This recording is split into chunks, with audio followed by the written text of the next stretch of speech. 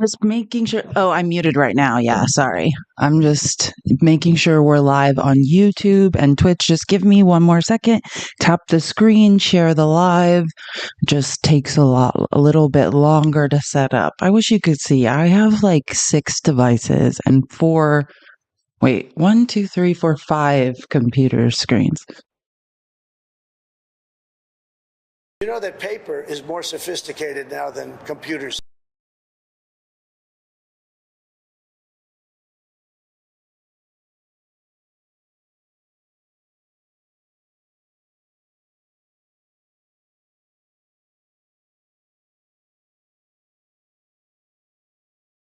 Okay, there we go. We are live on YouTube. Wait, let me make sure I can see the chat. Give me one more second.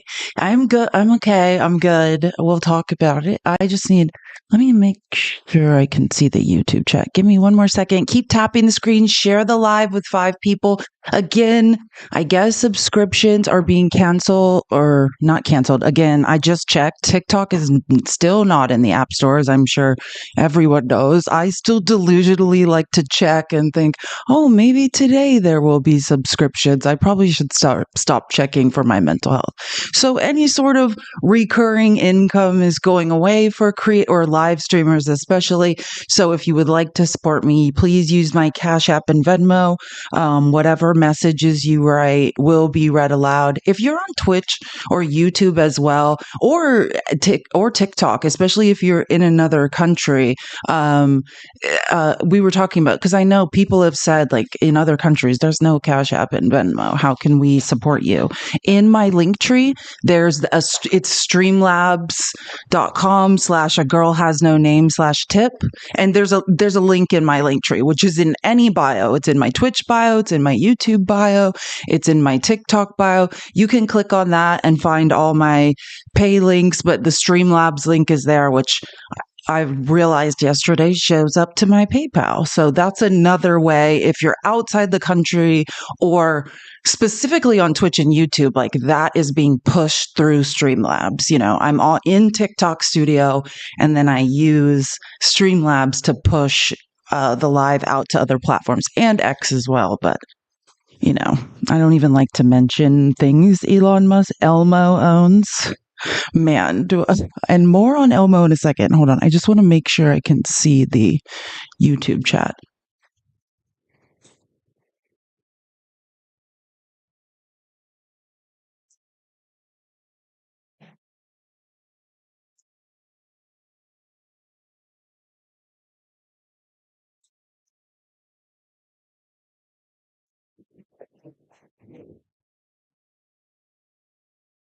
I feel like yesterday I could see this better, and now, hold on.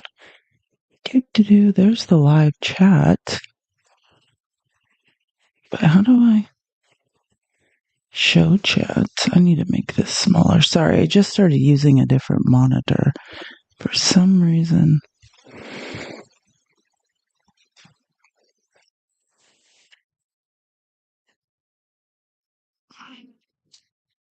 Give me one more second. Thank you for all the hearts. Oh, there it is. Okay. Thank you for all the hearts, guys. Keep tapping the screen. Hearts on YouTube. And definitely follow me. Share the live. What am I? Let me close this window.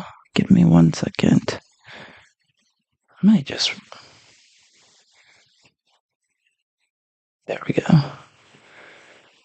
I'm going to have to just reopen YouTube really quick. I'm using a TV screen as a computer screen, and I need to like resize it or something. It's making everything huge. I don't like it. Oh, there we go. That's better.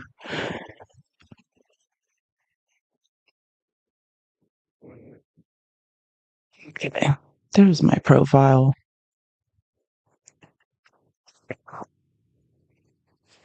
View your channel. Oh yeah, and speaking of YouTube, we are like I think 275 watch hours away from me being able to have subscriptions. Well, what we call subscriptions on TikTok that are now completely unavailable. So I don't have any like reoccurring income because TikTok's not in the App Store.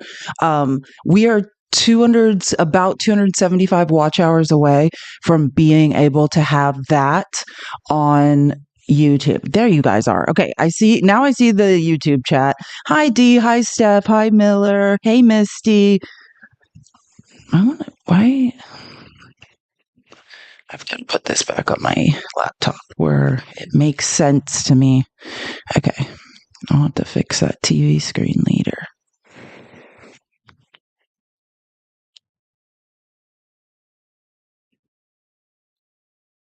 Okay. So anyways, yeah, we're about 275 watch hours away. There we go. Got it. Okay, perfect. Now I can see the chat side by side with the feed. We're about 275 watch hours away on YouTube. So if like 20 people could just for 24 hours on an extra device, just play my YouTube content, we can get there. I know Gumps, you've been doing it a lot. I super appreciate it. You're absolutely amazing. I know Joanna has been. I don't think I was doing it, but then I realized which I should have known. I used to work in the tech industry. I don't think my IP address counts. Like, can't just play your own YouTube content for 3,000 hours and think that counts, because I was like, it's not moving. So I definitely need other people to help me with watch hours, but we're doing an amazing job and we're almost there. Is that Dale?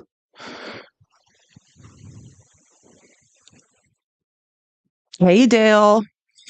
David, if anyone's wondering who I'm talking to David in the TikTok chat. Welcome. Oh, now, and where is hold on, Twitch. I need to find your chat too. There we go. I got the Twitch chat. Okay. No one's in the Twitch chat yet, but hopefully they will be soon. Hello. Okay, so we're live on YouTube, X, Twitch chat, really quick. Oh, I have another announcement too. Thank you so much, Julie. It says, appreciate your hard work. You're amazing. Grandma, thank you so much. I know exactly who you are now. I appreciate you watching and following and engaging in the chat. I do this stuff for people like you. Thank you so much for the $20. I appreciate it so much.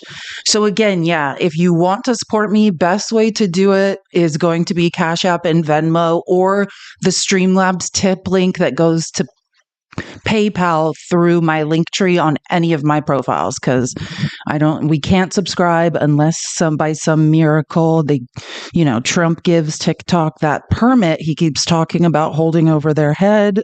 So they'll give him 50% of the company. Sorry. I was running today. It's super windy and not cold in comparison to what it is for everyone else in this country. I saw a video of Pensacola, Florida. It looks like, they had like a blizzard for 24 hours. I can't believe what's happening in the southeast. The cold front is cold fronting.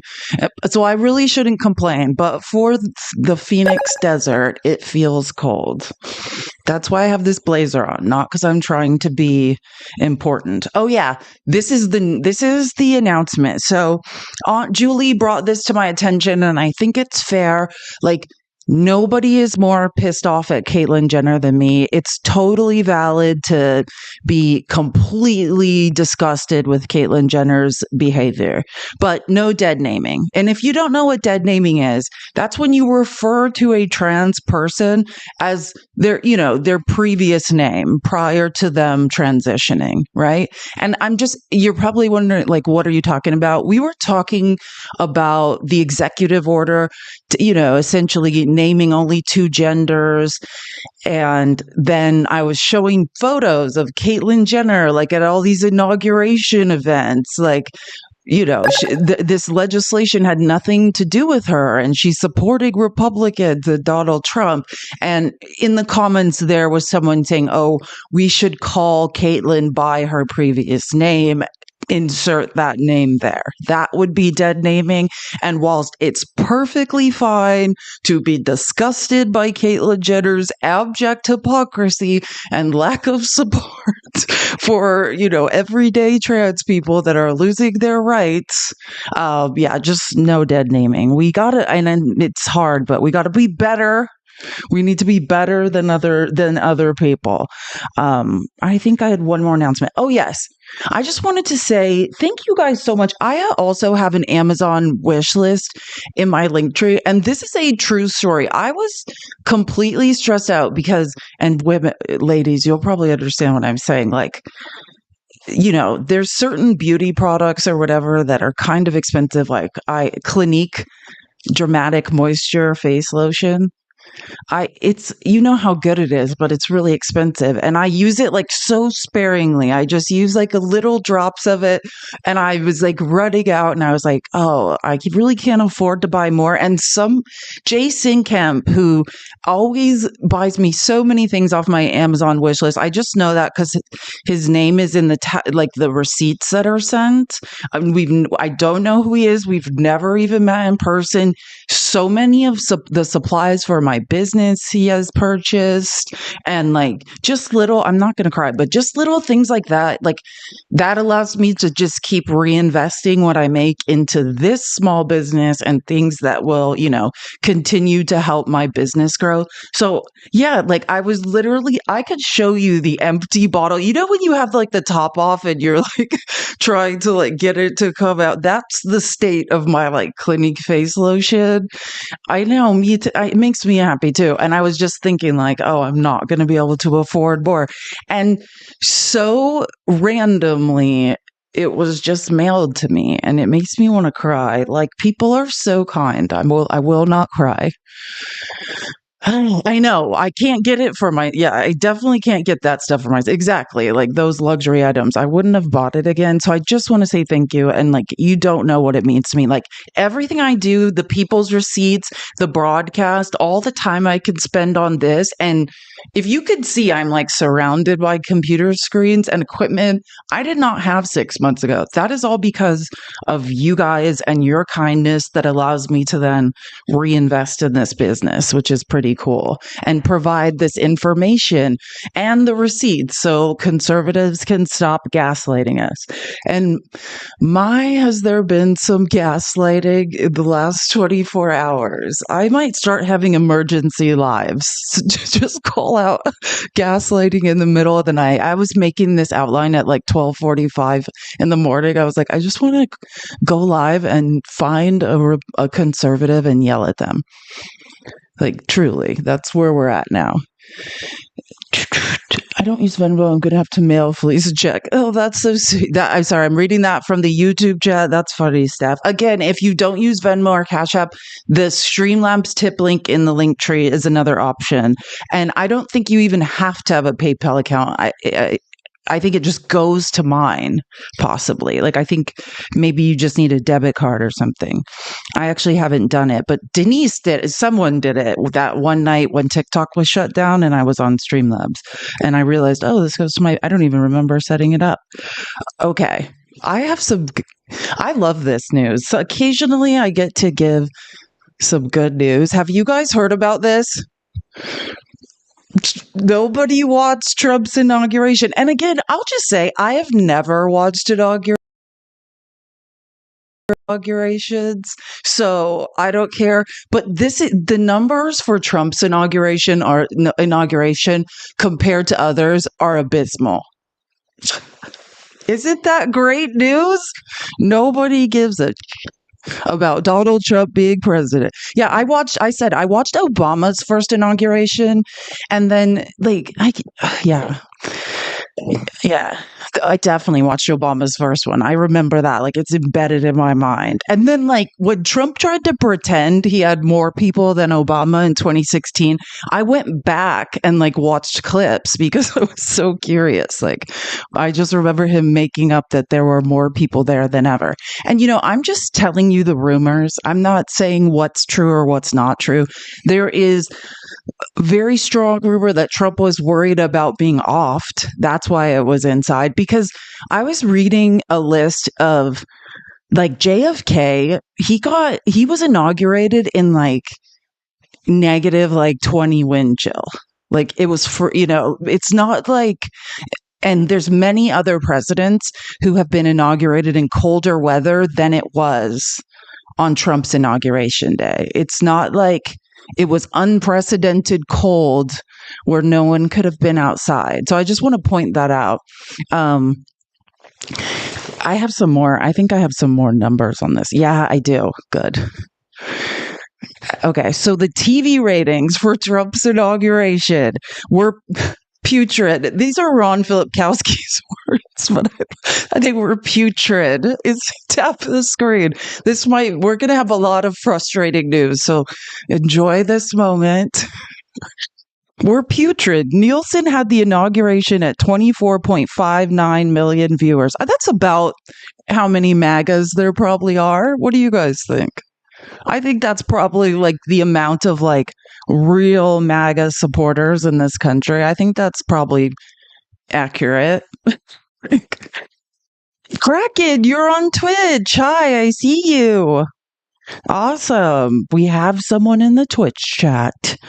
So Nielsen had the inauguration at 24.59 million viewers compared to 33.76 million for Biden's 2021 inauguration and 30.64 for Trump's first. Which should say 2016. It says 2021, but I don't think Trump was inaugurated in 2021. The figures combine the viewers for the 15 networks that covered it live. So this is combined across all networks. Yeah, which I don't know, Dale, I'm in TikTok Studio, but I can't see your name like I usually can. It's like when people respond to your account, then it says like at David, but I just see like user 155. I don't know why it's like that for me. But yeah, I do agree. Thank you for subscribing. Kraken, I assume that was you. Kate Smith, hi Felice, first time chat. Hey Kate, sorry, I'm reading Twitch chats. I'm trying to make sure I stay engaged with all the chats. Some people voted for him, but more people voted for Obama. I went over different numbers around the voting metrics, Trump, there was no mandate, right? He barely won the popular vote. We got, what's that guy's name? Oh my God, I almost said Ron Paul. Not Ron Paul. Who's the guy that got the largest third party vote percentage? I think he got like 20%. Why was I almost saying Ron Paul? What's the guy's name? He had ears that kind of stuck out. Like Ross Perot? Is that? Thank you, Rapid. Yeah, Ross Perot. I don't know. All I could think was Rand Paul. I think he wished that was what happened with him. Yes, we got Ross Perot, right? We got RFK, which was the plan the entire time. Trump he didn't get 50% of the popular vote. You can do research anytime you want on if Trump had some amazing win. He did not, right? It's just Biden's win was huge, right? And it was by very small margins, but he pushed a lot of states blue. Or I would actually wager in 2020, Trump pushed a lot of states blue by his behavior, and what had happened during the last year of his presidency, that a lot of states who maybe wouldn't have previously voted for him.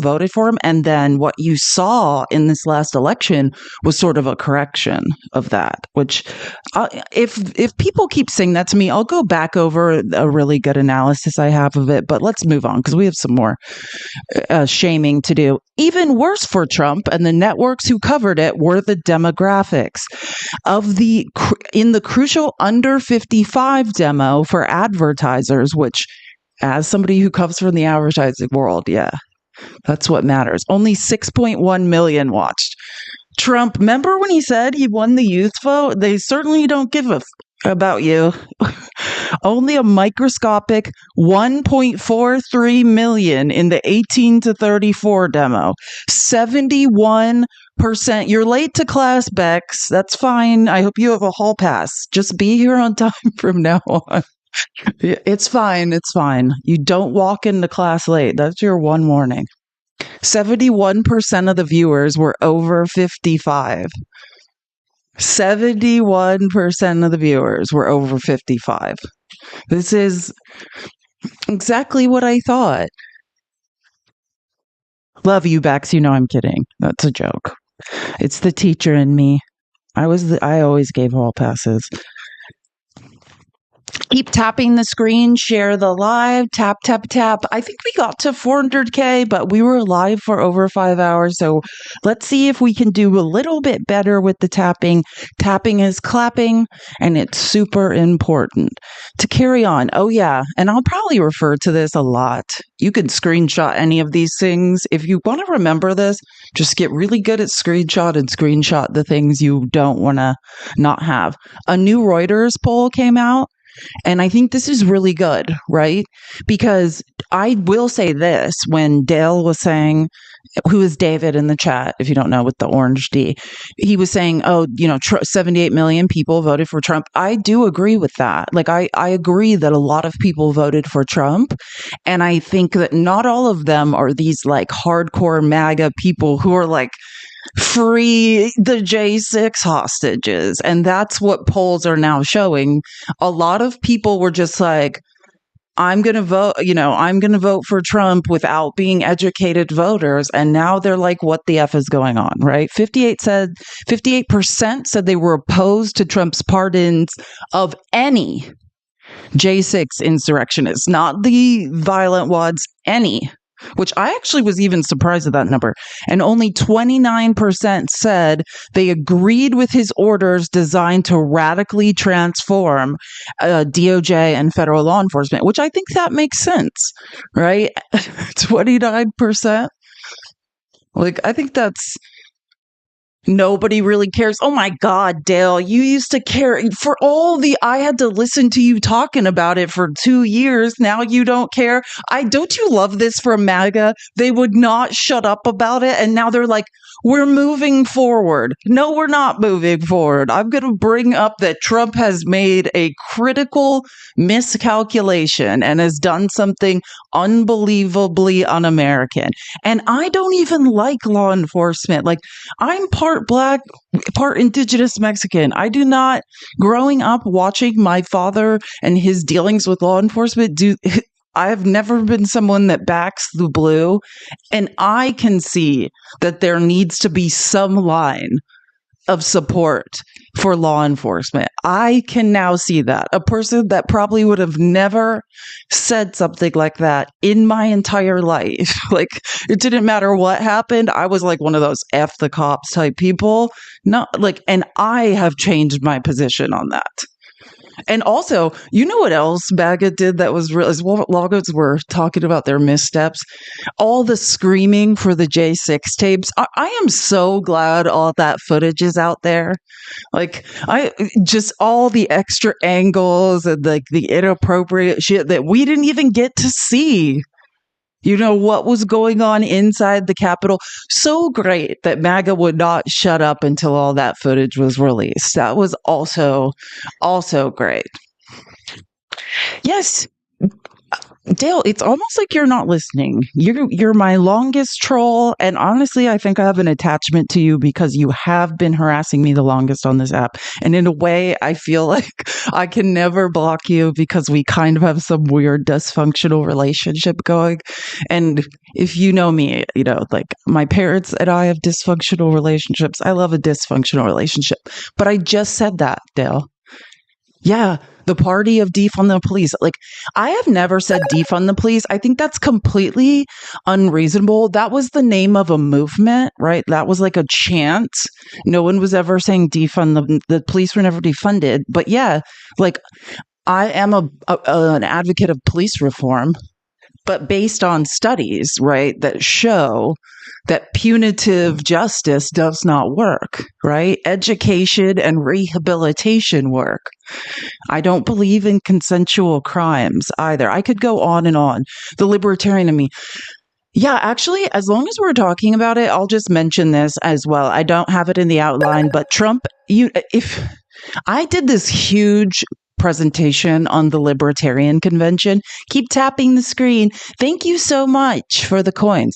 I did this huge presentation on the Libertarian Convention when Trump spoke there because Trump had no business at the Libertarian Convention and he's not a libertarian.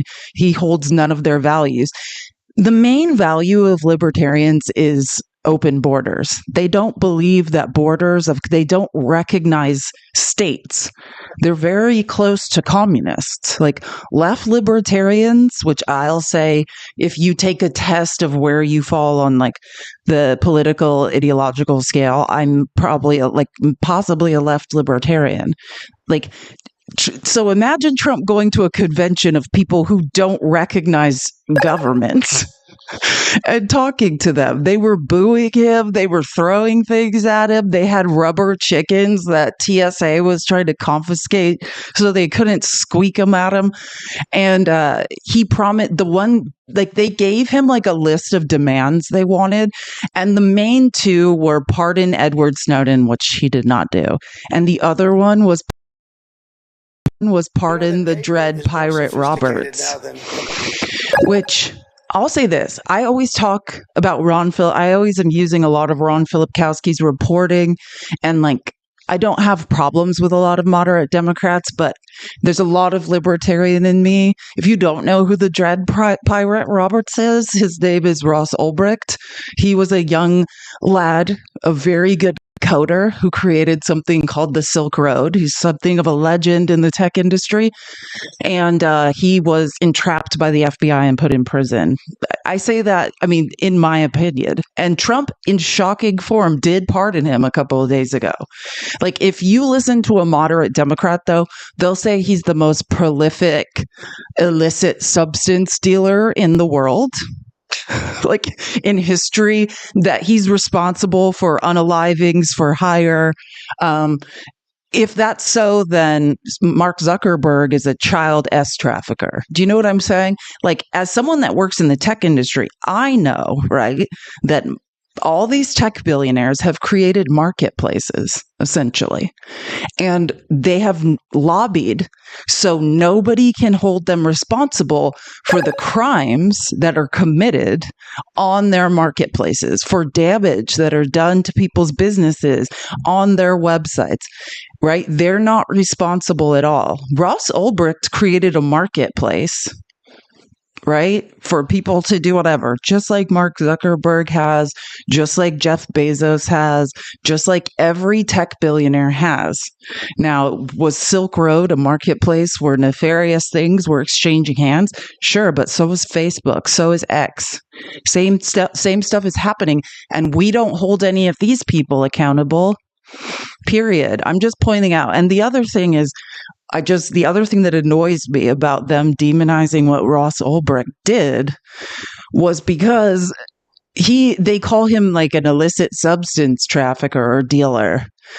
You know who's an illicit substance trafficker and dealer? You know who's responsible for the opioid crisis? The Sackler family. One of the richest billionaire families in this country. Look them up. They're in the news today. That's probably why I'm mentioning this, because every time I see them trying to get out of paying these lawsuits, I get upset. Sackler, I can add, it's SACKLER, the Sacklers, right? They own Purdue Pharma, which was the creators of, I can't say the name, but a very well-known opiate that many people are still addicted to this day. And they've been paying, yes, OC, exactly. The abbreviation is OC, street name blues, whatever you want to call it. But yeah, they're very expensive. They are the proliferators of the opioid crisis. Are they in jail for being illicit substance traffickers? Have they been held liable for anything? No. I mean, in criminal court, excuse me. They've been held liable. The company, Purdue Pharma, right? Like, they're paying money. But were they locked away? Which I think, if we're going to charge people, the Kennedys, I don't know if you know how the Kennedy family made their money. They were bootleggers during Prohibition. So it just seems to me it's okay to commit crimes if you're rich. That's my point. But a kid who's really smart and uses the deep web and creates a marketplace, just like Mark Zuckerberg did, just like Jeff Bezos did, like then it's not okay, right? So that's my stance on. That's the libertarian in me. I also don't believe in consensual crimes. When I say consensual crimes, like I don't believe if I decide of sound mind, it's not forced on me to use an illicit substance. I don't believe that's a crime. Now, if I use that illicit substance and I do something to infringe on another person's rights, right? Like assault or, just I get in my car and I drive and I hurt someone. That's a crime. But I just don't believe in consensual crimes. That's the left libertarian in me. But I digress. We can go into that more some other time. So I'm actually, of all Trump's dumb pardons, that's the one I'm least annoyed by, I guess is what I'm trying to say. Now, back to Trump's crypto scam we were talking about, Trump's meme coin, that is a new way for foreign governments and, other lobbyists and people of that nature to enrich him, which I don't know if you guys saw. The Saudi government, MBS, Mohammed bin Salman, the Saudi prince, said that they're going to invest like 600 billion in or something like in the United States. We shall see. Hopefully they're not going to all put it on Trump coin. Who knows though at this point. But Trump from the Oval Office is grifting. Sitting in the Oval Office, this man is grifting. I don't know if we'll get to it because I'm actually super annoyed with these interviews Trump's doing and these press conferences. I don't even know if I want to play them anymore because they're just so performative and so stupid. Dale just wants to yap as much as he can for attention. She wrote that from the Twitch chat. I concur. I think Dale likes the attention. I think Dale likes hanging out with us. It's okay, Dale. You don't need to say it, but we know. We know. Anyways, so yeah, he did a press conference yesterday. We didn't get to the clips because I was already live for like 5 hours and we were still going. I had to get to some other stuff. But he basically, and I'll say it and I'll say it again. A lot of these questions are pre-planted. And someone was like, oh, have you checked your crypto coin? He's like, oh, what's it at? Like, and they're like, oh, you're a very rich man. It's just so stupid. And then he's posting. This man is grifting from the Oval Office. And since the Supreme Court gave him immunity, it's not, he cared not at all his first presidency about rules, but man, does he really not care anymore? There is not a care in the world. Oh yeah, I'll just call out this post. Within the last hour, Trump has reposted promotional posts for his meme coin, giving the post a boost as sitting president. Yeah, it's gross. This is just a good old-fashioned message to remind people to donate to Wikipedia. So Arthur McWaters posts this, right, and just says, Wikipedia is completely ideologically captured. No, it's crowdsourced information. It's crowdsourced information. What are you talking about? Deserve zero in donations until they rebalance, until they stop telling the truth, until random Americans stop uploading the truth to Wikipedia. They want them defunded, right? Because of this chart. Mentions of political extremism in English Wikipedia, far right, right? Who is responsible for political extremism? We know. There are studies on this. This is very much backed up by many studies. The majority of political extremism is coming from the right. But then, this is random. Who's Arthur McWaters? Elmo responded to this. The richest man in the world who's now going to have offices in the West Wing. Gross. Defund Wikipedia until balance is restored. This is the most corrupt BS I've ever seen. I went and give Wikipedia a couple dollars right? They rely on random donations to keep going, and it is one of the last places that Trump and the far right tech bros can't touch, right? If this was owned by a tech bro, God only knows, they'd probably be like, we're going to do away with the truth on Wikipedia somehow, some way.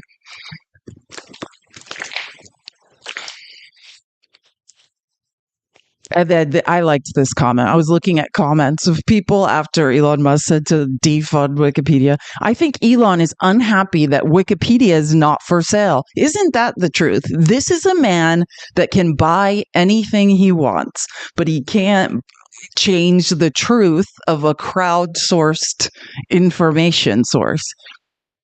I hope his campaign to defund us results in lots of donations from people who care about the truth.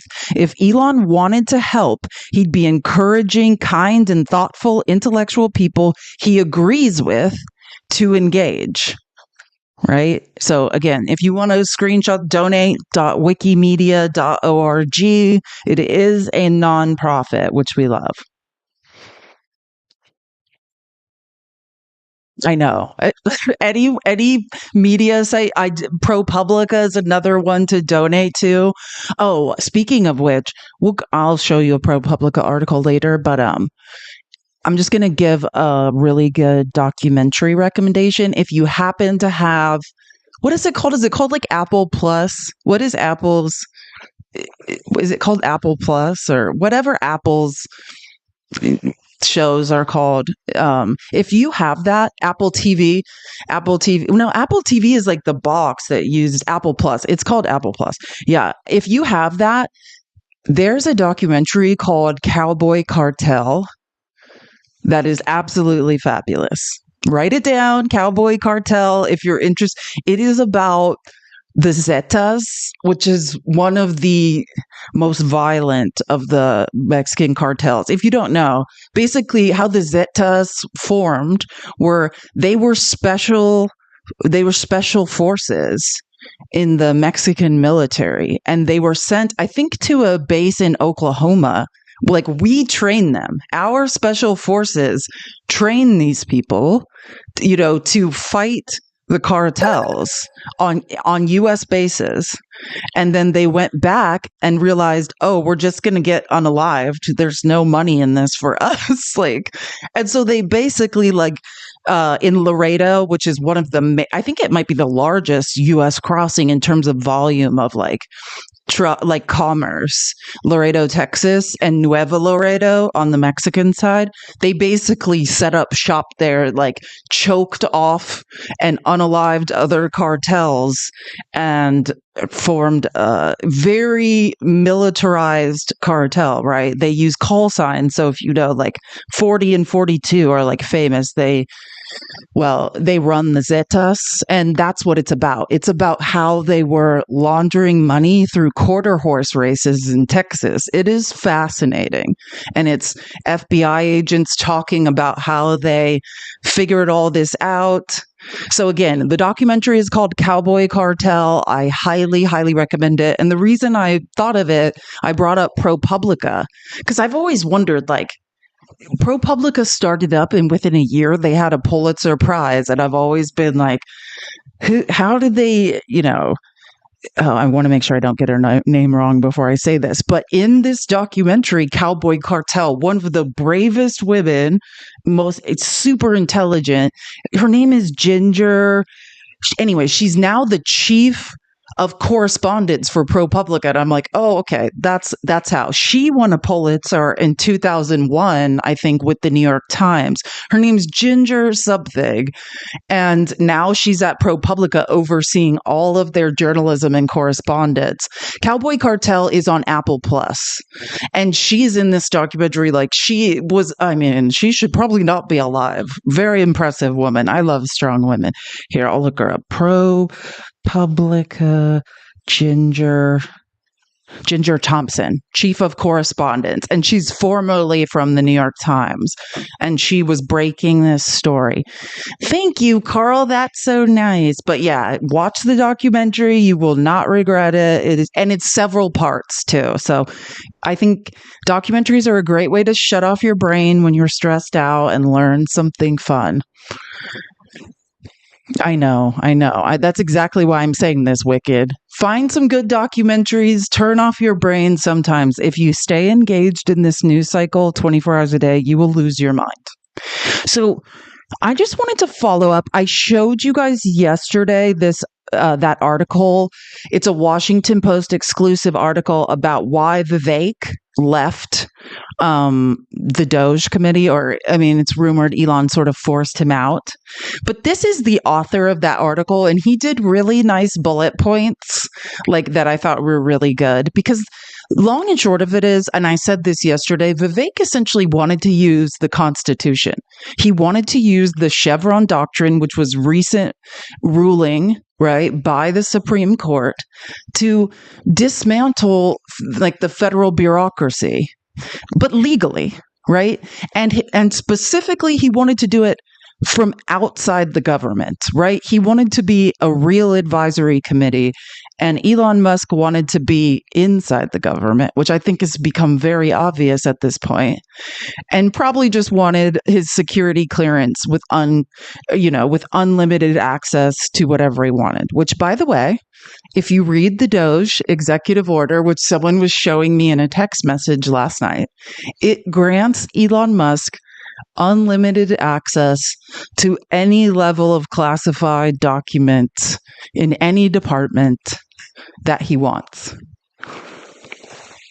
This is a guy who was off to out to lunch at the inauguration, couldn't even see straight or barely hold his head up. Cool. What could go wrong? But yeah, Musk and Ramaswamy had diverging ideas of how DOGE would work for months. Musk wanted DOGE inside the White House, right? But they're not government officials. If you're that's Vivek was like, what the F? Where it could obtain sensitive government information across agencies. Ramaswamy had wanted a non-governmental body, something legal, as originally pitched. Musk wanted technology first perspective with data mining and AI to achieve DOGE goals. He wants to steal a bunch of all the best secrets from the government. Musk prevailed. Trump executive order placed DOGE inside the White House. Internal checks on Musk's access to intel unclear. Well, you can read there, aren't any. Some Trump allies are concerned about the extent of privileged information Musk will have access to. Yeah, he now has access to essentially any government document he wants, and you better believe he's going to use AI to comb through all that data, harvest it. And who knows, the sky's the limit, what you could do with all of that. Imagine that. Remember this picture I was showing you? And I was telling you, Mark Zuckerberg, this is Lauren Sanchez, Jeff Bezos' girlfriend, second row at the inauguration. And Zuckerberg's looking down she doesn't have a shirt on, looking down her bra top that she has underneath a blazer. And I was telling you guys that Megyn Kelly has lost her mind over this and keeps on her podcast saying crazy stuff about Lauren Sanchez and saying she's a lady of the night, if you will. Again, I support sex work. That is literal socialism. Owning your own means of production I support. That's socialism in action. I am not disparaging sex work in any way. I support it. As long as there's no coercion. But yeah, so she keeps referring to her as that and saying crazy things. Well, Ann Coulter, which I don't even know what's going on in the world, but Ann Coulter responds to Megyn Kelly yesterday and is this you? It's so true. It's what are you talking about, Megyn Kelly? What? Seriously, Megyn Kelly? Have you done an image search on yourself? Are you aware? Like, you're like, what are you talking about? If this is okay, wearing a like bra top type thing under a blazer is okay. Like, I have more questions about why you're wearing a white blazer in -11 wind chill in the winter. Like, that is more of a question. But yeah, it's just like Megyn Kelly, the hypocrisy knows no bounds. And when I say she's obsessed, I mean obsessed. Megyn Kelly is disgusted. She won't let it go. So that's why Ann Coulter's like, okay, weirdo, keep talking. And I feel like I never agree with Ann Coulter until today. It's kind of sad. I don't want to agree with her, but she's right. Stop it, Megyn. Stop. This you. When you get to this you, I know. Thank you, Anne. Let's just say it now because we'll probably never have another reason to say it again in our lives. Like, the last thing I was trying to think, like, when is the last time like I've thought of Ann Coulter? Do you remember when she like insulted Tim Walz's son? And I don't know if she knew he was on the spectrum or didn't know, but she said a bunch of like, she was like mocking him. Remember when he was crying, saying like, I love my dad and stuff. And she was like talking S on him. That was yeah. So let's not think for a second Ann Coulter is a good person, because she is. That's the last thing I could remember her doing, which is disgusting. Oh, I love this. Trump's America. This is Fox Business yesterday. Trump's America. And it's going to get worse. Like, which I haven't even heard a lot of it, but if MAGA dares say, oh, there's a pandemic, bird flu. Yeah, there was a pandemic and you blamed the economy on Joe Biden. I don't care. What about the Gulf of egg prices? Exactly. We should rename it the Gulf of egg prices. I just read something this morning about, I refuse to call it the Gulf of you know what, the Gulf of Mexico. Like, oh, Dan Crenshaw, right? He has an eye patch. He's in House of Representatives. Insider trader, according to Unusual Whales 2024. I'm just citing a source so I don't get sued. Suspected insider trader Dan Crenshaw complains about not getting a cost of living adjustment as a congressperson. Basically was like attacking Tim Cook, who's like the CEO of Apple, for not changing the name of the Gulf of Mexico on Apple Maps. And it's like, someone had to explain to him, like, that's a private corporation. Like, they can have anything they want. Corporations, like, on their maps. Like, it's like the United Nations and things that has to change that. And our tax dollars that have to pay for it. Hopefully that won't happen. I really hope. Why is Dale charging so much for these eggs?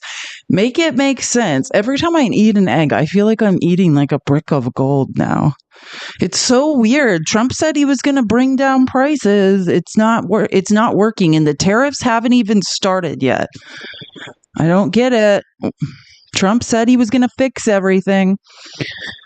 Oh, this makes me sick, but I thought it is important to call this out. Senator Tina Smith, she's a Minnesota senator. She tweeted this yesterday. I just got a report that the Minneapolis Veterans Administration has stopped hiring workers thanks to that hasty Trump executive order. There's a hiring freeze now. They've rescinded offers to dozens of people who were going to fill critical roles to care for vets. So it's already started. Like, when you hear all of this stuff and they vaguely want to call it the federal workforce, understand, like, one of the major parts of that will be vets. Like, that is who, when they're talking about, let's traumatize the federal workforce, let's get them all fired, let's force them out. Oh, no. Yeah, I'm not saying it's just in Minnesota. This is just a senator from Minnesota pointing this out. And she was saying, like, she was getting all these calls and she's like, at a loss for words, frankly. We're only 3 days into this administration. I'm working to get to the bottom of this. Like, she's literally getting flooded with calls from people as if the VA doesn't run Slow enough already. Keep tapping the screen. I appreciate it. Tapping is clapping. We're almost to 100K. We can do it. Tap, tap, tap. Did you watch 2073? Sorry, I'm reading a YouTube chat. No, I'm going to write that one down. Someone else told me about that 2073 documentary. I'll have to try that.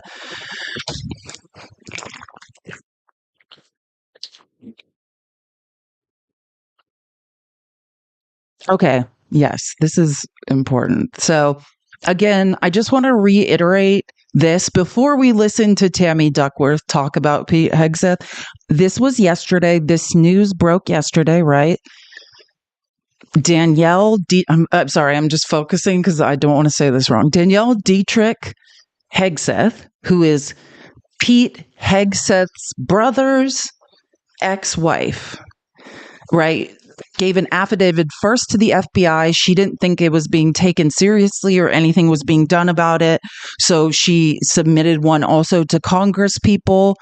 And it's an affidavit about why she says Pete Hegseth is completely unfit. And think about all the other credible sources of information, right? Which is all from Republicans. The woman he was credibly accused of raping that we read the police report. That was a Republican woman at a Republican conference who was there with her husband and children, right? The two nonprofits, the veterans nonprofits he ran into the ground, those were Republican nonprofits. In fact, so Republican, they were owned by the remaining Koch brother. Republicans reported him. Republicans that worked alongside him sued him. So just again, every time they try to say the liberal media, this is just Republicans saying, hey, this guy should not be in charge of anything. And again, this is what she was saying. Basically, her sister-in-law, right? Pete Hegseth's second wife. So just to be clear, his second wife, who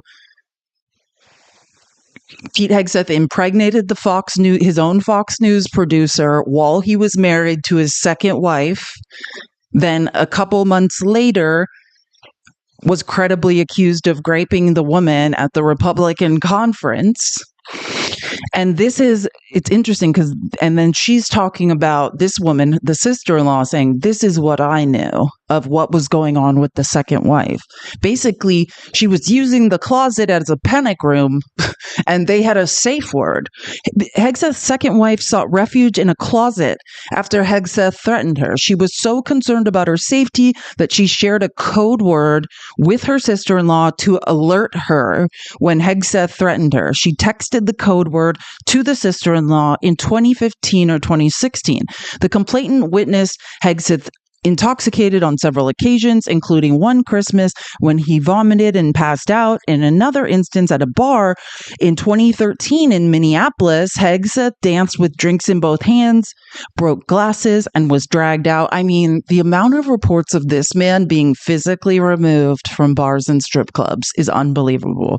On the walk home, he made comments that implied, oh yeah, I just want to say this slowly. On the walk home after he was dragged out of the bar, he made comments that implied he condoned non-consensual sex. On another occasion in 2009, Hegseth was found intoxicated at a strip club, separate from the time that the nonprofit was sued because they had to drag him out of a strip club and he was doing crazy things. Hegseth was found intoxicated at a strip club in downtown Minneapolis in his military uniform. And Tammy Duckworth will talk about, I don't know if you're not familiar with the military, this is completely unacceptable. Like when I was a Division I athlete, if we had like our athletic gear on and we're at a bar, I can't even imagine what would have happened to us. You can't you can't be in your military uniform doing things like this. That's a huge deal. He was in his military uniform, intoxicated, getting lap dances, and he had to be dragged out of the club. He disparaged Hispanic people and said Christian people needed to have more babies than Muslims to avoid. So Yeah, this is where we're at. So that I just wanted to remind everyone of why Tammy Duckworth is talking about this.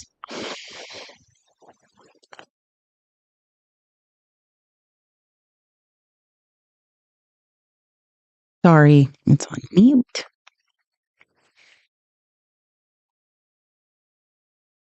To figure out what the heck he did with the $10 million budget they had. And now he wants to lead the Pentagon, which has a budget of over $850 billion. I mean, he's just not qualified. I asked him very simple questions about, what type of international negotiations would you have to engage in as a Secretary of Defense? And he couldn't answer that. And he's going to have to lead. He's going to have to go toe-to-toe with the Secretary of Defense of the People's Republic of China, and he won't be able to stand up to them. So he's just on the merits of doing the job. He's not qualified, let alone all these allegations of passing. Remember, Tammy Duckworth is the one that asked him to name one country in the ASEAN alliance, and he couldn't. And yes, I think someone in the chat said, sorry, I didn't see who said it, but someone said, this is why Trump wants him. Yes, Trump wants to steamroll him, or someone that won't, is like, oh yeah, I'm a bigot too. I'm on board with all of this. Out while drunk in uniform, going to strip joints in uniform, having to be carried out of bars. No soldier would ever get promoted with those types of behaviors on the record, and yet my Republican colleagues seem to think that's okay for somebody who wants to be Secretary of Defense. Joni Ernst was just asked. I need to move my audio mixer so I can see the mute button. Okay.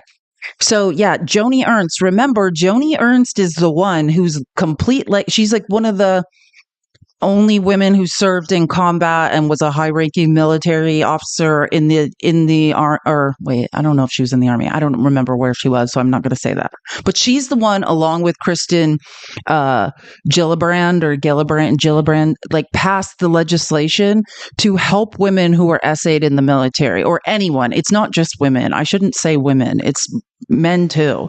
But basically, they didn't have to report the assault to their chain of command because they were being retaliated against if they did. So her claim is that she once was essayed in the military. She cares about this, and that was what she did to help them. Made it a third, there's a third party officer you report to, so you're not reporting to your direct report, and you're not going to be retaliated against. And now she said, oh, it's fine, I'm going to vote for him. And if you remember, when she was sort of in the beginning saying, I don't know, he's not qualified, MAGA harassed her. There was a long, I just want to say, it's not that I don't care that she was harassed. I just think if you want to stand up for women in the military, if you were essayed in the military and you understand what women go through, then you cannot vote for this man. You cannot. She had this information about the closet and the safe word and all of these things, and was like, oh, I'm fine with him now. And yes, there was a huge smear campaign. They're like, we're primarying her.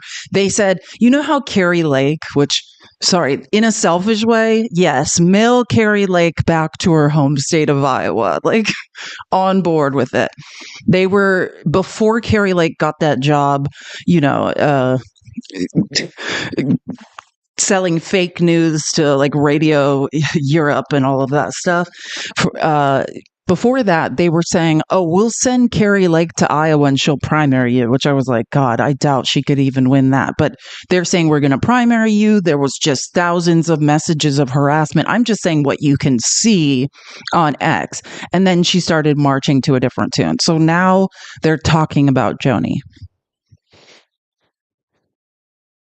I think that Joni Ernst, when she came out and said initially that she had some concerns about Pete Hegseth, immediately was flooded with attacks from the MAGA far right-wing crowd. So much so, I mean, and even highest levels of the Trump administration, those closest to President Trump, said everything from "you will never win re-election, you will be, primaried," so much so that she, not long after that, surprisingly came out and said, "Oh, I don't actually have any reservations anymore." I think this is all about people buckling under to Donald Trump. And it is really quite sad because this is about the operational readiness of our United States military. This is about the men and women who wear the uniform of this great nation, and us having here in the Senate the responsibility to ensure that they are safeguarded and supported when we ask them to go out and do the most difficult job possible, which is defending our freedom and our liberties. Yeah, it has been. Amen. And Duke Moonraker in the Twitch chat said orange tea is making China stronger by the second. I could not agree more, right? This guy idolizes authoritarian dictators and is literally empowering them as we watch. And remember when we went through the Hegseth confirmation hearing, how he kept saying that standards in the military have been eroded by DEI. No, he is the erosion of standards. Lloyd Austin, was a decorated general, was qualified to be Secretary of Defense.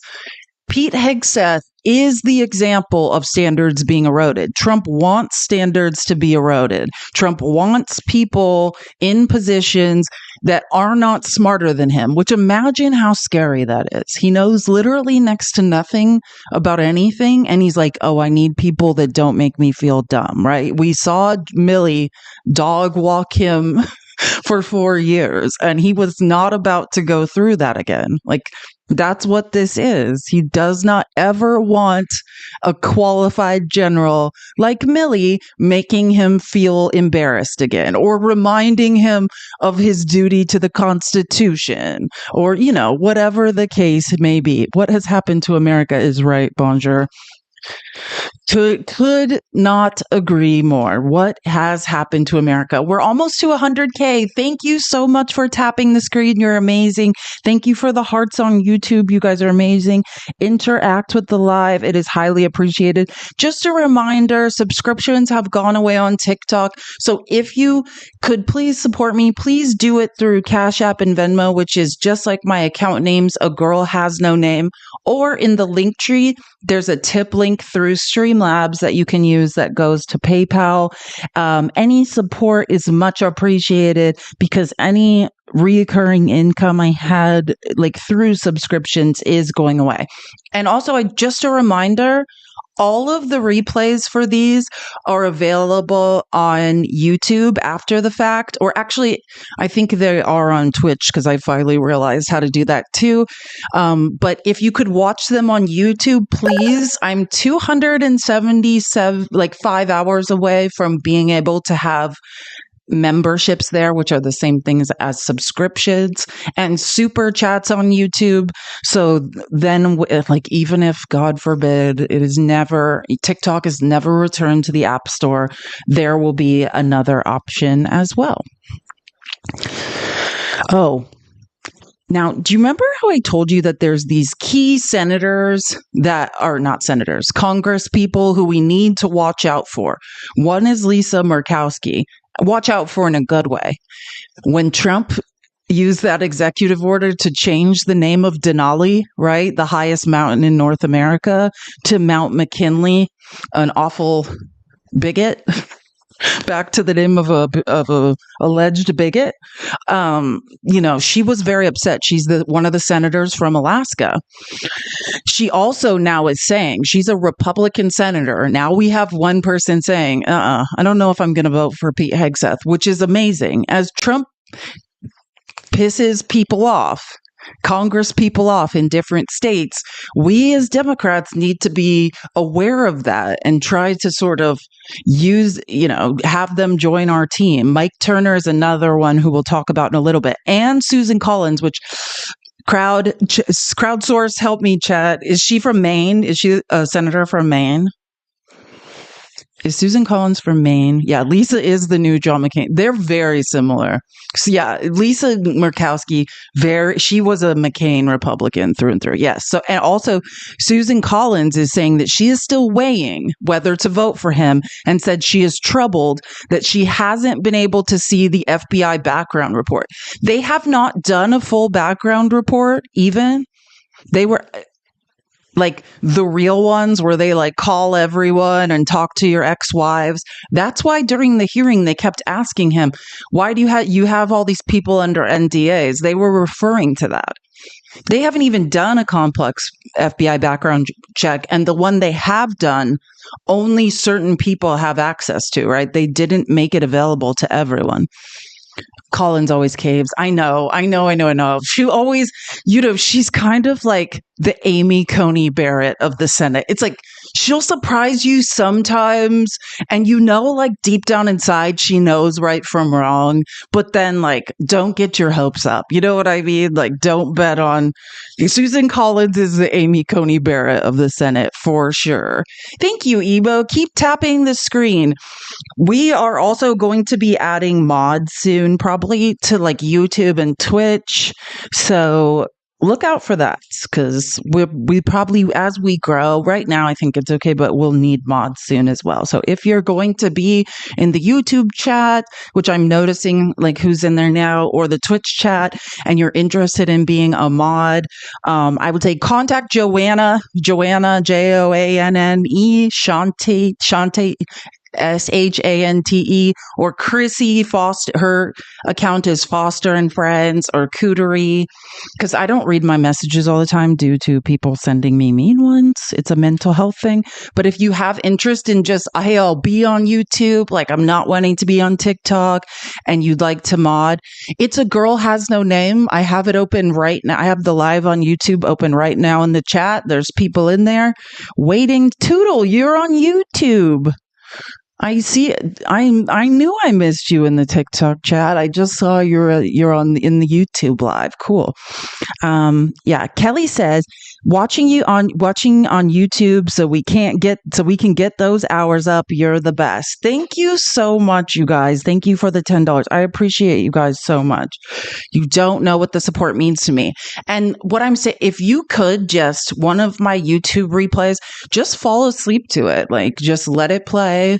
Those will count as watch hours. You don't necessarily, we all have extra devices. I have 40 devices right now.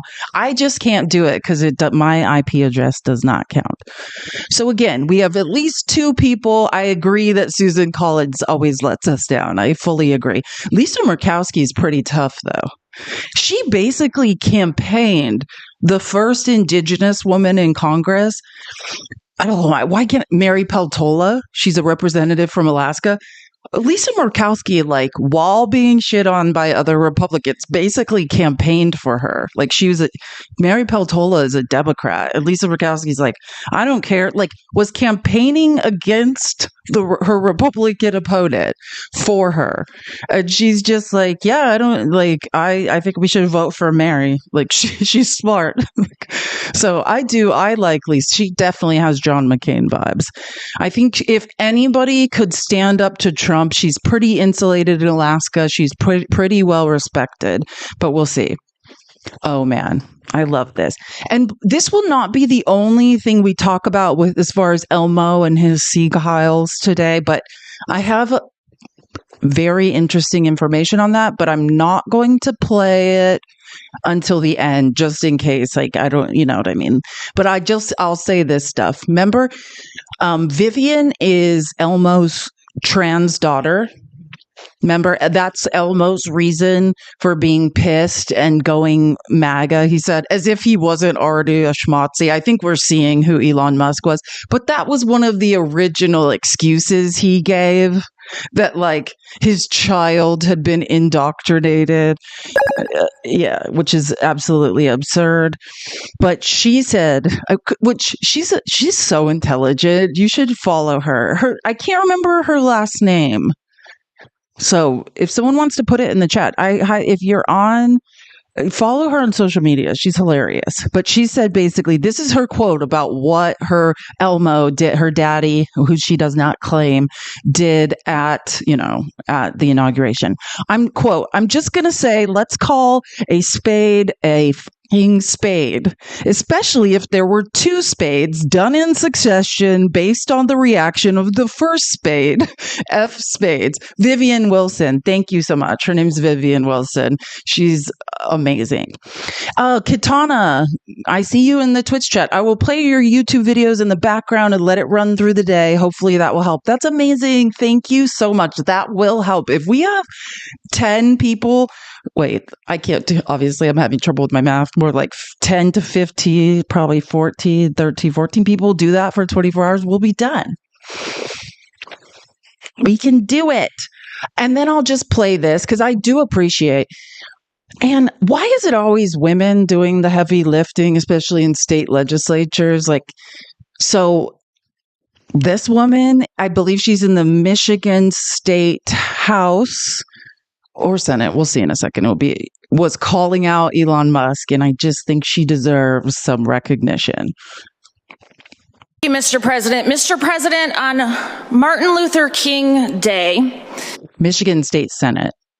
During President Trump's inauguration ceremony, the richest, most powerful man on earth, Elon Musk, threw a fervent and unmistakable Sieg Heil Nazi salute in the context of assuring the future of civilization by electing Trump. The celebration from neo-Nazi and white supremacist groups around the world was instant and unanimous. And many residents in my Senate district are shook, as are residents in my hometown of Flushing, some of whom have had anti-Semitic flyers placed on their porches. Predictably, supporters of Musk, a close advisor to the president, are gaslighting Americans with every excuse in the book for him, mostly using Musk's own social media platform to do it, telling us we didn't see what we saw and it didn't mean what we think. Mr. President, our eyes and ears and brains are working just fine. Isn't that we shouldn't have to say that, but truly, same thing with J6. We watched it. You don't need to do the gaslighting and the this didn't happen. We watched it happen. Thank you, though. We're all thinking people. So even remember Elise Stefanik, who is Jewish and is being asked how she's going to combat anti-Semitism if she won't even admit to what Elon Musk did. This is the reality of the level of gaslighting coming from MAGA. And hey, it's not me, doesn't work. Either you renounce what Elon Musk did, either you renounce that this is being brushed over, or it is you. Silence makes you complicit.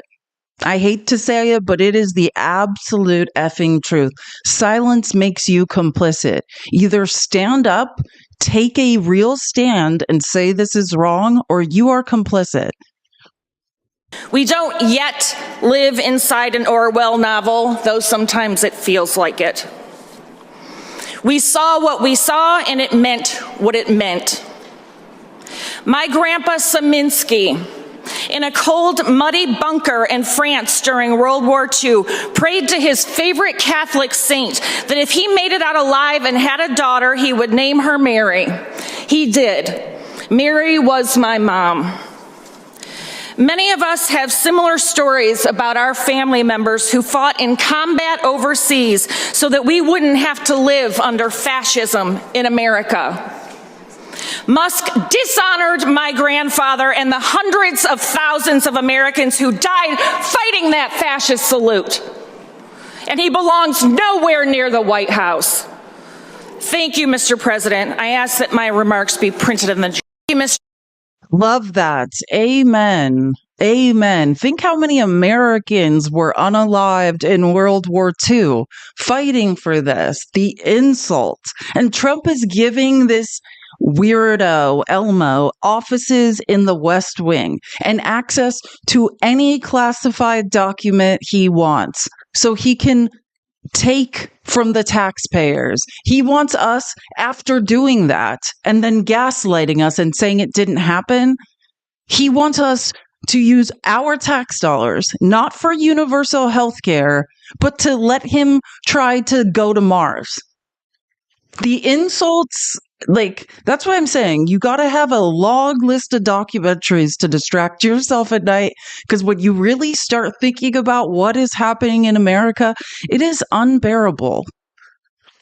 Wake up, MAGA. This is not America first. That's not what's happening. You guys said he was going to drain the swamp. The swamp is a fucking ocean now. A very swampy ocean. You said he was going to put America first.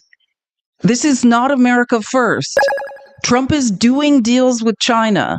The Democrats tried to put it in the funding bill in December to limit investment in China, and Elon Musk had it taken out.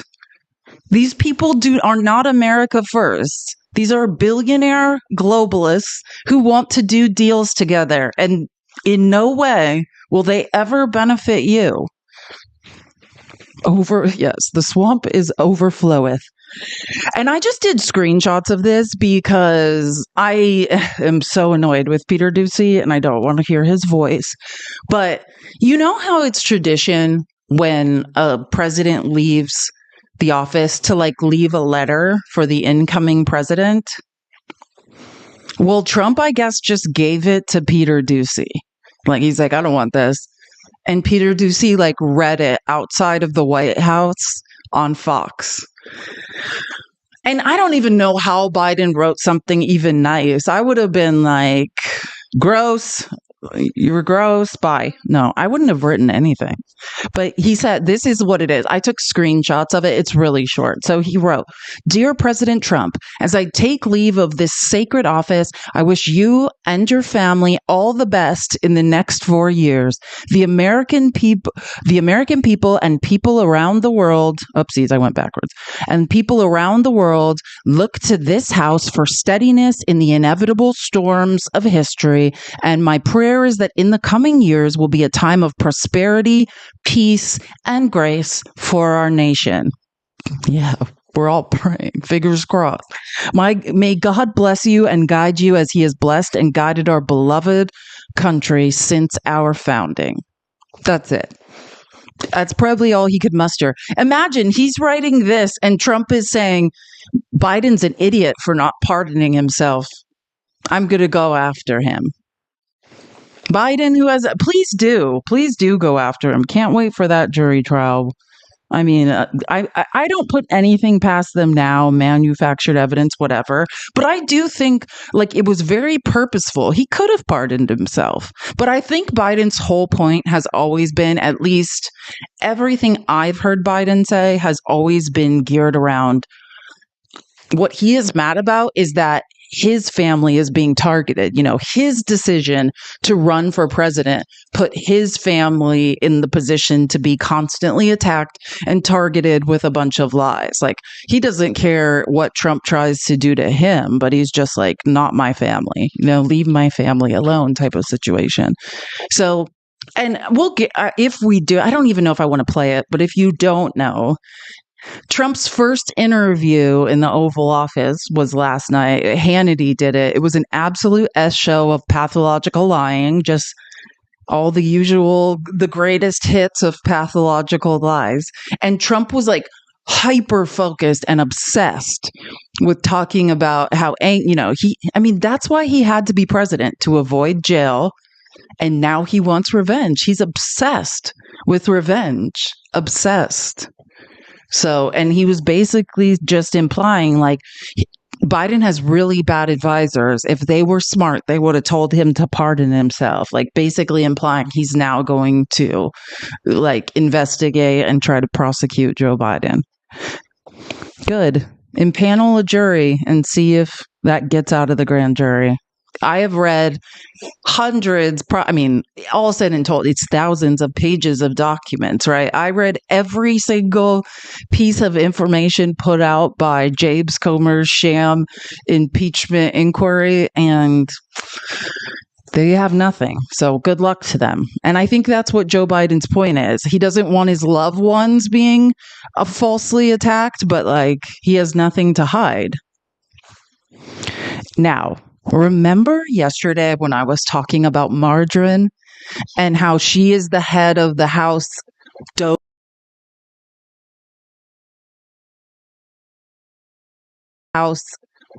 committee, and basically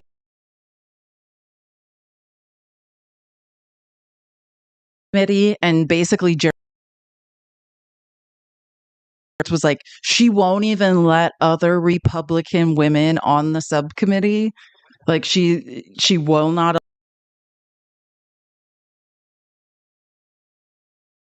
She will not. Okay, good. We're good. Live will not be ending. Robert Garcia got on the subcommittee, which is amazing. Keep tapping the screen. Tap, tap, tap. Keep tapping. Let's get to 150K. We could do it. Tapping is clapping. And yes, we love TikTok Shop. If you don't know, and what's funny was he posted this, and underneath all these, he's a representative. He's the former Long Beach mayor of Long Beach, California. And his name is very close to Margarine's in alphabetical order. So they were on the Department of Homeland Security Committee. And he basically just, every time it was his turn to speak, would have huge blown up poster boards of Margarine, like saying that space lasers were causing fires, or like all the COVID misinformation she spread, or just, he trolled her relentlessly on this committee nonstop. And now he's on her DOGE subcommittee. I bet she saw this and was like, oh my God, like, how did this happen to me? It's not ending. And all of these MAGA people responded to this and they're like, you don't get it. Like, Margarine's just going to silence you. And I'm like, oh, how do I know these people have no idea who Robert Garcia is and never watched congressional hearings, but the clips that Republicans pump out where they look like they did something? Because if they had ever watched one hearing straight through, they would know that this man has dragged Margarine into next decade in the 118th Congress, and no one has effectively humiliated that woman more. So all MAGA sees are clips, right? And that's why we need to understand this game. Clips where Republicans look like they're owning people. Why don't you guys watch an actual congressional hearing? I think it'll be much different. Your impression of what's going on in there will be much different. They ain't ready for us. He said, yeah, Margarine is not ready for you. I just love that he gets to be a thorn in her side again. Cannot wait. Cannot wait. Oh, why is this there? No, we already went over those. If anyone wants to again read the Washington Post exclusive article about Vivek leaving the DOGE committee, just screenshot this and look it up. It's pretty good. Oh man, is this going to make you? This is one of the most morally, well, I'll say, I don't really care about morals, so I'll say ethically bankrupt person in America. This is Jamie Dimon, the CEO of Chase Bank. And basically, he's caught on a hot mic, right? They're all in Davos. All of the, it's like the World Economic Forum, the World Bank. They're all in Davos. Trump spoke there this morning, and I was listening to it, and I'm just like, all these economists and like really rich billionaires and bankers are just, and finance people, and they're just like, probably like, what in the F is going on? Like, but I'll show you guys Trump speaking in Davos tomorrow, and we'll talk about it more. But he was caught on a mic basically just being like, I don't care if tariffs cost people money, like, stop whining. I mean, that's me. Just listen. Look, I look at tariffs. They are an economic tool. That's it. They're an economic weapon, depending how you use it and why you use it and stuff like that. And, people argue, is it inflationary and non-inflationary? I would put in perspective, if it's a little inflationary, but it's good for national security, so be it. I mean, get over it. So be it. Get over it. Spoken like somebody with hundreds of millions of dollars, if I've ever heard it. So be it. Get over it. That's like saying America's the richest country in the world. No, 0.01% of America is rich, right? The top 3 richest people in the world have more money than, what percentage is it? I mean, I can't remember. I was looking this up yesterday. I mean, the majority of our country. So it's an economic tool. Yeah, it's a schmurder weapon. Like the people in the middle class and lower, this will cripple us. We already can't pay for health care. We already can't afford eggs. We can't afford, to bottom like 97. That's what I was going to say. I was going to say something like that, but I wasn't sure. I wasn't sure. Like, they have more money than the majority of America, basically. And just the top 3 richest people in the world have more money than the majority of Americans. And we have to listen to these people just be like, hey, tariffs are an economic tool. Like, he's basically saying, I don't care how we levy tax revenue, like, as long as we levy it. Well, poor people care. You're not going to be paying taxes.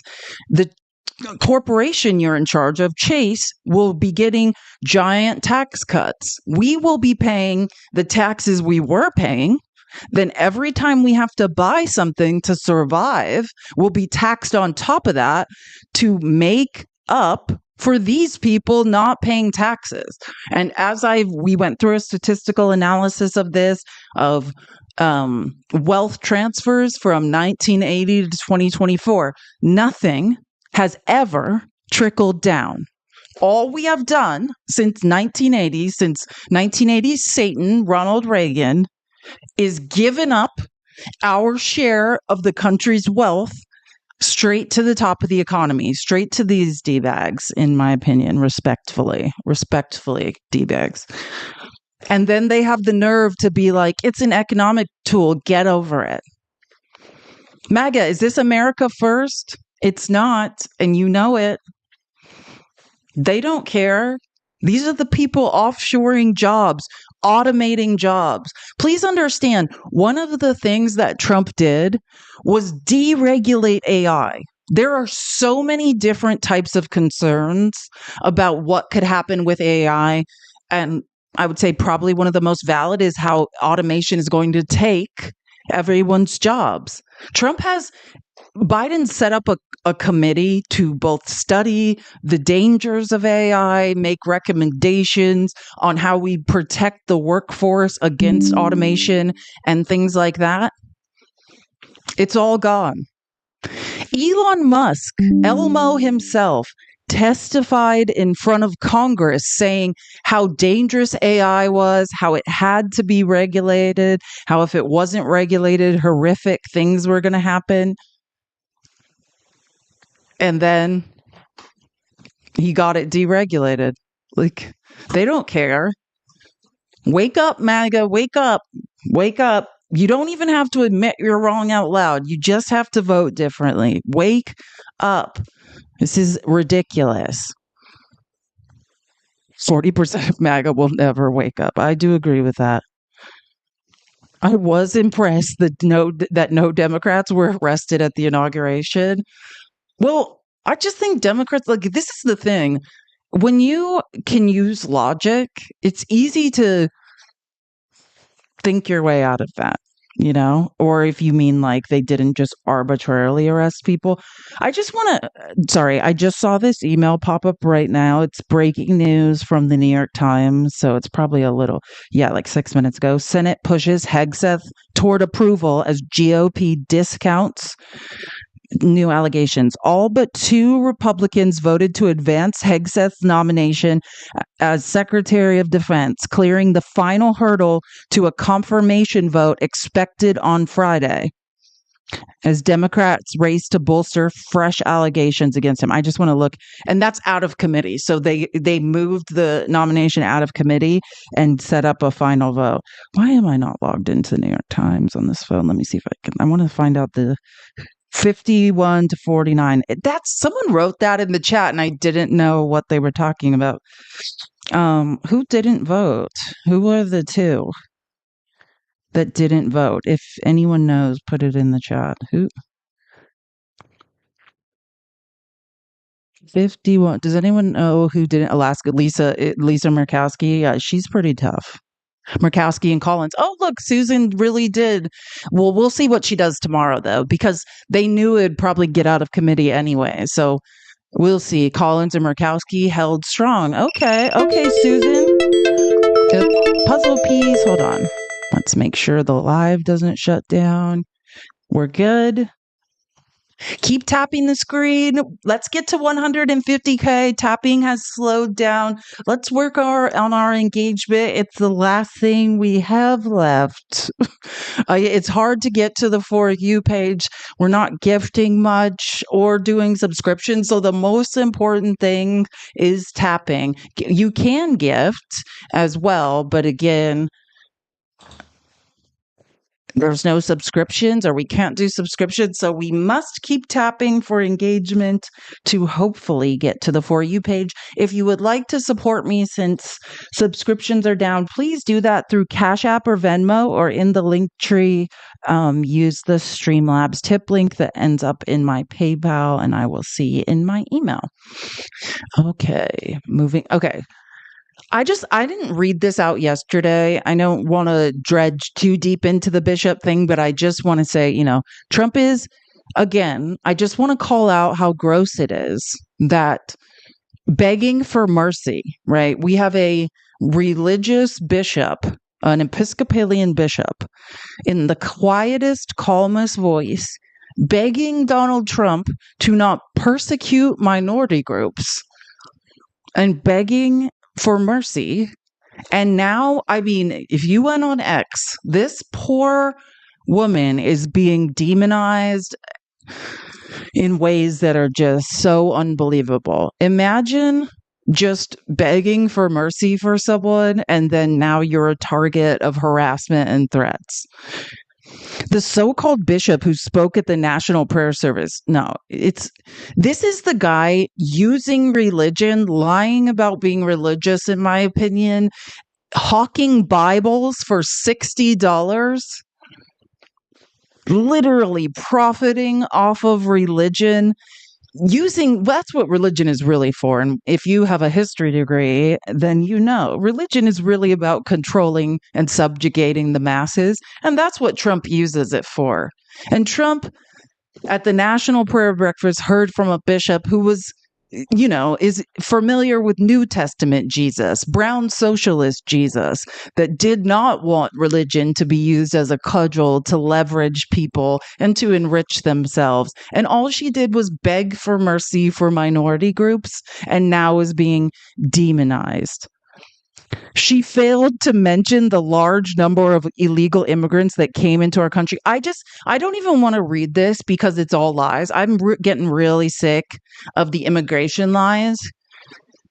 What's going on X, which again, I didn't want to just report on it today because I want to take time to do my research, but MAGA is lit up on X. Like, they're reporting immigration raids in Boston, which aren't really being reported in the mainstream media. But if you go look at what MAGA is up to, it's the classic, they allegedly, again, I haven't done the way I like to do research, I haven't done it, but they have, Fox plays one clip or Newsmax plays one clip, and they're like, this Haitian alleged undocumented crime, this is one of they say criminals they're trying to round up. And all of MAGA is sitting there like, it's happening. We're finally getting the criminals out. I just need to be really clear because I know, MAGA, you don't do math. There is no statistical correlation between immigration and crime.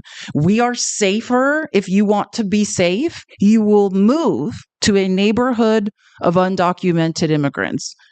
You are much less likely to be the victim of a crime there. Women, we are in danger from white male citizens of the United States, much more so than any undocumented immigrants. Please get it right. You can easily, there's hundreds of articles, hundreds of studies on this.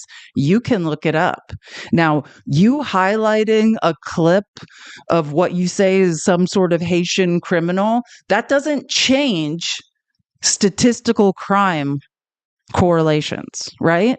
That's just you getting your emotions up and being like, see, every single thing that Donald Trump promised you, he has lied about.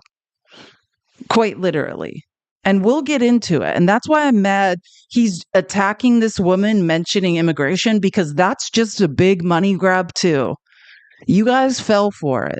Trump's not America first. He's still going to increase H-1B visas, right?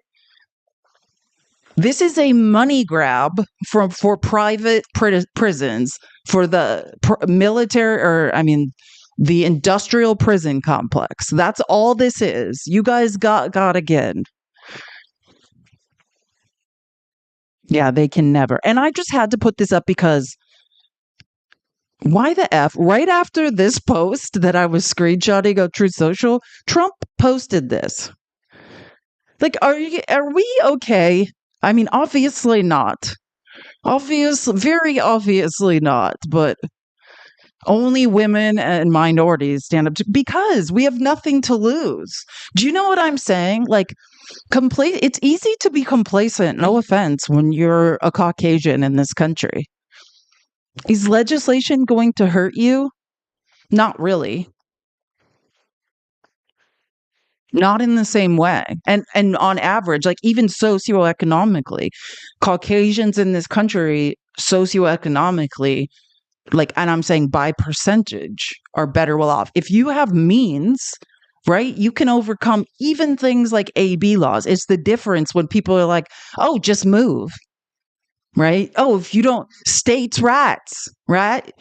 I would say it's really wrong to say women accidentally born in one state don't have bodily autonomy, but they say just move. No, you can only do that if you have the means to, right? And the average Caucasian person, right, has more upward mobility and more means to even relocate. That's a privilege.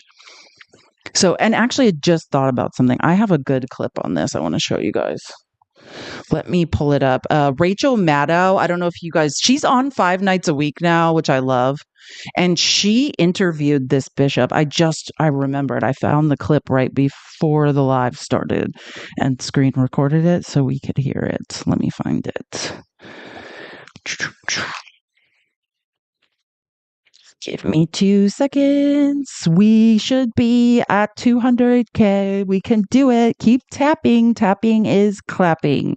Tap, tap, tap. What are we? Here we go. Sorry. Okay.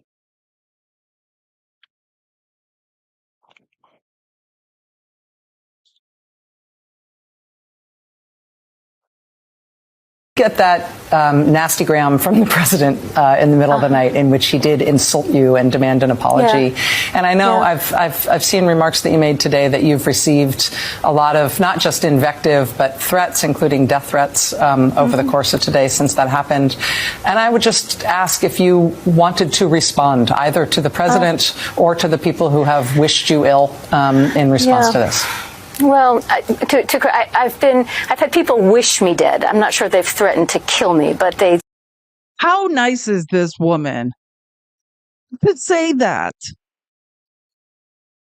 Like, what is the difference, lady? Have you met MAGA and far-right extremists? The majority of our domestic teaism is coming from that area. It's pretty scary. Like, have you, like, and she's like, in fairness, they just wish me not to be alive. I don't know that they're threatening me. This woman is so kind. Like, I can't. And Yeah. Made today that you've received a lot of not just invective but threats, including death threats, over the course of today since that happened. And I would just ask if you wanted to respond either to the president or to the people who have wished you ill in response to this. Well, I've had people wish me dead. I'm not sure they've threatened to kill me, but they seem to be pleased if I met my eternal destiny sooner rather than later. And I would simply say I was trying actually to encourage a different kind of conversation, that you can certainly disagree with me, you can disagree what I've said or did, but could we as Americans and fellow children of God speak to one another with respect? I would offer the same to you. I would listen to your views and I would honor them, but we don't have to go to the highest extremes of contempt when we are in a position of disagreement. And I think if we could get that back as a country, we would go a long way in being able to work together to address the many problems that we face. This is real Christianity. Does anyone see the glaring difference? We basically have people claiming to be Christians on the right. We have conservatives who are the party of, they're trying to take Christianity away. This is Christianity. This is what it looks like. Forgiveness, empathy, love, kindness, humility, charity. This is, what a beautiful person. If I had been exposed to this type of religion, perhaps I would not be. No, I mean, logic, keeps you out of religion. But quite honestly, thank you so much, by the way. Sorry, I didn't want to distract from I did see, and I wrote something in the chat, but hi guys, I see RTP Raid. Welcome. It's lovely to have you here. We are just going through some receipts. This is one of the most lovely humans on earth. And I think we all know, when you deconstruct from religion, you don't have to be religious to be an ethically good person, right? And to have empathy and to have kindness. But what MAGA is showing is using religion as a means to control, right? To eliminate minority groups, to discriminate against minority groups, to literally terrorize minority groups, and then have the nerve to say it's in the Bible. That's who you all are. This is real Christianity. This is New Testament Jesus right here. You guys, I do recommend you all read the New Testament. Yeah, if anyone ever spoke to me like this woman, I might have a lot different view on religion. I just see religion being used as a tool to abuse people. That's how it's used in America. That's how conservatives in America are using it, right? Religious lobbies, while not paying taxes, they are so deeply embedded in politics and writing up legislation to take the rights of minority groups. Praise him.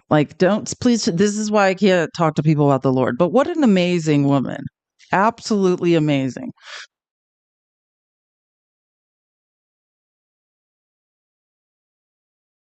Okay, and now we'll get, this is kind of funny, actually. Hold on. Oops. My screen got huge. Why does that keep happening? Oh, sorry. It's not. I just looked at a different screen and it was still up. Okay. So now let's get into this, because I'll go back to the stupid lion meme, which Trump posted. I just want to point out, a lot of the really embarrassing memes Trump posts are, oh, oopsies. Sorry. My headphone cord are reposts that his MAGA flock posts. This is not a repost. I just where'd you get this? Did you know what I mean? This is not one of his usual reposts of posts. This is he has this on his phone and was let me upload this picture, which is absolutely embarrassing. Keep tapping the screen. We're almost to 150. Let's get to 200K. We can get to 600K today. I know it. Okay. So now I want to get into, though, this was sandwiched in between. First, he's shitting on a minister, an amazing bishop who actually is preaching New Testament love, faith, charity, amazing Christian values that conservatives in America need to reacquaint themselves with. That's the nicest way I can say it. They all need to be like chained to the pews listening to that woman's sermon for like a month straight. She could just talk some sense into them. Doubt it, but just saying. And then he posts this weird ass lion meme, which I just want to stress is not a repost. He had this on his phone. And then he posts finally, because, he's been being relentlessly harassed because what day is it? Are we on day 4? Last time I checked, there's still a war going on in Ukraine. Last time I checked, right? Is it day 1? No, day 1 has passed. There's been 4 days and you've done nothing about the war in Ukraine. So yesterday, Trump finally revealed his solution. Did you guys see this? No, it's day 4. Monday, Tuesday, Wednesday, Thursday. It's day 4. The inauguration counts as day 1. Pickles raid! Yay! I miss Pickles so much. Hi guys, you guys are amazing. So then he posts his response of how he's going to stop the Ukraine war, and it is, shocker, asinine. Guess what it is? Does anyone know how Trump's planning on stopping the Ukraine war? I love you guys. Honestly, if he was like, we're going to send lions in, that would have been a better idea. Tariffs. Literal tariffs. Now, why is that the dumbest idea of all time and will not work? Is more sophisticated now than tariffs. Computers. Truly. Tariffs. Well, let me read this part and then I'll get into why that's a terribly ineffective and pointless idea. This is what he's saying. It's almost like it's like he's writing to like an ex he's in love with. Like I imagined this post as like some sort of Dear John letter to like Putin. That's what it said. It's weird. I'm not looking to hurt Russia. I love the Russian people. I just put Putin in for, I'm not looking to hurt you, Putin. I love you. And I always had a very good relationship with you. And despite the radical left's Russia hoax, which again was not a hoax, the only people who think that was a hoax are people who cannot read, right? The Mueller investigation was investigating links between the illegal links between the Trump campaign and Russia, many of which were found. People were charged, pled guilty, and went to jail. Yes, I saw. Thank you so much, Pickles Raid. I appreciate you. I miss you. That's what I should be saying. So again, we must never forget that Russia helped us win the Second World War. I mean, can we just be clear on what happened with the Second World War? Because Trump does not understand history. What happened was Germany and Russia made this unholy alliance of terror and basically were like, hey, when it's all over, we'll divvy up everything. And Germany double-crossed Russia. And they were effed. Now, what I will say is, if you understand history and how World War II was actually fought, and I don't, listen, I want to be very clear. I'm not disparaging the overwhelming and amazing contribution of America's military in World War II. I'm just saying that historically, the way history is written, well, U.S. history, the rest of the world does not tell the story like this, is like, oh, the United States entered World War II and saved everyone. That's not what happened, actually.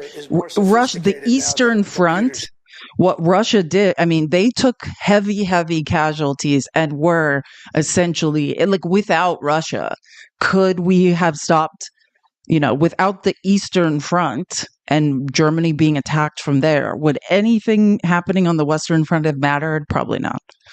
No.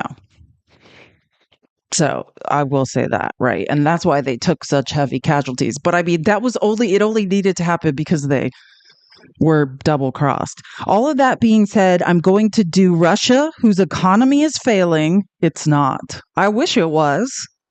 And we'll get to that, but Trump's delulu. And President Putin, a very big favor. Settle now and stop this ridiculous war. It's only going to get worse. If we don't, ... make a deal, and soon, I have no other choice but to put high levels of taxes, tariffs, and sanctions on anything being sold by Russia to the United States and various other participating countries. Let's get this war, which never would have started if I were president, the delusions, over with. We can do it the easy way or the hard way. And the easy way is always better. It's time to make a deal. No more lives should be lost. So I just want to be clear. This is an asinine idea. Every tax, every economic sanction, we have sanctioned Russia, not just us, but all of our partners, Europe, everyone has sanctioned Russia within an inch of their lives for years. And they have developed huge partnerships with Iran, with China, with other Middle Eastern companies, with many Asian countries, with North Korea. They have completely gone around us. We already are doing this. Trump just doesn't know what to say. When Putin read this, when Xi read this, they probably called each other and laughed hysterically. Yeah, we've been trying this for years. Years we've been trying this. We've been freezing bank accounts. If a Russian oligarch's yacht docks, we just confiscate it. Any way we can steal assets from Russia or make it harder for them to sell things, to trade, anything we can do, we have done. So I don't know what he's talking about. Putin must just be like, are you effing kidding me? What? This is all he's got? Do I need to pull up the clips again that I was playing? Let me find them. Just because Trump's not very smart. And we should probably point it out relentlessly. Let me if it's going to be too hard, I think I have it right here. I just want to find that montage of embarrassing clips of Trump saying that he's going to end this war and we're still in it. It's day 4 and he's threatening what we've already done for years. That's where we're at. Keep tapping the screen. Let's get to 200K. Almost there. You know that paper is 24 hours. Yes, I do. How would you do that? I know Zelensky very well. I'll end that war between those two countries in 24 hours. It won't even take that long. I will get the war ended. I'll stop all of those lives from being wasted and lost. And there'll be no more bombing of Ukraine. There'll be no more bombing of Russia. And everybody will be happy. It can be negotiated, I think, within 24 hours. It really has to be done from the office of the president. And you have to get them both in a room. And there are things you can say to each one of them, which I won't reveal now, which will guarantee that this war will end immediately. And that to get it solved, I can do it in 24 hours. I know both players, and I can do that in 24 hours. But you can only do it from the office of the president. You need that seat. You need what's tailed in that seat. And I would have that done in 24 hours. It wouldn't even be tough. I know what to say to each of them, and there's no way they would reject it. I will end that war in one day. It'll take 24 hours. I would have a deal done in 24 hours from the time we started. And I would tell Zelensky something, and I would tell Putin something, and I'd get him into a room, and I'd tell him again and again. I would have a deal done. This man is a joke. He just says things. The amount of lies coming out of his mouth, and MAGA won't hold him accountable, ever. There's no accountability for this man. He can pathologically lie his way through life, and then they're just like, you have Trump derangement syndrome. If Trump derangement syndrome is a functioning memory, then yes, We have that. I have a memory, and when people promise me things and that they don't deliver thousands and thousands of times, it forms a pattern, an ongoing pattern. In Trump's case, it's less of a pattern and like a spider web that is just in my mind that I can see of these interconnected, failed promises, pathological lies, misinformation, disinformation, misdirection, and general idiocy. And yeah, I think that if you, again, have a memory, it gets annoying after a while. But I digress. Sorry, switching back to today's presentation. I should have put that in here, but where are we at? So again, that's the plan. I just want to be real clear. The only plan we have is to do what we are already doing. And again, I just want to be clear. This is just Trump and setting up again. Hey, I'm not just going to put what he said. I'm quoting him yesterday and on day one, on Inauguration Day, 25% on tariffs from Mexico, 25% on all goods coming from Canada. And this is him announcing, I think it was Paul in the chat that said, I don't want to take credit for Paul's research. I believe Paul said that,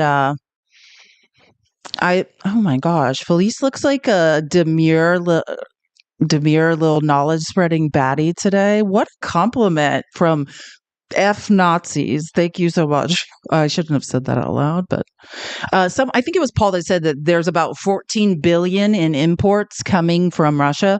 So when Trump says I'm putting tariffs on that stuff, what he means is we will pay that. I don't want you guys to think, regardless of the fact that Trump knows nothing about economics, or I suspect he does and continues to lie to his very gullible band of idiots, Putin won't be paying those tariffs. We will. He's just giving us another country that if we accidentally, I think corporations, if they need to buy materials to make goods that are coming from Russia, we will pay. We are paying. Our economy will take that hit, not Putin. Yes, almost at 200K. Thanks, Cootery. So now let's get into it. Oh man, tech bro fight. If you haven't heard about this tech bro fight that was going down yesterday, it's pretty intense. I did a 5-hour live and we didn't get to it, but Trump had another one of his insane press conferences where he says, he was like, this is to announce, what is he? It's like 600 billion or something, or that's what MBS says the Saudis are investing. But yeah, like 500 billion or something. It's a huge investment in AI. It's called Stargate. Which I love this. And part of me loves that this is happening to Elmo. If you don't know, one of Elmo's arch nemesis, who he's currently involved in a very long protracted legal battle with, is the head of OpenAI, right? Who has a huge Microsoft partnership. And this deal that Trump was announcing in this presser involves Elmo's arch nemesis. I do love watching Trump play his band of narcissists against each other.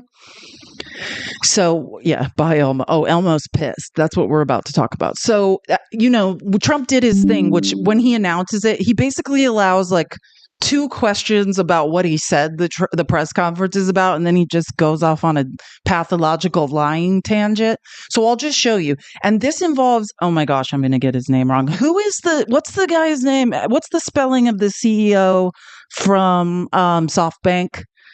Remember in 26 that it's SoftBank is Foxconn, essentially, just to give you an idea. Trump promised all this investment in 2016. It's a Japanese guy. Is it Masayoshi or Can someone look up who the CEO of SoftBank is for me before I butcher this man's name?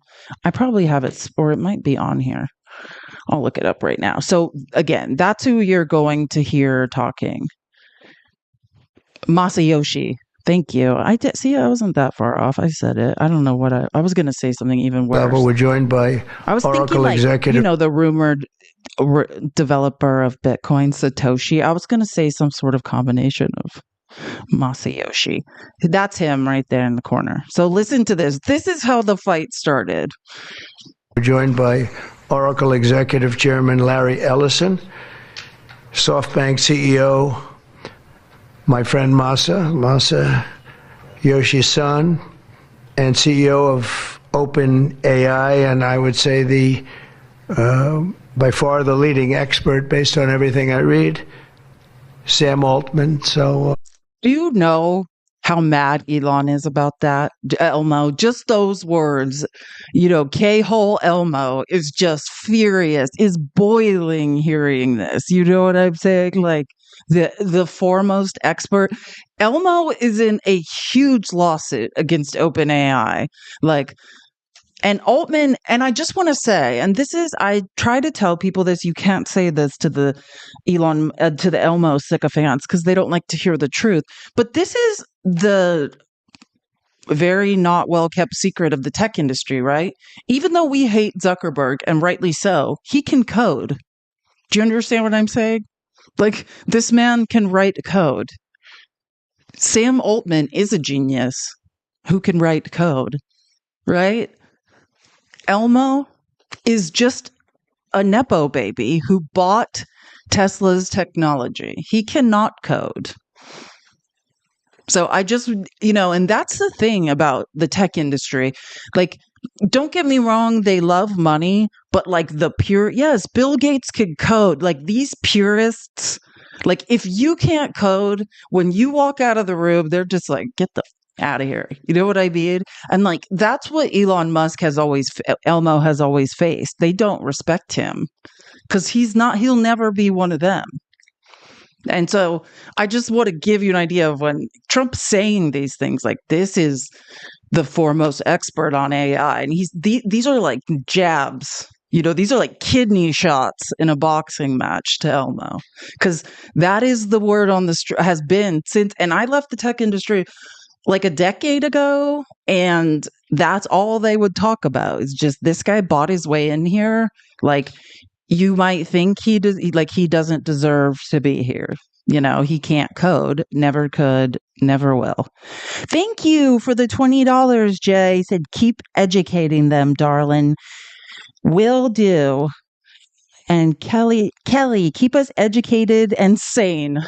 Exactly. Well, as sane as possible. We're all clinging to our sanity. Appreciate you. Appreciate you too, Kelly. Thank you so much for the $10.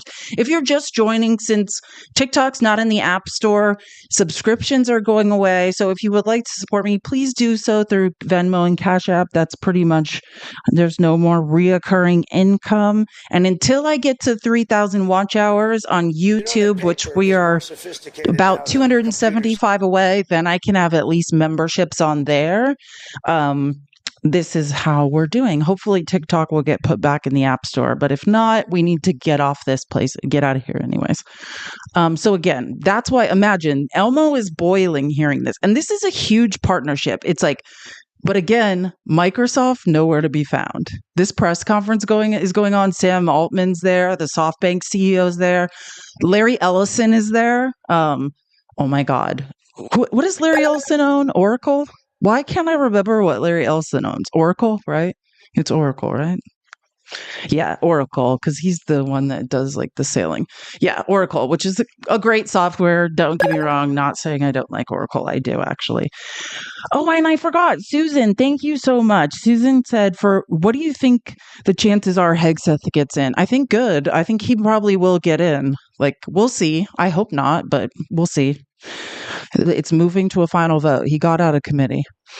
So Elmo is boiling while this is happening. That's great that you're coming in together. That's a massive group of talent. And so he has Sam Altman, Larry Ellison, and Masayoshi there.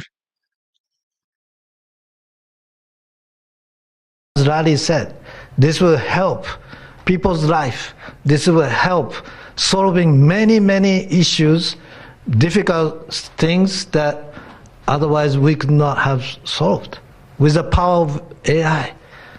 I think Yeah, and let me explain this. Apparently, because I'll show you in the huge fight that Elmo started yesterday in another alleged, well, in my opinion, in a K-hole. But like, what is going on? This partnership? It's not like them just talking about it. They have broke ground. Is it in Abilene? It might be Abilene. If it's not Abilene, I'm sorry, but somewhere in Texas, right? These are going to be huge data centers with huge like just it's like server farms, right? And because the amount of of energy it takes to process like complex problems with artificial intelligence, right? It's like Bitcoin mining, right? You need a ton of energy. So, well, did they break? You're from Abilene. Did they break ground there? I can look it up. I might have taken a screenshot. I just can't remember. It's in some city. They broke ground in some city. There's going to be ultimately like 10 of these AI data centers that are going to harness huge amounts of energy in order to process the most complex problems in the world with AI. And allegedly, all of these centers will be in the United States. Here, let me, I'll look it up. I was just asking someone to look it up. Where did they break? It's called Stargate. This whole project is called Ground for Stargate.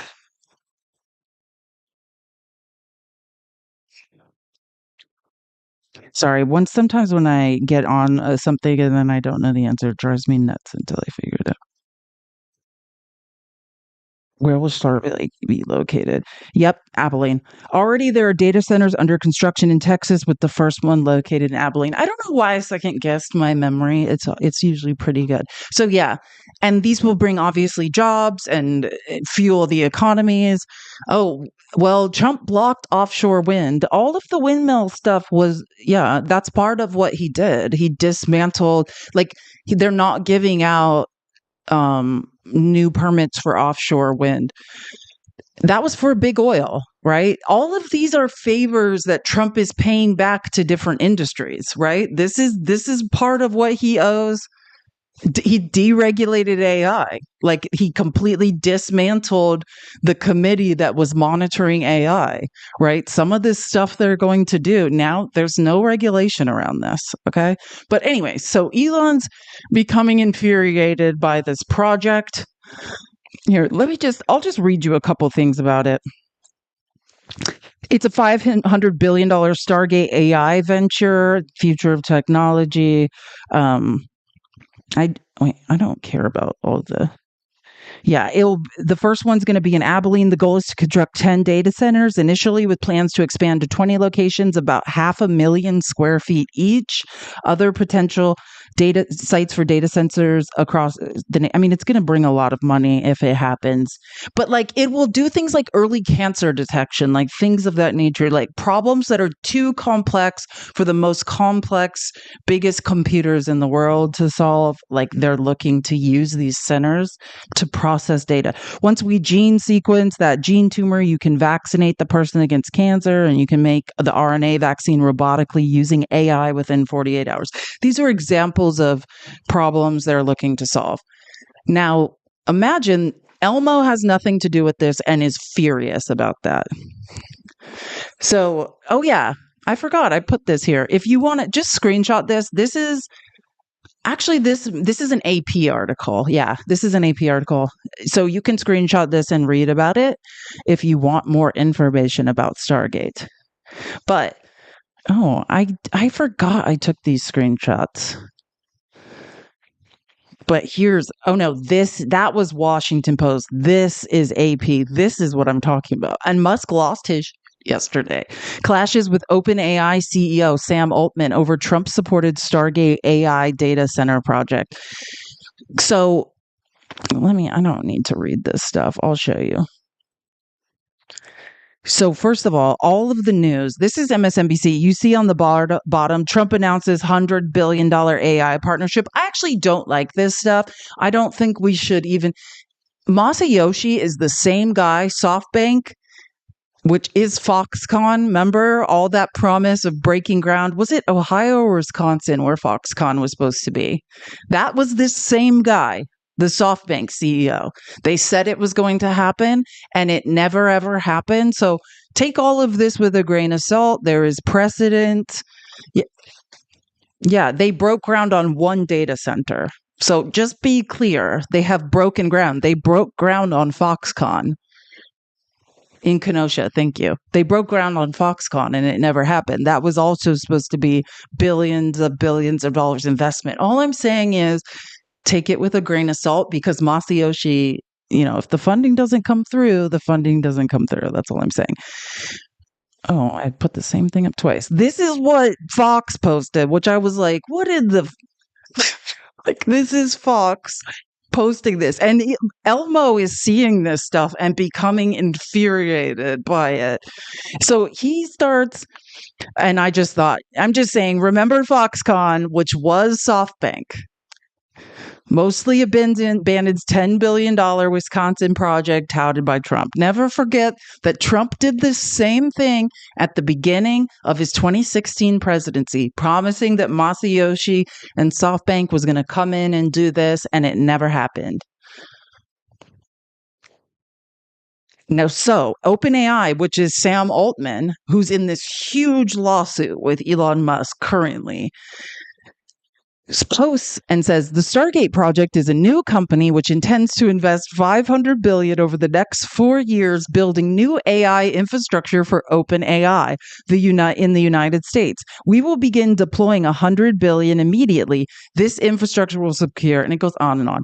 And Elon Musk just starts responding. He goes, they don't actually have the money. K-hole strikes again. Elmo strikes again, which I think that's a fair thing to say, only because SoftBank did this before to us. So, I mean, of course they don't have all of it, but so he says that. Then he goes on to say they don't actually have the money. SoftBank has well under $10 billion secured.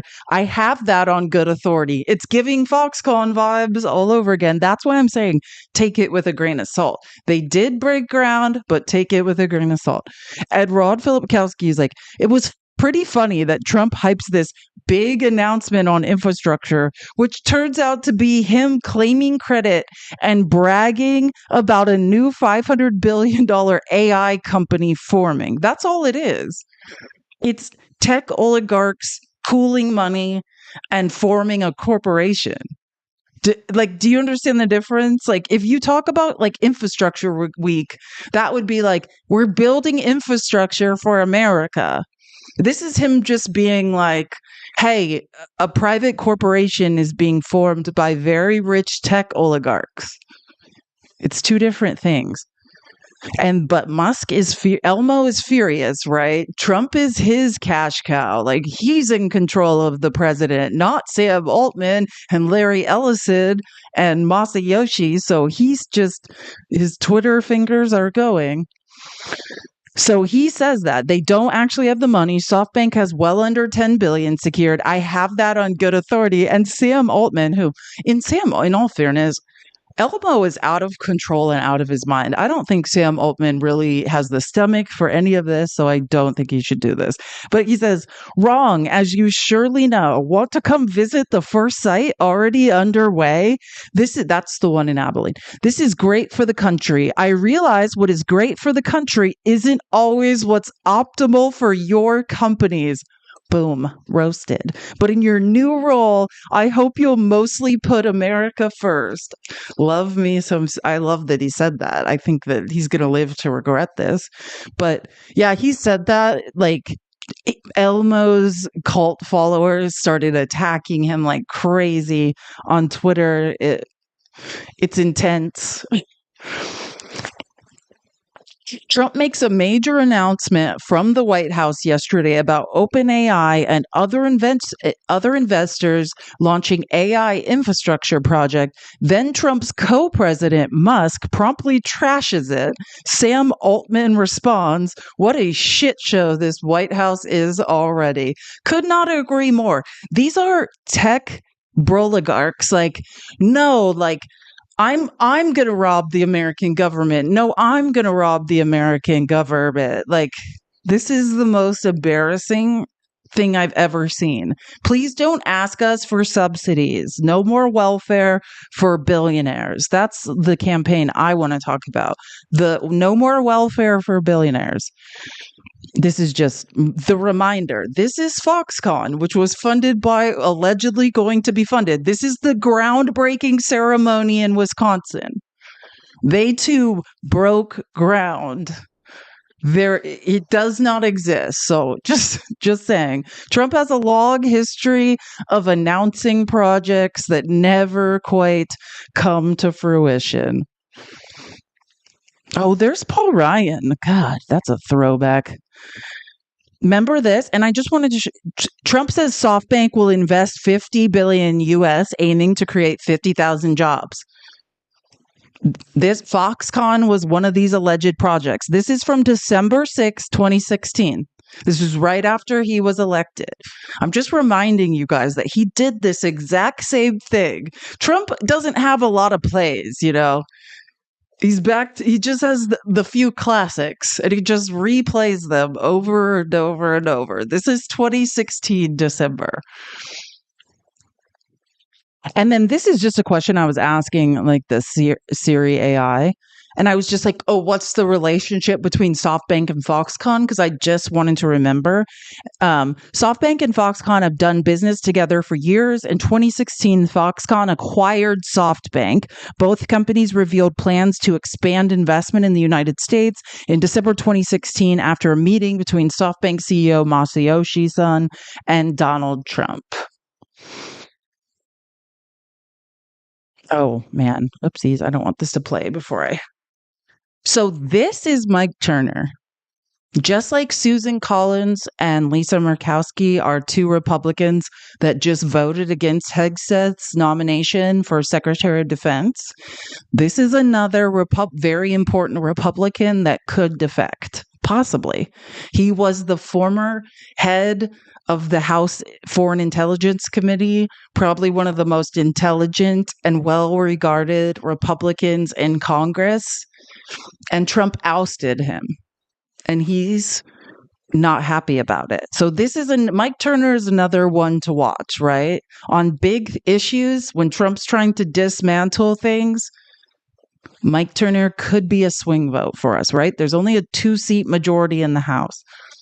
Before you go, sir, you were until recently the chairman of the House Select Committee on Intelligence, and Speaker Johnson removed you from that post. I'm wondering if you have any thoughts as to why that happened, or where the Intelligence Committee goes going forward. I know there are lots of members of the Intelligence Committee, Republicans and Democrats, that were not happy with that announcement. Right. Yeah, and Jake, you and I spoke about that just shortly after. You know, one thing is certain, if you go in a different direction with the Intelligence Committee, where you're looking into the intelligence community itself and, you know, the so-called deep state, you stop looking at the nation states or the non-state actors that seek to threaten Americans and the risk to the United States. And that's what so Mike Turner, who's not, okay, I turned up my speaker. I was like, now it's louder. Mike Turner, who's not an idiot, just said something very intelligent. He's saying, Trump ousted me from the Foreign Intelligence Committee because he wants to use that committee and the information it gets to investigate the investigators, right? Investigate the deep state. He wants to waste our tax dollars, not on getting intelligence about China, which we've been gaslit to think like at any moment we're going to be unalived by, or North Korea or Russia, or any of our foreign adversaries. Trump wants to use all of these committees, right? Put someone in charge of them that he can control and funnel himself information to get revenge. Because he committed a crime. He committed several crimes and is upset that people pointed that out and tried to hold him accountable. And by the way, I know I don't have, if you want to join the Discord, all of today's outline is in the Discord. Oh, I should have probably said this earlier. Cootery let me know last night there was a problem with people not being able to see the live sources section. I think there was I'm saying I think because it's not like I built the Discord. That was Benny. He's amazing. He could build Discords, and Cootery's amazing with Discords. I am like, it's the blind leading the blind in there when I'm in charge. So I think it was a problem with permissions. Everyone should be able to see that channel now in the outlines. I think Benny was on it last night. Oh, they are working on it. Is that wait, so what does that mean? Can people see the outlines or not? They can't? Sorry, I'm talking in the TikTok chat. If you're wondering what am here she is. War II was actually fought. Hi. Actually, and I don't listen. Oh, I have want your to be YouTube. very. There we go. Can you hear me? Okay, cool. Yeah. So yeah, people were having issues seeing the broadcast live sources specifically, and then they could chat in the live chat, but I don't know if they're having access to or issues with other rooms. It's just that one. If anyone in this is fine. So, yeah, we're working on it. Just give us some time. No, we might I have mean, that's a separate channel than the People's Receipts, right? Yep. It's a separate channel. Yep. So they should be able to see that. Okay, so that's what I was making sure. Okay, yeah. So the People's Receipts live source. Thank you so much. Oh, no problem. Amazing. Have the screen. Okay, so yeah, so you should, never mind. So this outline's fine. The live sources section for the People's Receipts is not the channel that the permissions were messed up. It's the separate one we created for the broadcast. So until then, I'll just put broadcast outlines probably in this channel and I'll keep you guys posted, but you can see the outlines. I know I don't have my Feliz Navidad live account down there, but again, for a limited time only, probably I'll take it down after this weekend. There is a forever link in my link tree to join the Discord. So if you're in the Twitch chat, if you're in the YouTube chat, if you're here on TikTok and you want to join the Discord, it's a place we hang out. It's an awesome community. We're starting a weekly support group called the Conservative Coping Circle or the Bigly Healing Circle. We don't know. It's going to have a funny name. We're going to be doing some fun stuff. But yeah, so if you want to join the Discord, there is a link in the link tree in any of my profiles on Twitch, on Blue Sky, on X, on YouTube, on wherever. So just click through to there. So, and all of the outlines are in the live sources section for the People's Receipts. The broadcast channel, it sounds like there's a problem with the permissions, but that won't affect this outline and the majority of the content. Yeah, Conservative Coping Circle I like because I like alliteration. But yeah, I'll show you guys if I have time at the end. I'll show you all these really funny ideas I have. They're hilarious. But it will just be like a weekly meeting where we're all experiencing a wide range of emotions when gaslit 24 hours a day as someone raised by a narcissist. It can be a lot on you emotionally. So we just want to provide a place where people can express themselves. But again, Mike Turner, this could be our swing vote. And he's correctly saying Trump wants to use the Foreign Intelligence Committee to investigate the investigators. I wasn't going to do that, so I was ousted. So keep an eye on him. And now like I said, we're being gaslit a lot, but I want to just give a shout out to the Democrats in the House yesterday. They were amazing on the House floor, especially Jamie Raskin. One of my favorite people in Congress, the gentleman from Massachusetts, Jim McGovern, was amazing. AOC. I'm about to show you all this stuff. I just want to say, there are certain days in Congress where I'm like, wow, amazing job. And I talked about this a little bit yesterday, but I feel like I didn't even know any of the Senate Democrats yesterday. Can we have an Am I Being Gaslit session? That's what the support group is going to be about, basically. And the answer is yes, you are being sorry. I'm just answering a question in the live. But yeah, the House Democrats were amazing on the floor yesterday. I'll give you the bad news now. The Lake and Riley bill, which I'm not calling it that anymore. We're not even supposed to be saying her name. Her parents asked us to stop exploiting her. So it's Senate Bill 5 will be what I will be referring it to.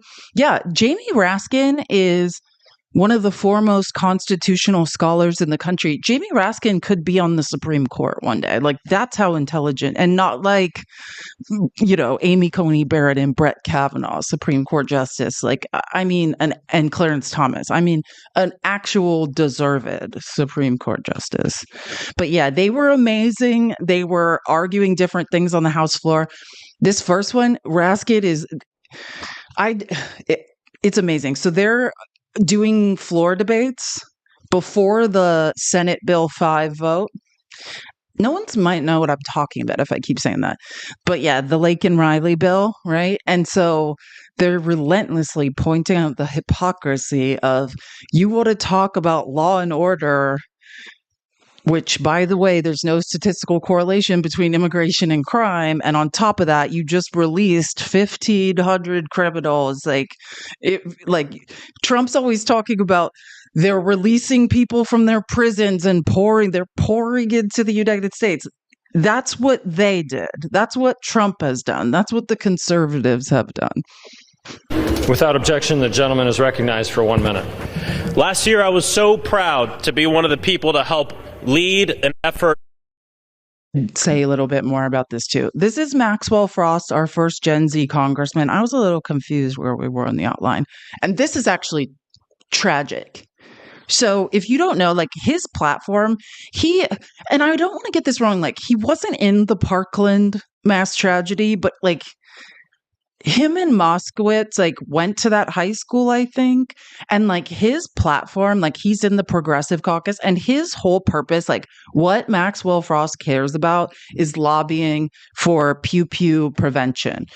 And when he came to Congress, he was given funding to start like the Office of Pew Pew Violence Prevention, specifically to try to help children in schools. And Trump defunded that and took it all away. This is what Trump is doing to children in this country. He took it all away. And this is Maxwell Frost on the House floor, furious about it, as he should be. All of his hard work. This is his legacy. For 1 minute. Last year, I was so proud to be one of the people to help lead an effort to create the first ever White House Office of Gun Violence Prevention. Since its establishment in 2023, this office has helped reduce gun violence by 20% and delivered the lowest violent crime rate in over 50 years. Get that?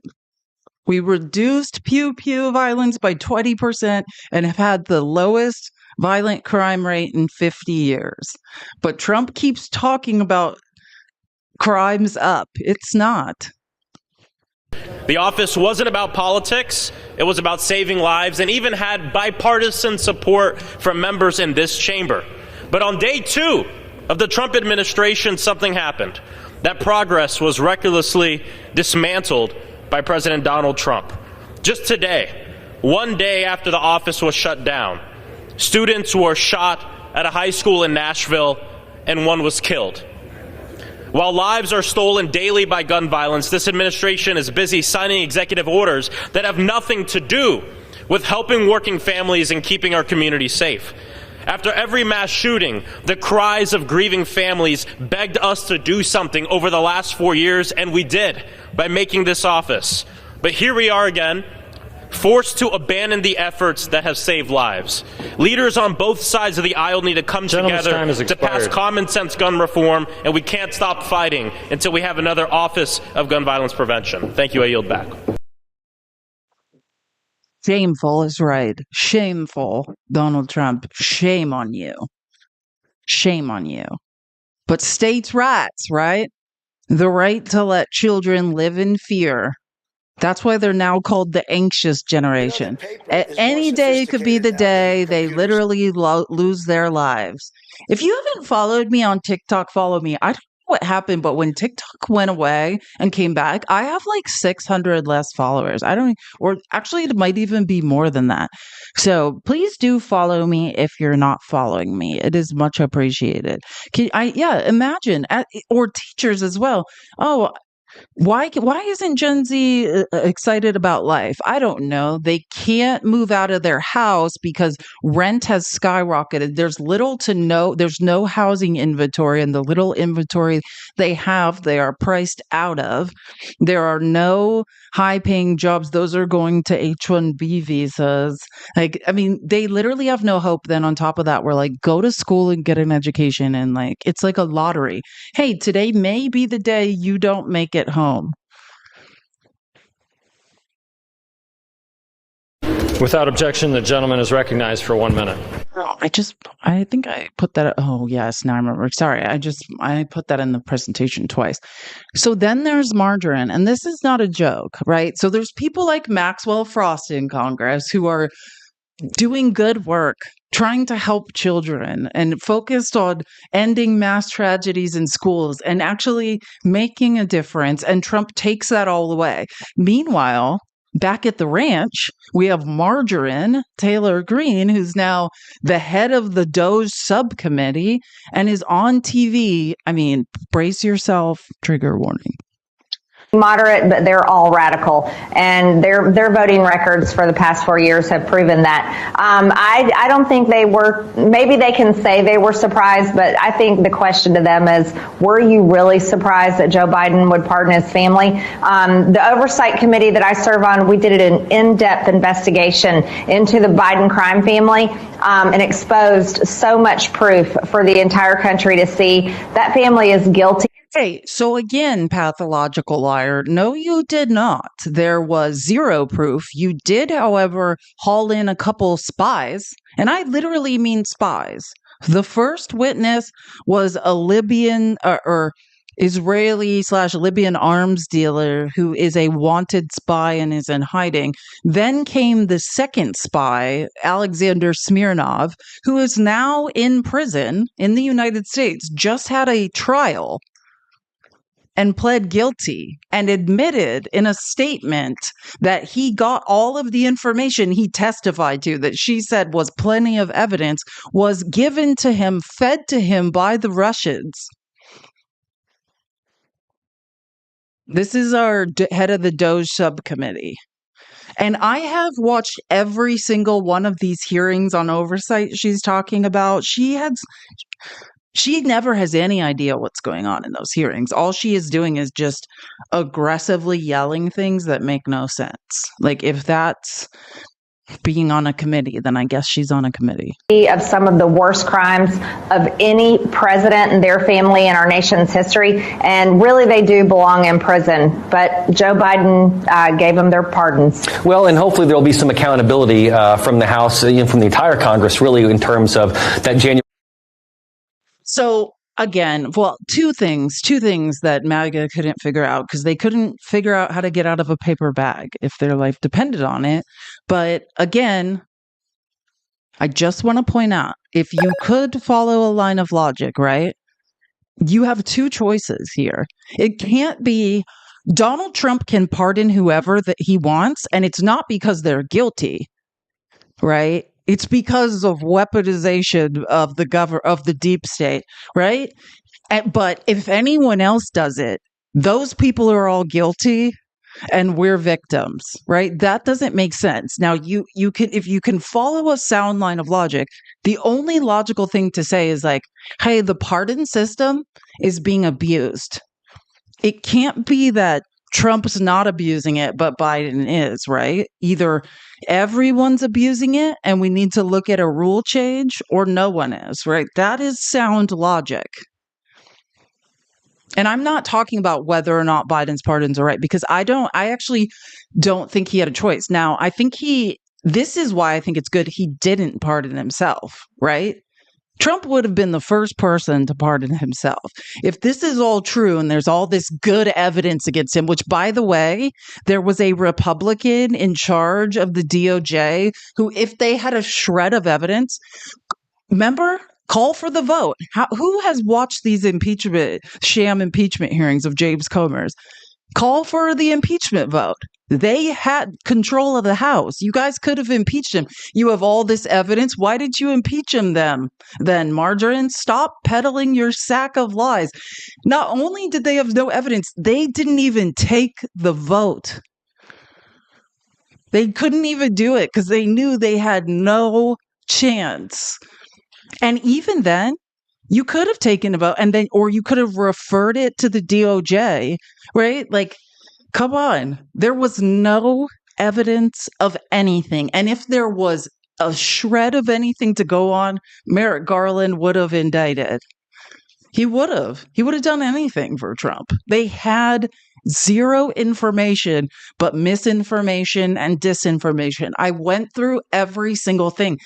I cannot stand rich people committing crimes. I don't care if they're Republicans or if they're Democrats. I'm annoyed by rich people getting away with things in this country. That's why I went over every shred of that financial evidence against the Biden crime family. It's not real. Sorry. I wanted to know if it was. Now, what is real is Hunter Biden is a spoiled brat who had a very bad addiction problem, and I hope he just makes better choices. Like in life, go away, stop selling art to your dad's rich friends, just go get a job and do better in life, right? But is influence peddling illegal?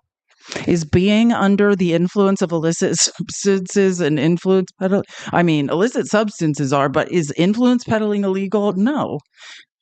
Is implying that you have some power because your dad has power illegal? No. Or everybody how many people would be in jail? I wish it was, though, because I'm sick of it. But the truth is, wait, and where did he go? I don't want to say, but I'm pretty sure. I mean, he's an Ivy League educated lawyer. It's not like Hunter Biden is nobody and no one, right? I just want to be clear. He's an Ivy educated lawyer who has a long career of consulting. And based on who his father was, I'm sure he's reasonably intelligent. Don Jr. is intelligent too. He's the smartest of all of them, in my opinion, and Michael Cohen's opinion. But I just want to point out the lies don't make sense. The only sane thing you could say is, hey, we need to take a look at the laws around this unconditional pardoning because the system may be being abused. And those laws should be applied equally to everyone. That's reasonable. But being like, hey, Donald Trump can pardon whoever he wants, and that doesn't make those people guilty of anything. But if any other president pardons anyone, that's a sign of their guilt and corruption. Sorry, Margarine, it doesn't work that way, but I wouldn't expect you to understand that. Speaker Mike Johnson is now calling January 6th a day of peaceful protests and creating a subcommittee to investigate, quote, false narratives around that day. Republican law. Did you hear that? I just want to reiterate, because this is not a joke. They are using our tax dollars. They are saying they're gaslighting us with our own tax dollars. We are going to spend our tax dollars after the millions upon millions of dollars they wasted on the sham impeachment hearings, the Twitter hearings, the 80,000 hearings on telework, which we know the most efficient thing for our tax dollars is telework. It's productive, it's efficient, it brings in better talent, it has more retention, it saves us money on electric bills. I mean, by all measures, telework's great. We still had to have 20 sham hearings on that. And now our tax dollars will be spent to gaslight us all. They are calling January 6th a day of peaceful protest, and they're going to investigate the investigators with our tax dollars. Now calling January 6th a day of peaceful protests and creating a subcommittee to investigate, quote, false narratives around that day. Republican lawmakers now want to host some of the convicted and pardoned rioters at the Capitol. And the Trump administration is discussing some sort of invitation for some of these rioters to possibly go to the White House and meet with the president. Yeah, he wants to have Stuart Rhodes and whatnot to hang out with him. This is real. And I heard several Republican Congress people, like when Manu Raju and other reporters on Capitol Hill were in the hallways, and they're like, yeah, they've been pardoned. They're innocent. Like, we definitely should have them in Congress to testify. They've been railroaded and are innocent. Imagine, and again, I've never been like this back the blue insane person, but like this has truly made me see that there is a line where law and order has to be preserved, right? Imagine being a Capitol police officer.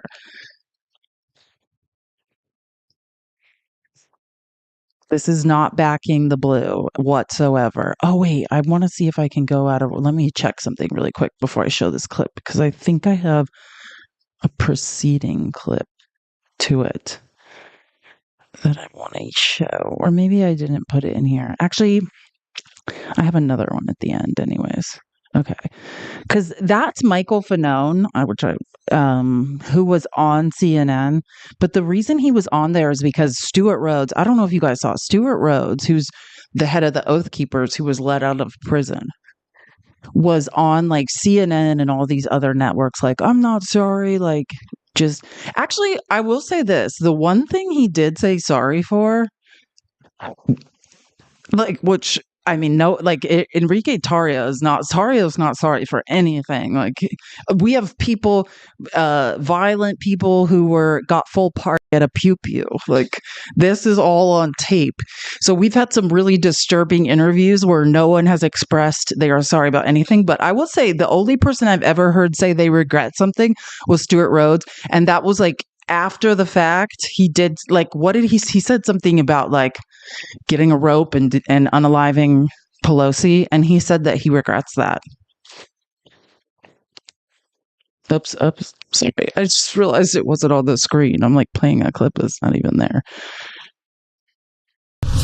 What do you say to folks who are alarmed of your presence here, given what your role on January 6th? What's my role on January 6th? I stood outside and expressed my First Amendment right to...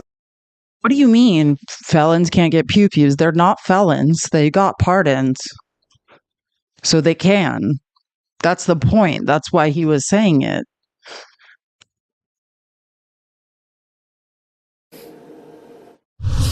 What do you say to folks who are alarmed of your presence here, given what your role on January 6th? What's my role on January 6th? I stood outside and expressed my First Amendment right to free speech. That's it. I didn't go in the Capitol. I didn't tell anybody else to, as all the witnesses said. But you were convicted by a jury of your peers. Sure. An unfair jury, selected from the jury pool. Seditious conspiracy is an incredibly serious charge. Of course it is. And it was used for political purposes to make it look as salacious as possible. But what did I actually do that day? I stood outside and exercised my right to free speech, saying the election was stolen, illegal, and unconstitutional. That's all I did. Yeah. So just to be clear, I read this court case and I read Tarrio's court case. Anybody can go find these court files. Like, he was indicted by a grand jury, a jury of his peers, and convicted. And I now that I heard all these committees to gaslight us about J6 are coming up, I'm sure we're going to have to go through them again. So I'm going to have to pull out I have the whole printed. I have all the court files on Stuart Rhodes printed. Like, it's a conspiracy, right? It's not about what you did on that day. You were the orchestrator. Right? Like, it's not about what you did on that day. You were the conductor of a conspiracy. Now, as part of the government's evidence, they did say that he entered restricted grounds on the Capitol and that he was coordinating activities in the Capitol, even though he was outside the building itself during that day. And also, while he contended that he could not get a fair trial in the District of Columbia, Republican and Democratic appointed judges alike really have rejected those claims altogether here, saying that no, that is not the case, that defendants could get a fair trial in the District of Columbia. He did offer one regret when he spoke to our colleague Annie Greer, was about the discussion about Nancy Pelosi. In the immediate aftermath of Nancy Pelosi, he said that I'd hang effing Nancy Pelosi from the lamppost. That was on January 10th, 2021, he said to Annie, he said, I do regret that. That's the one aspect, but broadly defending his actions and saying he really did nothing wrong. As you heard there, a number of Republicans said that they would be okay, particularly ones on the hard right of the House GOP. They would be fine with meeting with people like Stuart Rhodes, among other people who have just been released from jail, including others who were convicted of assaulting police officers. Some of those Republican members are shrugging that off and saying they're willing to meet with. Yeah, think they're willing to meet with people like Stuart Rhodes. This is real life, so I'm sure we're going to have to go through all of these court cases again and bring it all up. But yeah, like, this is a joke. I can't even believe we're here. And it's wait till you see the rest of the crap I'm about to show you guys. So again, that's why I wanted to play that video before I play Michael Fanone, because they're basically asking him sort of to like, what did you think about Stuart Rhodes, kind of thing. Thanks, America. This feels like a betrayal to you. Oh, I have been betrayed by my country. Rest assured, I have been betrayed by my country, and I've been betrayed by those that supported Donald Trump. Whether you voted for him because he promised these pardons or for some other reason, you knew that this was coming, and here we are. Thanks. Thanks, America. Truly, imagine being one of these people. The man that beat Officer Sicknick, who's no longer alive, is free. Like, imagine how these people must feel, and they're being constantly gaslit. Like, I cannot imagine the anger. And this, wait, I think this is, sorry, I don't know why that just happened. I think this is the clip I wanted to play. No regrets. What do you say, Michael?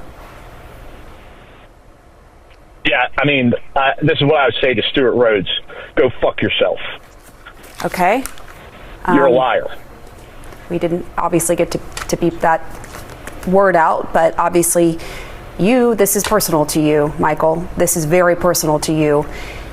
Have you no regrets? Yeah, that was live on CNN. They did not see that coming, and it just played. But truly, like, watching Stuart Rhodes calmly be like, what did I do on January 6th? Like, I didn't do anything. And literally, we have all these people backing him up, Trump giving interviews saying, oh, yeah, like, they're victims.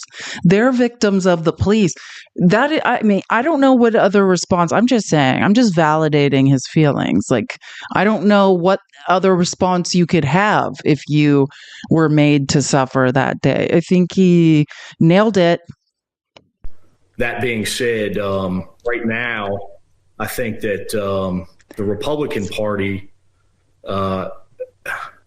owns a monopoly on hypocrisy when it comes to supporting or their supposed support of law enforcement. Because tonight, the leader of the Republican Party pardoned hundreds of violent cop assaulters. That being said, right. The party of protect women and children, of law and order, of back the blue, of I mean, I don't even know why we bother now. The Republican Party it's the party of bigots and grifters, and a combination of both. That's it. That's it. And I'm not saying people don't claim to, I would also say religion, but I'm just saying, like, those people, conservatives that are religious, if you're voting for that, then it's just a tool. That's not real Christianity. That's not Jesus's teachings. You're just using religion as a tool to take women's bodily autonomy. You're using religion as a tool to take rights from the LGBTQIA. You're using religion to terrorize trans children, like to discriminate against the trans community. I mean, so I wouldn't even say they can identify as religious. You could just identify as fascist using religion to subjugate the masses. That's it. That's it. You guys are a joke. Oh, and actually, so this is Senator, shout out to North Carolina. This is Tom Tillis, which, I mean, I will say, I can't remember his name now, so don't ask me to, but I believe it's the Republican who is in not Margarine, Lauren Boebert, probably Boebert would be very mad I did that. Bobo's old district that she had to leave because it was too much of a swing district and she was going to lose. The Republican that was elected in that district, in Colorado, which I think is the 3rd district of Colorado, he actually did condemn the pardons.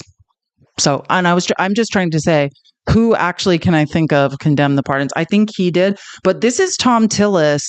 At first, he's trying to play dumb, but he's kind of like, oh yeah, like you could tell he's just like, what has happened to this party? Get your thoughts on the pardons from President Trump regarding. Yeah, I've got any of we're going through it now. Many of them probably was the right thing to do. They made a bad choice, but anybody who was convicted of assault on a police officer, I can't get there at all. I think it was a bad idea. Are you worried that in terms of by the way, we can't have a story about pardons without talking about the nonsense that Biden did on his way out the door. Well, that was going to be my follow-up question is, do you think the Senate needs to look at the power of the pardon for the presidency? I think it's a legit question because we can't get into this cycle where presidents are, pardoning their friends, creating prospective pardons for charges that haven't even been applied. I don't think that's what the founding fathers had in mind when this ability to pardon was first vested in the executive. That's what I'm saying. Like, the only thing to say is, hey, we need to change the law around pardons. It's being abused. But again, it is the conservatives. It is Donald Trump. It is the sham Republican Party that started giving out pardons for cash, right? Pay for pardons. That's Donald Trump. It was Donald Trump that pardoned his father-in-law, right? Charles Kushner, who, if you don't know, legit paid a SEX worker to entrap his, hold on, I want to get this right, his brother with an SEX worker to prevent him from testifying against him, and then blackmailed him and said, I'm going to give this tape, right? Like, the SEX worker was in on it. Like, they had an encounter, filmed it. He tried to blackmail his own brother-in-law from testifying against him with the tape, was caught, admitted to all this. That's outside of all of what he actually did wrong, which is a laundry list of felonies. And Trump pardoned him. Like, Trump is the one that started the pay for pardon scheme. So I don't want to hear anything about Biden. And that's how logic works. If you have a problem with any of Biden's pardons, right? Because I think the vast majority of Biden's pardons make a lot of sense, right? People that have been working and were on house arrest and have been excellent in their community and removing people off house arrest. Most of his pardons make perfect sense. But if you have a problem with him pardoning the J6 committee, if you have a problem with him pardoning some of his family members, then you need to have a problem, a very big problem with all of Trump's pardons. That's logic. You can't cherry pick, or you're just a hypocrite. So the only thing you can say is, I have a problem with the pardon system being abused. We need to change the laws. That's not being a hypocrite. But if you're like, oh, it's whatever Trump does is justified, whatever anyone else does is not justified, that doesn't make any effing sense, and you are in a cult. That is called cognitive dissonance. Oh, and I love that. I follow Christopher Webb. His name's C Webb online on X. I think he's on Blue Sky too, but definitely check him out. About the pardons, herein lies the problem. This man had 2 children in prison, which I talked about this back when I did lives with Jay. These two were like in hiding in Florida, I think, like on someone's like farm or ranch when they finally got him. It was like a brother and sister. Yeah, this man had 2 children in prison for their crimes on J6. And not only does he refuse to blame Trump, he worships him and says he'd die for him. And this isn't a one-off. And I totally agree. They will do anything for Trump and nothing will make them see the light. Yeah, that's cognitive dissonance. That's being in a high control group, right? And I have yet to see, other than that woman we were talking about who doesn't accept the pardon, Pam Hemphill, that's the only person I've seen like take even a shred of accountability. Everyone else is a victim. And then I guess Stuart Rhodes says he's sorry about what he said about Nancy Pelosi. Which is awful, but on the scale, if you read the court documents of what he's accused of and how he got convicted of seditious conspiracy, is nothing. A son and a daughter. What were they convicted of? They were convicted of about everything that any other J6er was convicted of. I've been crying for 4 years over every one of those men are my friends, or every one of them are my children. And I've been praying that God's been breaking my heart for 4 years over this whole situation, because these men are true heroes because they stood up for what's right. Are you worried that there are people that are going to be really upset about this? I know that you guys talk about a time for healing. I am not worried about that. They've been trying to kill it. They've been trying to kill Donald Trump. God's protected him. God's protected my family. Donald Trump said today he thinks he was sent by God to do this work. Do you think that's true? God is so much behind this revival in America, and this is a revival. Do you think now that he's pardoned everybody, he can count on this group of people again? Oh, absolutely. I would die for the man. I would have died for him. I know. I don't know what to say right now. Should we just like massage our temples? No, you guys tap the screen. I will massage my temples and practice deep breathing. This is why we're starting a weekly support group. Like, I mean, what do you say? Okay. I'm very concerned about your well-being, sir. Oh, Joanna's here. Keep tapping the screen. Oh, and I wanted to say, Maxwell, thank you for the $5. He said, consider this prepayment of my sub. Great show. Thank you so much. I love the name Maxwell, by the way. Hey, Joanna. Hey, like, Jesus Devontae Christ, what do you say in response to something like that? Sir, you need help. But we don't have universal health care in this country, so good luck. Thank you, everybody, for being here and enjoying the receipts with us all. We appreciate you so much. If you see that little blue and white notebook in the top left corner, click on it and click on one of the options. That helps us stay on the FYP and helps get more people in here so they can enjoy the receipts with us.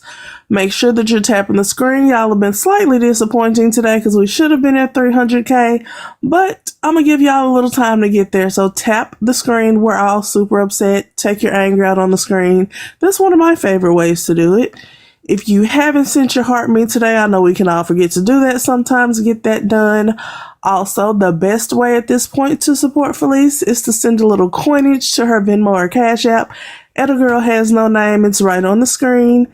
Thank you so much once again for being here. Keep tapping the screen. Keep sharing the live. Let's get those shares up to 500. And let's get those likes up to 300K super quick. I know y'all can do it. I have faith in y'all. Love to see y'all yapping in the comments. I need to see y'all also tapping the screens. Let's get up to 300K super quick, and then let's get up to 400K. We've gotten up to 6, and I believe that we can get to 6 again. I just need y'all to keep tapping the screen, keep sharing the live, keep being active participants in the chat. I love a lot of y'all's comments. Y'all crack me the fuck up. And that's exactly what I need, because we're all in hell. Except for us in the South, because it's freezing down here. So all Northerners, if you could please come get your frozen over. That was a bad joke. Yeah, no, that's literally how we know that we are in hell, because it has frozen over. Everywhere that's supposed to be warm right now, it's freezing. Meanwhile, Washington State is getting no snow. Hey, all you Northerners, if you could come back and get your weather that we never asked for, Us Southerners would greatly appreciate it. So yeah, we're almost up to 300K. So let's set a new goal and get us up to 350. Thank y'all for tapping. Love y'all big. Keep doing y'all big one in the chat so I don't have to come back up here, because next time I will come and cuss y'all out. Oh, I'm on mute. Thank you so much. Oops. Okay, there we go. I thought we accidentally hung up. This man. Don't even know what to say. This is a good one, too. There are 2.1 million people there. They didn't all storm the Capitol. None of them were armed. Well, some were armed. Who? This guy with a gun outside the Capitol. Should he be pardoned? This is why I like dark humor. This is why The Daily Show used to be about like sarcasm. It's not. Like, this is just real reporting, right? Like, this kind of stuff keeps me sane. Like, watching this man be faced with real evidence is probably like the best part of my day. Keep tapping the screen. We are literally almost at 300K. Let's get to 350. You guys are amazing. Capitol. None of them were armed. Well, some were armed. Who? This guy with a gun outside the Capitol. Should he be pardoned? Did he shoot the gun? Is that a real gun or is that a fake gun? He shot the gun up in the air. Yes. Yes. He should be pardoned. Yes. Because... Yeah, I think he should be pardoned. Why? Because I don't think he should be, I think he should be pardoned. Yeah, absolutely. What? This guy spraying a bear spray at the police officer. Self-defense. That's so pardon? Yeah. From the same day? Yeah, that's January 6th. Do you see the cognitive dissonance? Like, he in his mind is trying to be like, no, that can't be from the same day. Like, okay, I'm being faced with a picture of a pew pew. He must not have fired it. Like, oh, like I've got anything I could do to just believe my narrative isn't real or is real. Like, watching his mind just try to do mental gymnastics to keep believing what he believes, and see how his mind just clicks and he's like, yep, pardon. Cognitive dissonance is terrifying to watch. Oh. Was that from the same day? Yeah, that's January 6th. The most photographed crime in human history. Okay. Yeah. Okay, well, you can show me 8 million more. I'm pro-pardon. Wow. No, where was this at? This was outside the Capitol. January 6th? Yeah. You've not seen this image? No, I have not seen that. Have you seen any of these images? Some of them, but not these. Really? Maybe the media that I'm following is not showing these. What? It could be. It could be. What media did you follow? All conservative. Did you watch the January 6th hearings? No, I didn't. No. Okay. So this is new. So that's my fault. I should have been better informed. Yes. I will say that's a refreshing thing to hear. It's a refreshing thing to hear. Like, this is reality. And that's why I'm saying, like, understand, we are educated people who, and I'm not saying educated as in like, what is our level of education we have received. I'm saying we make it a point to keep ourselves informed. The average person, I mean, these people are purposely believe it, they're in cognitive dissonance, but even the average person knows none of the stuff we know about this. They just hear Trump spewing lies. They don't know what's real and what's not. It's terrifying to think about. And here is Dan Goldman.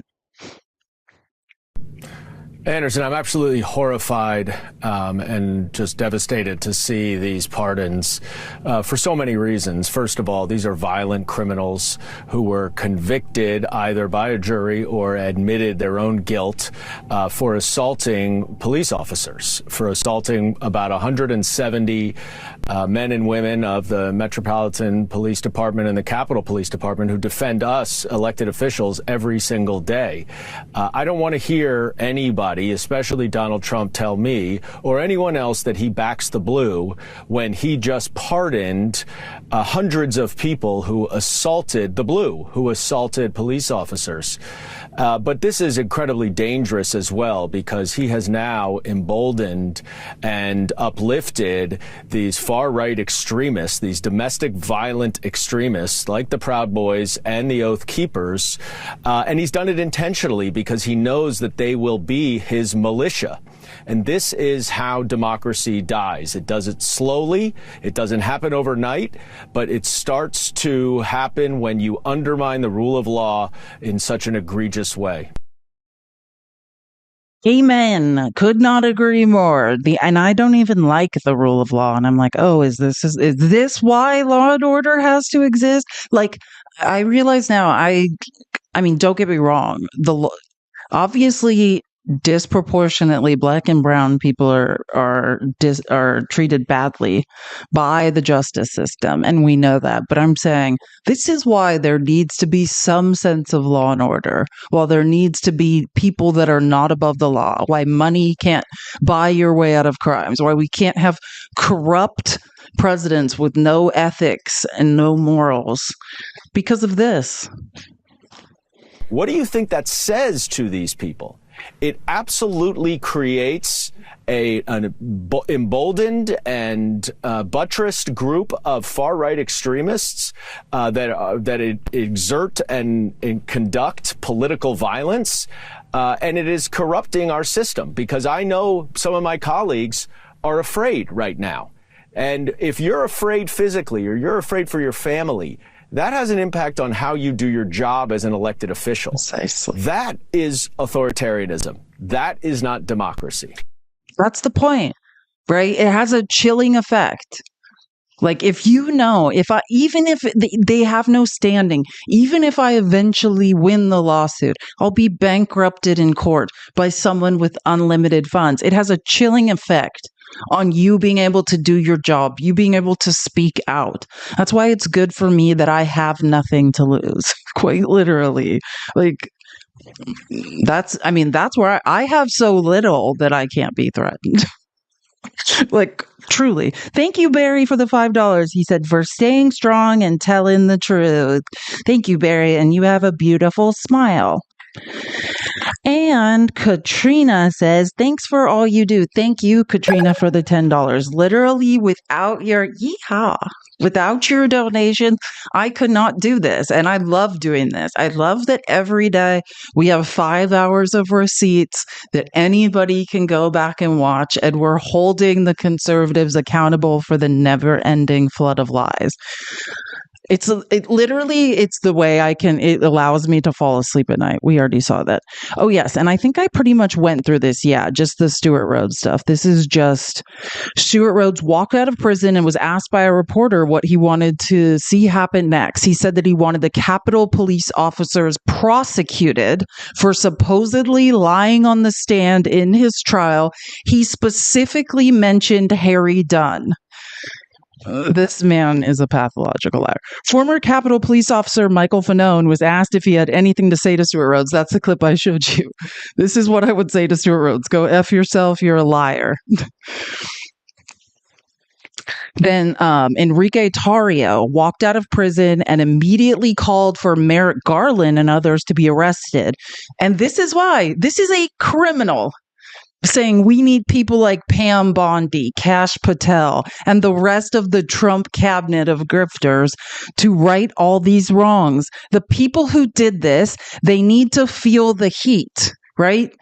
This is a chilling effect. This is what Dan Goldman's talked about. These are terrifying people who are the heads of terrifying domestic tea organizations who are terrorizing people. They need to be put behind bars. J6 insurrectionist Vital Goszczynski also walked out of prison. He tried to attack his judge during the sentencing and had to be tackled and physically restrained by court bailiffs. Cool. And then wait till you hear this. I just remember these. Sorry, I keep accidentally playing. I'm just trying to start it at the beginning. Remember the line of logic I was talking about? Like, you cannot say, oh, Trump can pardon whoever he wants. And he's not pardoning people because they're guilty. He's pardoning people because they're innocent and there's a conspiracy. But if anyone else pardons anyone, those people are guilty. None of that makes sense, right? It's either you have a problem with all pardons and you want to reform the system, or be quiet. You're a hypocrite in cognitive dissonance. Now, listen. Speaking of hypocrites in cognitive dissonance. I've long said you guys back the blue. How do you justifiably say that when Trump just pardoned a bunch of violent January 6 rioters who attacked Capitol Police? And if those rioters come to the Capitol, will you welcome them back here? So look, everybody can describe this however they want. The president has the pardon and commutation authority. It's his decision, and I think what was made clear all along is that peaceful protest. You hear that? The president has pardon authority. It's his decision. Okay, so you must be thinking the same thing about Joe Biden then. If you respect Trump's unlimited pardon powers, then you have to respect Biden's. That's how logic works. If you respect ones, you have to respect the others. And people who engage in that should never be punished. There was a weaponization of the Justice Department. There was a weaponization of the events, the following, the prosecutions that happened after January 6th. It was a terrible time and a terrible chapter in America's history. The president's made his decision. I don't second guess those. And yes, it's kind of my ethos. Oh, you don't second guess the president's decisions. Okay, but just Trump's, but not Biden's, right? The hypocrisy, it knows no bounds. My worldview. We believe in redemption. We believe in second chances. If you would argue that those people didn't pay a heavy penalty, having been incarcerated and all of that's up to you. But the president's made a decision. We move forward. There are better days ahead of us. That's what we're excited about. We're not looking backwards. We're looking forward. We're not looking backwards. We're just creating a subcommittee calling J6 a peaceful day of protest and investigating the investigators that did their jobs. We're looking forward. You're a shill, Mike Johnson. You are a shell of the man you used to be, which wasn't even a great man then. But man, talk about a puppet. Have you ever had an original thought? And then prepare yourself to be upset. And then here comes James Comer, absolutely out of his mind. Some members of your own party, including Senators Tom Tillis and James Lankford, have criticized President Trump's pardoning of violent January 6 offenders. I mean, some of these recipients battered police with a metal baton, a fire extinguisher, a stun gun, a pole, a wooden plank. You were at the Capitol that day. You've condemned the violence. Do you agree with those pardons? Well, here's the difference. Donald Trump campaigned and said he was going to pardon the January 6 people. I mean, he was very transparent about it. Unlike Joe Biden, who I believe went on CNN, I believe it was Jake Tapper's show, and said that he would never pardon his family and he would not issue any preemptive pardon. Sure. So there's a difference. Trump was transparent. He campaigned on this, said he was going to release the prisoners. But not the broad, I guess it's the broad swath. Right, he did say, and that is true, he did say, look, I'm going to pardon them. But even his vice president and Pam Bondi and others said, even Speaker Johnson said, if they were violent, they really shouldn't get a pass. They've gotten this pass. Yeah. One of the problems with this whole January 6th situation is the January 6th committee. And we believe that they botched a lot of things. There's a significant percentage of Americans, especially conservative Americans, that believe that many of those rioters were enticed by undercover FBI agents and people within the FBI. The FBI has not been forthcoming. I don't know if Okay, I can't. I'm glad I came back on that part. Because, by the FBI's not being forthcoming, you mean that literally 3 weeks ago, they released a 90 or 80 something page report on this, which I read on this live. So, James Comer, I know you have it. And guess what? There were no FBI agents there. Now, there were some FBI informants, because that's what happens when domestic T groups are planning to do something horrible, right? There are informants inside those groups. And the informants were instructed, don't go anywhere near the Capitol. A few of them did anyways, I think 5 or 6, and engaged in some illegal acts like trespassing and stuff. But nobody, right? Like, what are you talking about? We already know this isn't true. You know this isn't true. And It's interesting, CNN, because I'm going to show you clips in a little bit. Like Jim Acosta, like tore Tim Burchett up. Like there's there's some good people like Caitlin Collins, Jim Acosta. There's some good people. What's Boris Sanchez? I love him. Like there's some good people on CNN, but like CNN CEO is awful.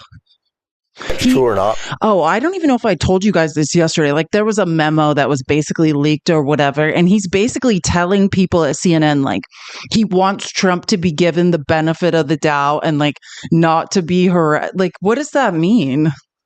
It's the CNN. Ron Filipkowski made this point and I really liked it. Ron Filipkowski said, like, we already have Fox News which is pathological lying that MAGA wants to hear. Nobody wants Fox News light. You know what I mean? Nobody wants like, hey, like, we're just going to kind of agree with Trump and not point out 50% of his lies. Nobody wants that. There's no place in the market for that. Either tell the truth, have integrity, have a code of ethics, follow the ethical foundation of journalism, right? There's a code of ethics that journalists follow. Either follow that code or become Fox Entertainment, the WWE of news.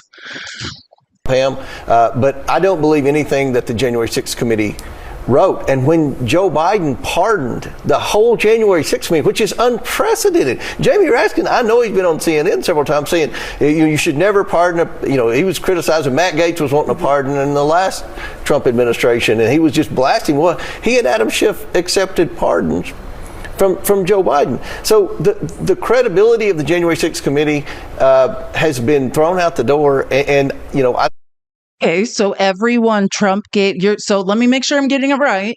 Anyone who's received a pardon has no credibility and is a liar and is guilty of the crime they committed? Is that correct? Because I'm following your idiotic line of logic, James Comer. Think about it, what you're saying. So everyone Trump's pardoned, all of those people, you're saying are guilty and are liars. If you receive a pardon, you're a liar. You're guilty. Okay, that's fine. Let's go with that logic. Because I do think most of the people Trump pardoned are guilty. Our ambassador to France, the one I said set up his own brother-in-law with a hooker to entrap him and blackmail him so he wouldn't testify against him. That guy, he's now the ambassador to France. Trump's father-in-law. So maybe we should do something about that, because by James Comer's line of logic, he's a liar. I think most Americans are confused what happened. Again, President Trump said he was going to do it. He did it. And, the reporter had mentioned that maybe he was going to have some of them come in. Mm-hmm. I think that would be great to have a press conference and let them, and I'm sure. And I know Ardonio Sullivan, our reporter, has been out talking to them. Mm-hmm. But just to kind of put a button on this, he did talk about pardoning some of them. But I think, for people in your own party, I think the thing that concerns them is the violent offenders attacking police officers. Mm-hmm. I mean, this Republican Party has been known to support the police, law and order, and they're getting a free pass here. And I think that is what seems to be bothering some, like Tom Tillis, Senator Langford. Yeah. I mean, do you share some of that concern that this could set a bad precedent and, raise safety concerns and that kind of thing? Well, obviously we support the police. I support the police. We've always been there to make sure we didn't cut the budget to the police force, make sure they had bulletproof vests and the equipment they need. We're just letting a bunch of people that violently assaulted police officers out of jail. I support the police. Nothing I'm saying is hypocritical. It's like spitting. It's like, that's what I say like about SA. It's like you can be SA'd, but then it's like the worst part is then when you're gaslit after the fact. It's like they went through the most traumatic thing they could have ever gone through. Like just watching the video of J6, and how they're just trapped on an island alone being assaulted and horrific things are happening. And then after the fact, to have people like this guy denying your reality, denying what 100% to be true. I'll say this to those people. Now you know how women feel. This is why women don't report SA. This is exactly the same way it feels. You go through the worst, most traumatic incident of your life, and then your reality is denied. Not only denied, but you're the criminal, right? You're the liar. You're ashamed. This is exactly how it feels. The way those Capitol Police officers feel, this is how 1 in 3 women feel. Need to be able to protect themselves. We certainly don't, condone violence against police. I think that this is a question that President Trump will be asked, and I think that he'll certainly give his reasoning as to why. But with respect to the pardons, my answer is he said he was going to do it, unlike Joe Biden, who said he was not going to do it. So I think that's that's where I am. I support the president's decision, but I do think you should. I just want to say Trump did not say he was going to do it. Trump has said many different things, right? Trump has said he wasn't going to pardon the violent. Trump has said many different things. And I'll say, oh my gosh, I remembered his name. I almost forgot. I will say the smartest line of logic I ever heard on this and the biggest truth. And remember, I said this, and just say this anytime, if you're ever faced with one of your MAGA relatives gaslighting you about these pardons, came for that same libertarian convention where they were booing Trump and like throwing rubber chickens at him when he spoke there. The real libertarian candidate that won the nomination, he is fabulous. If you're a Republican and you want to remain a Republican, look up Chase Oliver. Support Chase Oliver. He is actually intelligent and stands for something. He's a real libertarian, not a fake libertarian like Rand Paul and the rest of the fake libertarians, Republican libertarians in Congress. And he said what he said was the truth. If Trump gave a damn about the J6ers, he could have pardoned them when? The first time he left office. But he knew if he did, he would never be reelected. So he let them all go to trial. He let them all be convicted. The time to pardon those people, if Trump really stood for something, if Trump wasn't just a narcissist using people as pawns in his game, and these are just more people who ended up under the wheels of the bus, the time to pardon them was when he left office in 2020. If he cared about you, that's when he would have pardoned you. If he had ethics, if he truly believed in a thing he was saying, that is when you would have been pardoned. But he wanted to run again. He knew he could never run again. He doesn't care about any of them. If he stood for something, we would have pardoned them then. He stands for nothing. He's a transactional narcissist who uses people like pawns. Everyone eventually ends up under the bus. Oh, this is going to be good. I told you that Jim Acosta on CNN, who I love, and who they're trying to force out, by the way, it's rumored, like the CEO is so annoyed with him. Because I feel like Jim Acosta has always been a very reputable, very solid investigative reporter, has reported in war zones, is like awesome. But I feel like Trump getting reelected has like activated him. Like you could just tell like his patience, like it's the same way Lawrence O'Donnell has like effing had it. Like I love Jim Acosta is like, don't look at me, don't talk to me, you all are effing idiots. Like I'm so here for it. Oh, thank you, Doreen, for the $20. She said, you are a beacon in the dark light we are entering. Thank you. As are you all. And you guys are my beacon. You guys give me a reason to. You guys are keeping me just as sane as I'm keeping you. Believe that. Okay, so Jim Acosta had Tim Burchett on his show yesterday, and they're talking about J6. It's good. Back the blue. What happened to backing police officers? Your party has said time and again, we back the blue. It sounds like you let down the blue. You're betraying the blue. Jim, why don't you just give an editorial and not let me come on? Look, what happened in the last 4 years with police? What happened with all the riots that took place all across the country? Police officers were murdered. Courthouses were burned. Hold on. I don't think that's the first clip hold on. Let me not make sure, but I'm going to play this from because I think I left one clip out of the present. I think that's the second clip, and I don't want us to miss the best part. Let me make sure. Yeah, I am missing a clip. Hold on. I mean, I have it. I didn't add it to my presentation. We can't miss the best part. Okay.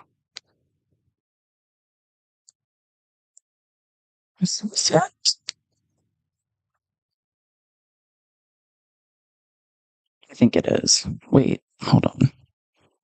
Or nope, this is it. Got it.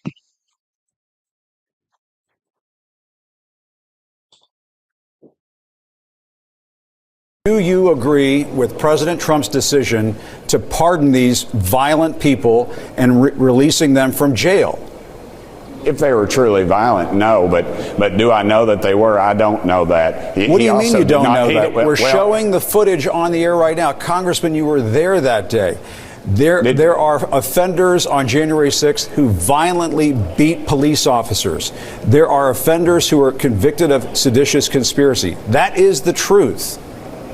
This is a political world, Jim, and I don't remember you all on CNN condemning Joe Biden for commuting the sentences of murderers and child molesters, which he did. And you all Congressman, I'm not asking about. That's not true. Just because I do like how Jim Acosta just stays on the line of logic, but I just want to point out Tim Burchett has been peddling this lie about Biden pardoning unalivers and 3PDOs. Yeah, what he's talking about is a prisoner swap, one with Russia and one with China. Okay. Prisoners China wanted returned and prisoners Russia wanted returned. That's what Tim Burchett, who has a horrible problem of misinformation, disinformation, and lying, is trying to mislead the public about. Congressman, we talked about Joe Biden's pardons. You never do, Congressman, Jim. we did talk about it. We talked about Joe Biden's pardons. Oh, Jim, you did not. You all read your report from the Democrat National Committee, as you always do. That is absolutely Americans. false. Congressman, are you going to respond and say whether or not it is right to let these people out of jail? I don't know if it is or not. I'm not a lawyer, but I'll tell you what isn't right. You're a congressman. You're a member of Congress. You're an elected official. Take a stand.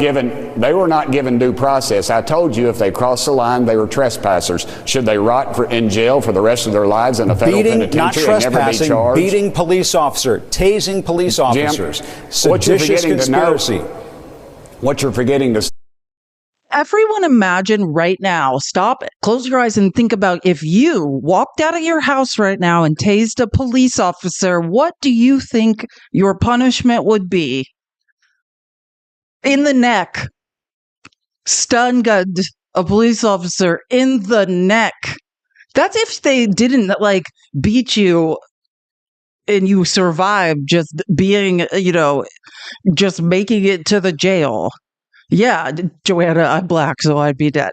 That's exactly what I was thinking. That's if you even survive what comes next, you're going to jail forever. And then whilst you're in jail, it's going to be, you probably won't survive long. Is the ones that he didn't release. Why did he not release those? There are several that he did. This blanket thing you're all talking about is not a blanket. It's not a blanket pardon. There were several that he didn't for those very same reasons. Why are you not focusing on them? Congressman, we're talking about the leader of the Oath Keepers, the leader of the Proud Boys. They should be released from prison? What about the leader of the FBI? What about the FBI agents that were on the grounds, that were in that mess? Congressman, that were helping the leader of the FBI that? was not rioting at the Capitol. Christopher Wray was not rioting at the Capitol, and also, as we know, there were not FBI agents there. You ruined Ray Epps' life lying about him. We've already gotten this clear. Stop lying. Oh, wait, Tim Burchett, you're a pathological liar. I forgot. You never stop lying. It's 4:00. We should be at 400K. If everyone just keeps tapping so we can catch up. Please tap the screen. Let's get to 400K. YouTube, let's get some hearts going. Thank you for being here, Twitch. You guys are amazing. I appreciate you so much. Oh, wait. Let me make sure I get to the right clip. I just remembered. I forgot I had to go off the presentation. Okay, so that was the 2 minutes is the first, yeah, and then the one we were listening to. Here we go. I'll go back to the presentation after this. Back the blue. What happened to backing police officers? Your party has said time and again, we back the blue. It sounds like you let down the blue. You're betraying the blue. Jim, why don't you just give an editorial and not let me come on? Look, what happened to the last 4? Every time he lets you speak, you lie. So I don't know. I actually prefer him just over talking. Years with police. What happened with all the riots that took place all across the country? Police officers were murdered. Courthouses were burned. Over 22 police cars were burned. Yet no one went to jail for that. Where's your crocodile tears for that? See what I'm saying? And by the way, they're all doing this, bringing up BLM. Nobody went to jail for the BLM riots. Yeah, especially the bad actors, the Boogaloo Boys. I think he starts bringing up burning down a police station. Yeah, they found out that wasn't in fact Black Lives Matter protesters, was it? It was bad actors, actual domestic tea groups, the Boogaloo Boys who did that. And they were prosecuted. And yes, Trump was the president, and I do think he poorly managed those riots. But again, to say people weren't prosecuted, that people didn't go to jail, are you joking? Like, what? The lies never end. That's why people need to overtalk you, Tim, because you're just a pathological liar. Congressman, you're engaging in a game. You're engaging in a game of whataboutism. People were obviously prosecuted after those riots. Every day.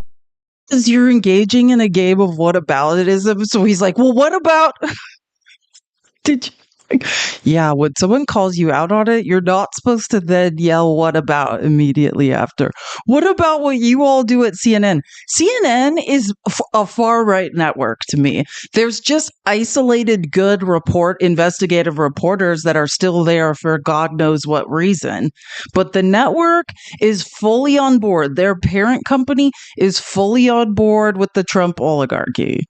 What are you talking about what we're doing at CNN? We didn't storm the Capitol. These people did. And President Trump let them out of jail. Why not just say, you were wrong, Mr. President? Say it. Why can't you say it? Jim, as I said, individually, I don't know the case. But back the blue. What happened to backing police? Why can't you just say it?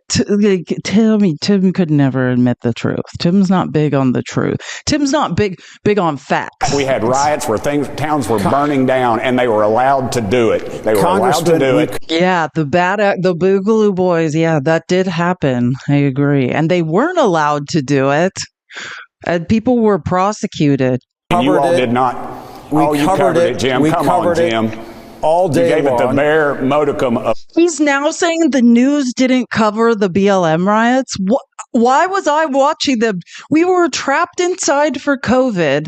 We had no entertainment, and we're all watching them 24 hours a day. And Tim Burchett is flailing around, drowning. And his news story was that nobody covered the BLM riots. They were on every network 24 hours a day. Like, there's no amount of lies Tim Burchett will not tell. All day long. You gave it the bare modicum of coverage, and then you went on to trash Trump or some conservative cause. I was at the White House covering the first Trump administration when they had rioting outside of the White House. I mean, that was covered on CNN. What you're saying, this is not Fox, Congressman. You can't just spin a tail and pull the wool over people's eyes. Yeah. This is CNN. This is the news. We are asking you to come on and tell the truth. And that's why more people are watching the Cartoon Network SpongeBob reruns right now, Jim. Look, I left the White House during a riot. My life was threatened. My life has been threatened within the last few weeks. Yet there's no coverage of that. And you all continue this narrative of attacking Trump. You just can't stand the fact that he won and that America spoke. Congressman, and that your view is very diminished. That's not the case at all. So I don't know exactly what district in Tennessee Tim Burch is from, but you guys elected a 2-year-old toddler who's watching SpongeBob. And I mean that because he's like, you guys are just mad. Like, you are a U.S. congressperson who has said nothing of any substance, spread misinformation, but more disinformation. More of it is just blatantly not true. And then you just are getting backed up into a corner by someone who is outmaneuvering you, has more information, and is more intelligent. And then you just start saying, like, what do we see MAGA say in chats on TikTok? You're just mad Trump won. Like, this is whoever voted for this guy. It's not great. It's not looking great. He is very diminished. I asked you to come on to ask you about these pardons because they are highly controversial and they could result in people getting hurt. And I think that's a sincere question. If they break the law, then they go to jail. If they break the law, went to then jail, they go to and then jail. the president let them out of jail. And all I'm asking you is for you to say that if you feel it's wrong, say it's wrong. That's the key. They did go to jail. And under these Soros-backed DAs all across the country, these people are walking for much more heinous crimes than this. Congressman Tim. Again, that is not true. Thank you, though, Tim, for yelling your feelings and disinformation. Like, this is the best they have. This is great job, Tennessee. That's pretty embarrassing. Truly, that's pretty embarrassing. Okay, I'm gonna wait. I need to go back. I was like, that's not my presentation. Let me go back to the presentation and figure out where we are. And yes, someone in the chat correctly said, yeah, a federal judge blocked, which that's what will happen with all these executive orders, right? A federal judge, like pretty much when the live was starting, blocked Trump's birthright citizenship order. But it's just, that's what, I mean, lawsuit after lawsuit will be filed against Trump. Trump's a lot of his unconstitutional executive orders, and then they have to wind through the courts. But it just depends on what's going to happen. Like, but of course that's going to be challenged. Like, of all the unconstitutional SHIT Trump is up to, that's one of the more obviously egregious ones, let's say. Okay, I want to move on. Wait, oops. Oh, there it is. I was like, where are we? Oh, now we get to the good part. Okay. I'm kind of excited because this is what I want to talk about. I'm over the J6 stuff, and I realize we generally are done. I'm just over them spreading lies for today. So I talked to you about how a great job the House Democrats were doing and the Senate were doing. Yesterday, the Senate Democrats were doing yesterday in Congress, like just getting the word out and telling the truth. Oh, wait, I need to play one more thing. I forgot. I have a clip I found at the last minute. So just to be respectful of the officers who were injured in J6, this is Daniel Hodges, and I'm sure you've all seen the video. He is the one that was like, his body was like crushed like against the like door jamb, and they were like smashing him. They tried to gouge his eyes out. Like, this is him. Like, this man was brutalized and is lucky to be alive. And that's Harry Dunn behind him and Eric. Oh my God. What congressman? What is his? I feel so bad. The one who's always like Jim Jordan, the California congressman, Eric Swalwell. That's what it is. Swalwell. Thank you. Yeah. So I just want to play this again. This is Daniel Hodges speaking about his thoughts.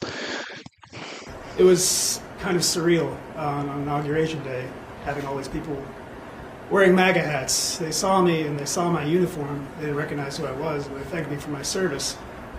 And it reminded me of January 6, 2021, because on that morning, they thanked me for my service too. He's saying on Monday, he was working and everyone's like, thank you for your service, because they didn't know who he was. And he's saying, reminds him of January 6th. In the morning, they were all thanking him for his service too. That's so messed up. Because on that morning, they thanked me for my service too. And then they went into the ellipse and listened to Donald Trump speak. And Trump was told they were armed and he didn't care. He told them they had to fight. Fight, fight, fight. And then he sent them to the Capitol. And once they went to the Capitol, they didn't thank me anymore. They called me a traitor, telling me to remember my oath.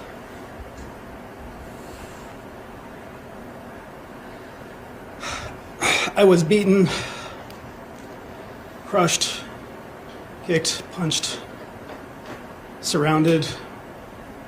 Someone reached underneath my visor, tried to gouge out my eye.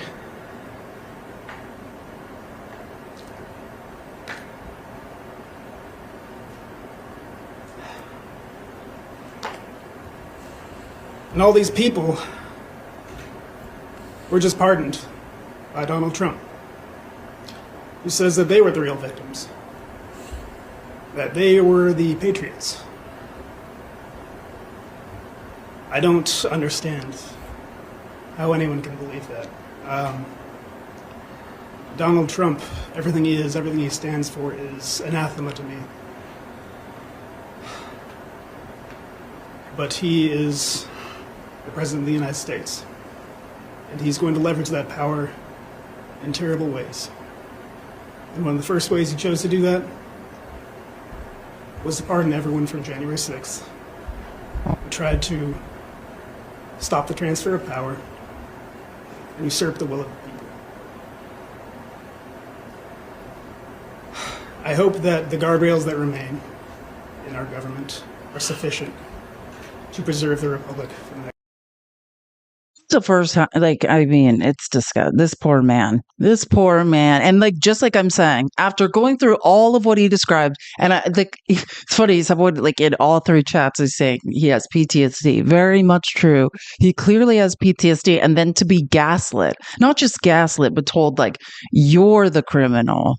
You're lying. You're framing people. Can you, imagine that existence. Imagine trying to sleep at night.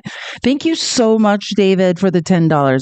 You provide the best news coverage. Thanks. That is the biggest compliment. I appreciate it. I just thought we needed to play that just because it's the least we can do is bear witness to like what these people are being put through on a daily basis. It's disgusting. And now, whoops, I want to make sure I go in the right direction. Yeah, okay. I'm just thinking of which clips. Okay, I want to start with, Jim McGovern. So I was talking about the Democrats on the House floor because this is before they voted on Senate Bill 5, which is the gross Lakin Riley Act. Which, wait till you see what I have to show you here. This is really what I want to make sure I show you. Because remember yesterday, and I was just like, this is just my line of logic. I did not know that like AOC was going to get on it. I didn't even know how right I was until I did some investigating. I said that you guys were asking me what I thought of it. Someone in the chat asked me what I thought of the Lakin Riley Act. And I said, follow the money. Like, yeah, why would anybody want to indefinitely incarcerate people in private prisons for money, right? This is corporate greed. This is the private prison lobby. Yeah, and absolutely it is. But before that, so they're on the House Democrats are on the floor debating before the vote. And like nobody is even, the Republicans wouldn't get up and debate, except for like Margarine. But Jim McGovern was fabulous. Oh, and I'll just show you guys this. If you want, oopsies, sorry, sometimes that happens. Let me pull this up real quick. If you want more information on the Lakin Riley stuff, this is screenshot this article. This is a good article on it. And then this is the bill. It's Senate Bill 5. If you want to look it up later, screenshot this. This is the actual bill. And I'll just say, remember Katie Britt, crazy kitchen table, Katie Britt, like she did the response to the State of the Union. This is her bill. It basically just says like, did I screenshot any of it? I screenshotted the beginning. Basically, if you don't know the story of Lakin Riley and the way they're doing this, because they think if they say Lakin Riley's name, nobody can say, hey, this is a grab for the private prison lobby to get rich. No, I'll say it anyways, because it's true. Basically, they say that the man who unalived Laken Riley had been picked up for shoplifting. But yeah, you don't put petty shoplifters in prison indefinitely without due process because, this is America. And there's a way that the justice system works.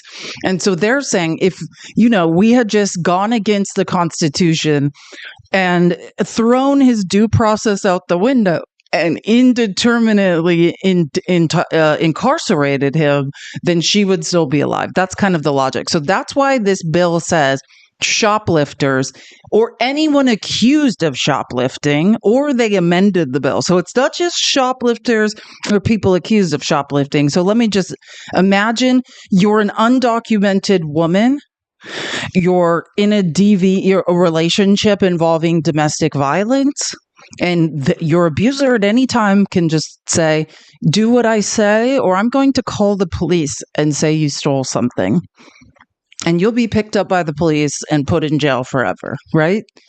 That's why people have due process. That's why the justice system has regulations, because this can be abused more than it's going to be used for good. We're going to throw out due process, throw out law and order, and just put people in prison who we don't know if they may be guilty, they may not. The other thing is, it says you can just be indefinitely incarcerated for assaulting a police officer. But again, you don't get a trial.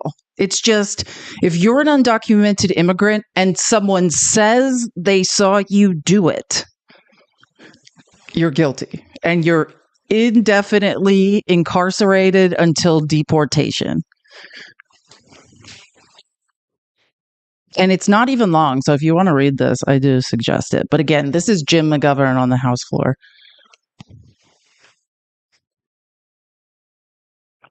It was about lowering costs. What the hell happened?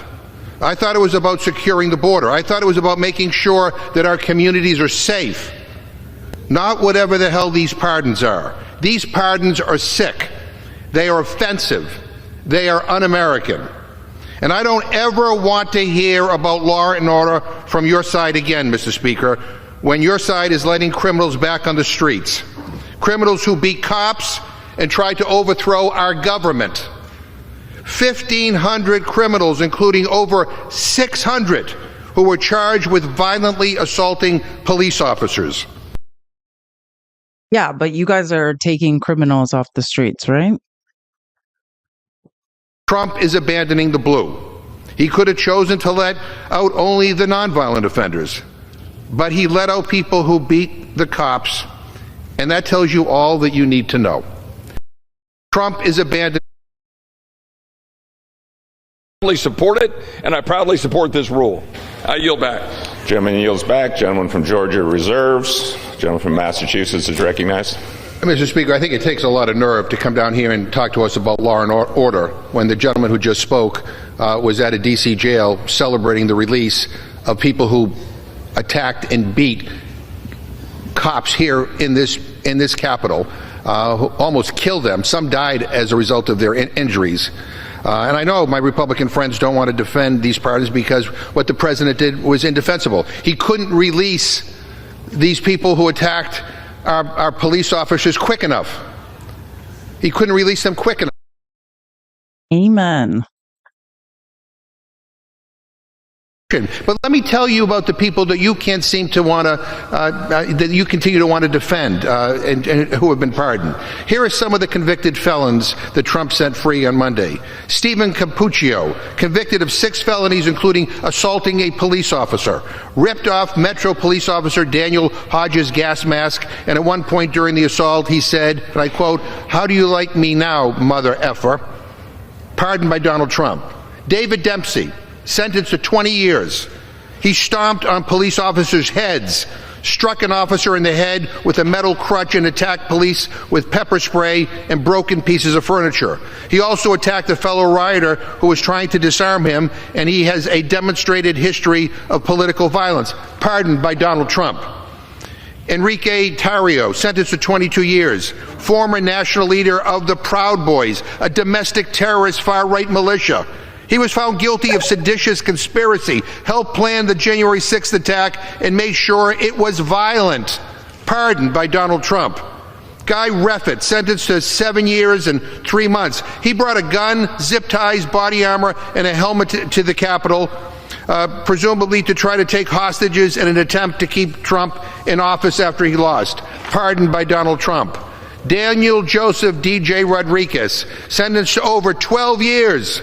He repeatedly tased Officer Mike Fanone, shocking him in the neck multiple times and causing him to lose consciousness and have a heart attack. He was pardoned by Donald Trump.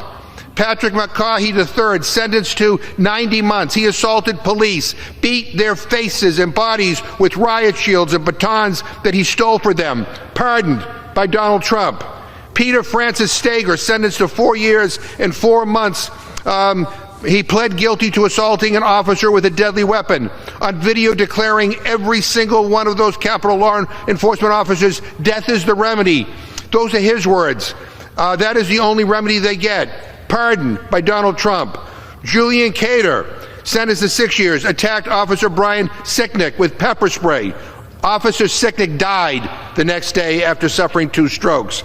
Edward Jake Lang was on trial for 11 charges, including swinging a baseball bat at officers. In addition to his January 6 charges, he began organizing a nationwide network of armed militias in all 50 states. Pardoned by Donald Trump. Mr. Speaker, criminals pardoned were not tourists. They were not peaceful. They were violent criminals. And here's just one example. Daniel Ball's case was dismissed today, and he was released from jail. Why was he in jail? He was being held in pretrial detention because of what a judge described as, quote, some of the most violent and serious offenses of any of the charges being brought against participants in the January 6th events, end quote. That includes hurling an explosive device into the Lower West Terrace Tunnel of the Capitol, the scene of some of the most egregious violence against police that day. Some officers suffered from hearing loss for months. But get this, Mr. Speaker, Mr. Ball has already been arrested again on federal gun charges. And he was already a 2-time convicted felon for, and I quote, domestic violence battery by strangulation and resisting law enforcement with violence. Yeah, he already arrested again. This is who the president pardoned. This is why my Republican friends are silent, because this is indefensible. Oh, Jim McGovern. I love Jim McGovern. I saw you guys cheering him on from the chat. I call him the gentleman from Massachusetts. Jim McGovern is doing the Lord's work. If there was a God, just Jim works for him. I love him. He's amazing. But that's the truth. That last guy. And again, all these replays are available on YouTube if you want to clip this. Or again, all the links to these clips are in the outline. There's a link in my link tree on Twitch, on YouTube, on TikTok. There's a forever link right now to join the Discord if you want to join it. And this is in the live sources section for the people's receipts. Because like I said the House Democrats were on fire yesterday, and very few Republicans would even get up to try to combat them. That's why he's saying that no one will come up here because you guys are ashamed. Meanwhile, they're celebrating or they're about to vote on Senate Bill 5, the Lake and Riley Act, which everything that they're saying is already illegal. But they're just basically Trump's paying back the private prison lobby. The gentleman's recognized. I rise in opposition to S5. All these fine speeches, all these fancy parties with billionaires and congressmen in tuxedos, all these executive orders for big oil and the tech broligarchs, all these complete and unconditional pardons for Proud Boys, Oath Keepers, and violent extremists who chanted, "Hang Mike Pence," and smashed, swarmed, and wounded our police officers in this building with steel poles, baseball bats, American flags, Confederate battle flags, and bear mace. All this sound and fury on day one and week one, but nothing to bring down grocery prices, nothing to bring down the cost of rent as they promised, nothing to improve our healthcare system or build on our success in the last Congress in reducing prescription drug prices, nothing to get health insurance coverage for millions of people who don't have it, nothing to bring down the cost of housing or build new housing, nothing to combat the nightmare of climate change other than the full-scale retreat of withdrawing from the Paris Climate Accord, nothing to address the real problems faced by the American people. So today they want to change the subject from the indelible and shocking public safety disaster of the president releasing hundreds of convicted felons, specifically violent cop-beating felons caught on tape in the act, whom he had incited on January 6, 2021, back into the population with no plan for protecting the American people or the public safety. So what do they want to talk about today in their wisdom? Public safety. And Gentleman's recognized.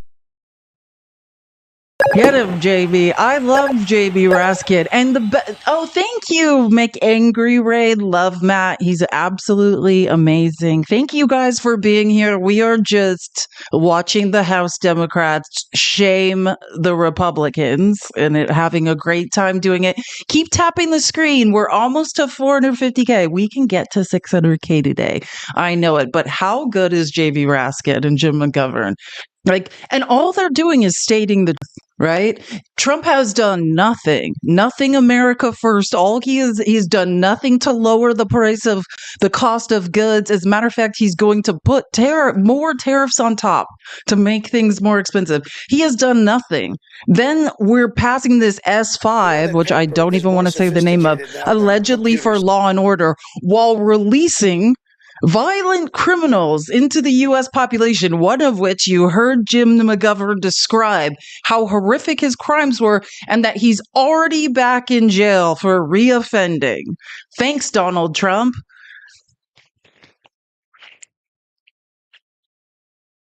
Mr. Speaker, it may surprise a lot of Americans, but we actually know how to solve these problems.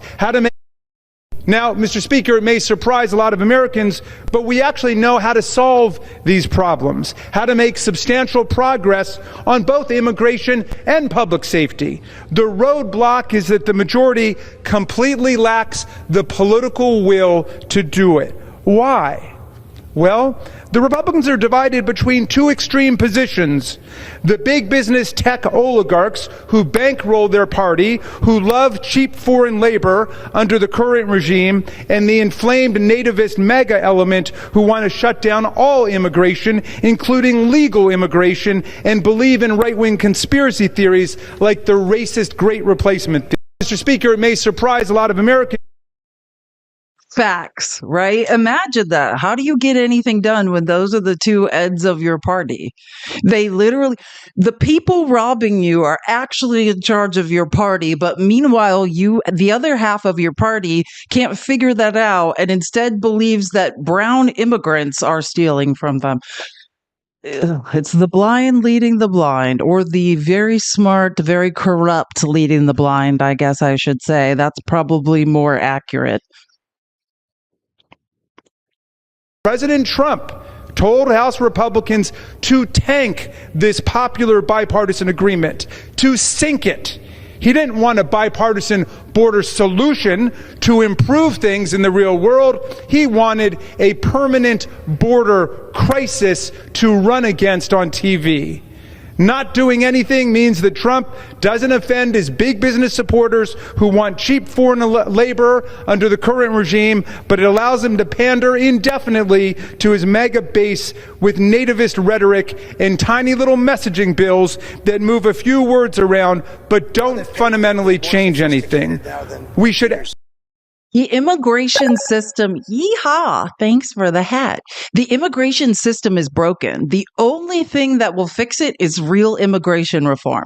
It's already illegal to shoplift in the United States. The only thing S5 does, the Laken-Riley Act, is give the private prison industry a huge windfall. And I'm going to get into the numbers in a bit, but we're talking about billions upon billions upon billions of our tax dollars that's going to be funneled to them to indefinitely incarcerate undocumented immigrants. It's follow the money. This is just about money. And I don't know if you guys remember, but you always hear the House Republicans when you say, hey, there was meaningful immigration reform. I don't like it because it didn't have the pathway to citizenship and it would have crashed our economy, but it was a bipartisan bill that Trump killed so he could make up lies about the border, right? And run on them. And you always hear House Republicans saying, we passed H.R. 2. I read H.R. 2. It was the same thing as this. It was a bill for private prisons, the private industrial prison complex to get rich off indefinitely incarcerating immigrants. Same exact thing as what they passed now. They just didn't have the votes last time.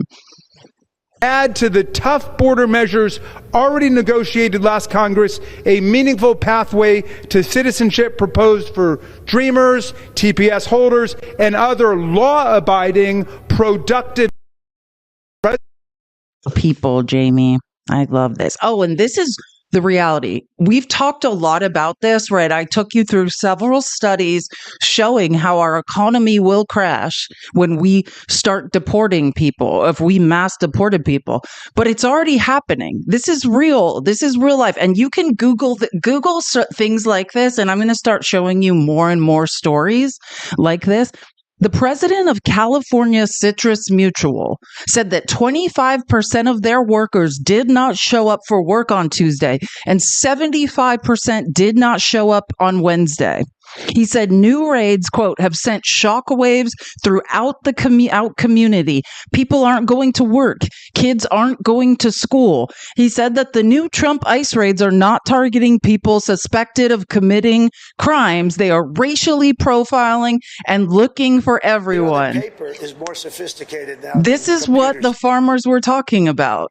I was listening. I was watching, actually, and I have the clips. I think I have it in yesterday's presentation. I could pull that one up. It's a dairy farmer who's down the street from Christy Noem's ranch in South Dakota saying, if Trump scares my workers that did not come to work, I can operate for 2 days. This is a man. It's a huge dairy farm. This is a man who voted for Trump and was saying just a couple of days ago, I don't think he'll do that, though. It is happening. Our economy is going to crash because of this. This is why economists have been doing studies saying these aren't jobs Americans do. Undocumented immigrants are supplementing our economy. We can't replace them. Great job. Great job, Republicans. You guys are doing an amazing job. And on top of that, I just wanted to point this out. One of Trump's executive orders revoked the Equal Employment Opportunity Act that Lyndon Johnson, during the Civil Rights era, signed. It has remained in effect for several years. You guys know in workplaces you see equal employment opportunity. It's gone. So businesses can discriminate against people. Cool. Oopsies. So I said AOC was fabulous on the House floor. She was fabulous. And this is what I'm talking about. Always follow the money. S5 is just Trump paying back the private prison lobby that gave him an S load of money. Speaker, I want the American people to know, with eyes wide open, what is inside this bill. Because we stand here just 2 days after President Trump gave unconditional pardons to violent criminals who attacked our nation's capital on January 6th. And these are the people who want you to believe, who want us to believe that they're trying to, quote unquote, keep criminals off the streets. When they are opening the floodgates. I want the American people to know what is in this bill. Because in the guise and in the wake of tragedy, we are seeing a fundamental erosion of our civil rights. In this bill, if a person is so much as accused of a crime, if someone wants to point a finger and accuse someone of shoplifting, they will be rounded up, and put into a private detention camp and sent out for deportation without a day in court, without a moment to assert their right and without a moment to assert the privilege of innocent until proven guilty. Without being found guilty of a crime, they will be rounded up. That is what is inside this bill, a fundamental suspension of a core American value. And that is why I rise to oppose. Speaker, I want.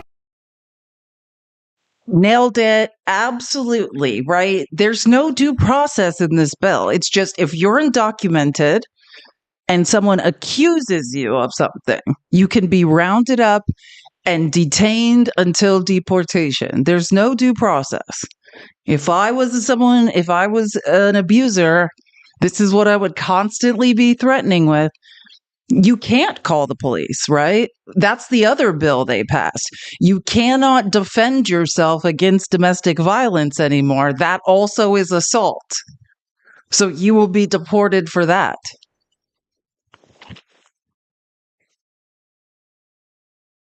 I want the American people to know what is in this bill. Because in the guise and in the wake of tragedy, we are seeing a fundamental erosion of our civil rights. In this. See, I think I just have, I want to make sure I have the right. Oh yeah, here we go. This is what before I play the next clip, I want to show you guys. This is what she put on top of the clip.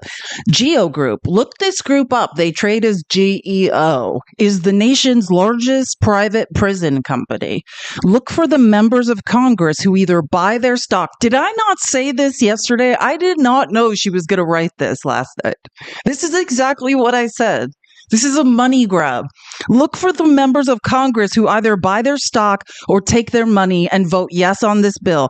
They are not voting for you. They're voting to enrich themselves. And I was going to say, I don't have time to look this up, but if you're in finance or you're just passionate about stock trading, someone look up the Congress people's positions in GEO. Right? Like I'm going to do an example on Open Secrets of their lobbying money because I'll give you a hint. Like there are Democrats guilty of this, but it's the Republicans are out of control. Rick Scott. But we'll get into that in a second. But yeah, always follow the money. This is just they're going to build private prisons everywhere. They're going to pop up everywhere. They're going to, with no due process, detain people for deportation and get rich. Wait till you see the numbers on it, too. Oh, my God. Give this money, no doubt. I want folks at home to look. Look at what members of Congress are invested in private prison companies who receive this kind of money, and look at the votes on this bill. It is atrocious that people are lining their pockets with private prison profits in the name of a horrific tragedy and the victim of a crime. It is shameful. It is absolutely shameful. And Mr. Speaker, I'll conclude with this. In a few months, there are members of Congress who voted for this bill who are going to pretend they didn't know about all the bad things that are going to happen because of it. So when a private prison camp opens in your town, when a dreamer... Time has expired. I yield the gentlelady an additional 30 seconds. So when a private prison camp opens in your town and they say, we didn't know this was going to happen, know that they did, and they voted for it. When a dreamer is disappeared from your classroom, when the President of the United States destroys what is left of the Constitution as he's announced in this attack on birthright citizenship, they will all say, we didn't know this was coming. And I want the American people to know that they did. This vote represents it. And with that, I yield back. Thank you. I think I have one more clip of her too. Hold on. I think I didn't add it to this presentation. I want to find it because she was on fire. But that is the point. And I do challenge, if anyone wants to look up like who has positions in groups like GEO Group, or you can look up the top private prison companies. Oh, wait, it is here. How did I miss this clip? Or maybe it's the same clip. Oh, I think it's the same clip. Maybe I don't have another clip. I think there's just two. Yeah, that would be 2 minutes and 35 seconds. I have one long clip of her, but let's just see what's in the middle of it. Because Which is funny because I know there's a big chunk of the middle of her speech that we don't have, and I want to find. And I made a long clip of her speaking, so I have the whole thing. I'll just kind of go to the middle and see. Where did it go? I just saw it 2 seconds ago. It's 3 minutes and 49 seconds. Where?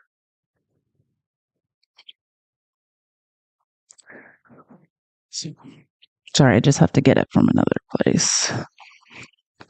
I know I have it, though.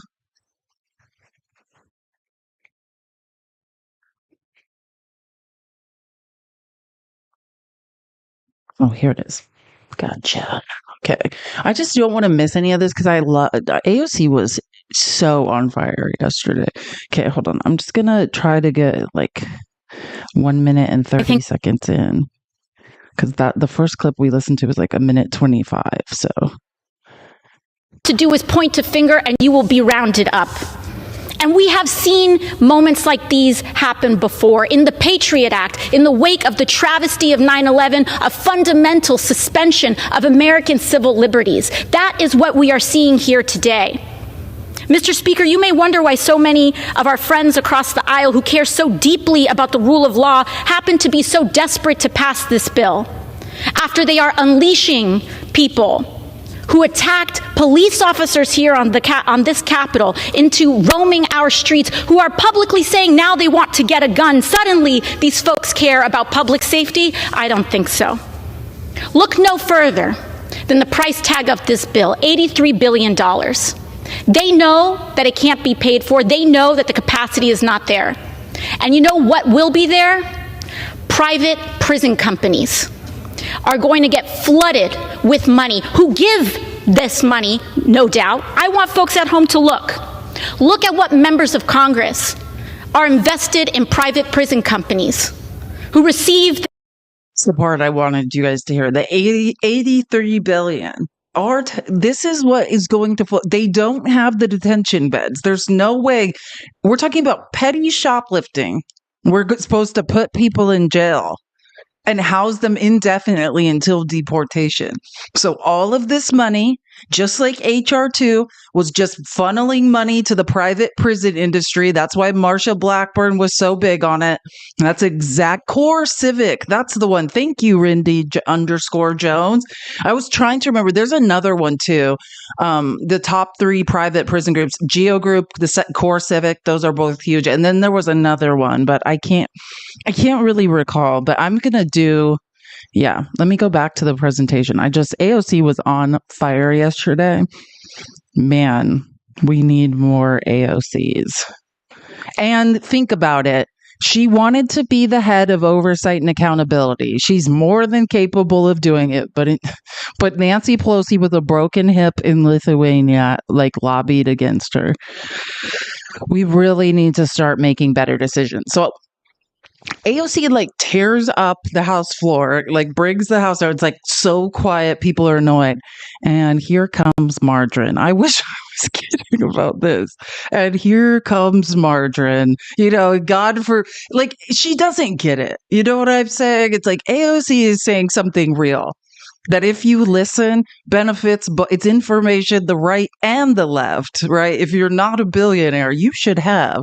Congress people are robbing us. They're taking huge positions in the stock market in private for-profit prison groups. They're accepting huge amounts of money from the private prison lobbies. Then they're drafting these bills and voting for them and getting a huge windfall. MAGA, you say you hate corporate lobbyists. You say you hate congressional stock trading. AOC is dropping a dime on people who are doing everything you say you hate. And then here comes Margarine. Margarine's I have something to say. It's never good. Thank you. Well, I certainly hope we do open as many prisons as possible to round up as many illegal aliens that have invaded our country and those that are breaking our laws, killing our citizens, women and children, and causing complete havoc across our great land. Yeah, I'm not going to play any more of it. It was a lot of bigotry, but you get the point. Like, oh, sorry, did I say Lithuania? Yeah, Luxembourg. My bad. Wrong European country. I apologize that I misspoke. I didn't even realize what I said. Nancy Pelosi broke her hip falling down the stairs in Luxembourg at a World War II memorial event. Yeah. So again, Margaret's all for private prisons. Why am I not surprised? I mean, she's absolutely clueless too.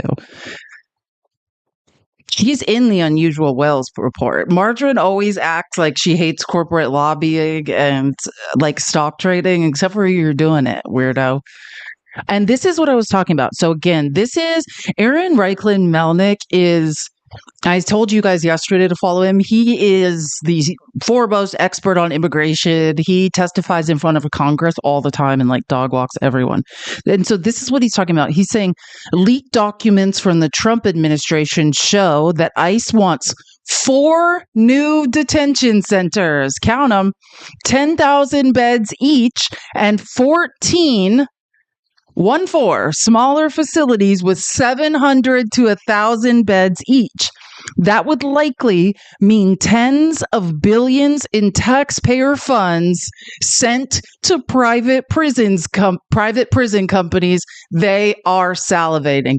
Follow the money. And again, on top of that, right? They have lobbied for this and lobbied for this.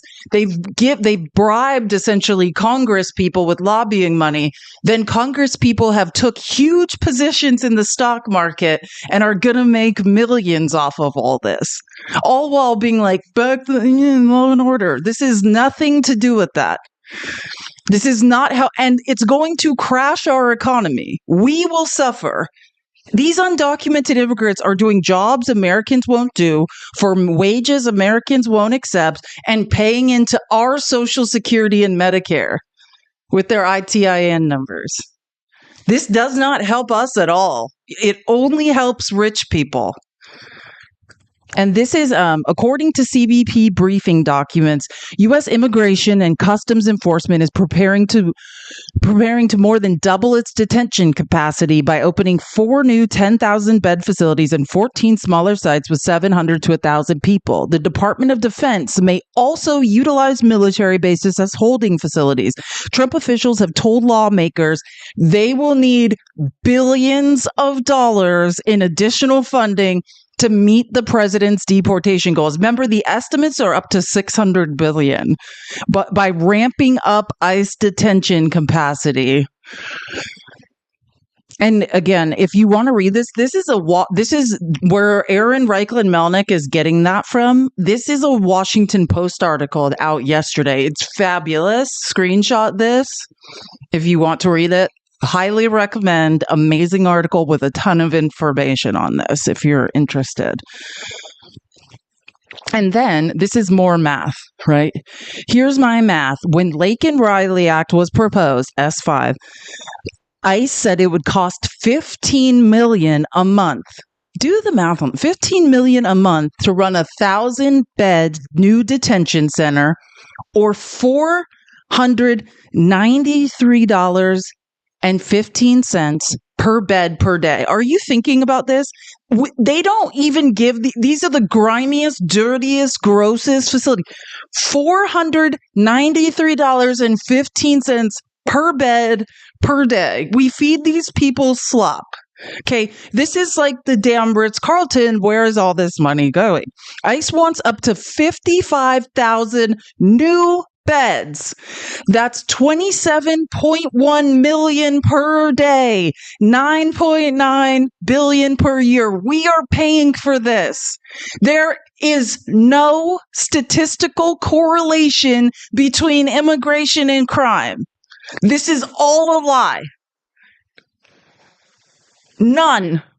And we have to pay for rich people to get richer. This is the biggest grift of all time. And it's all off our backs. MAGA, all of us. at the same time. We're all in the same lifeboat, being robbed by the same people. And this is going to come as a shock. It's not immigrants. It's not immigrants.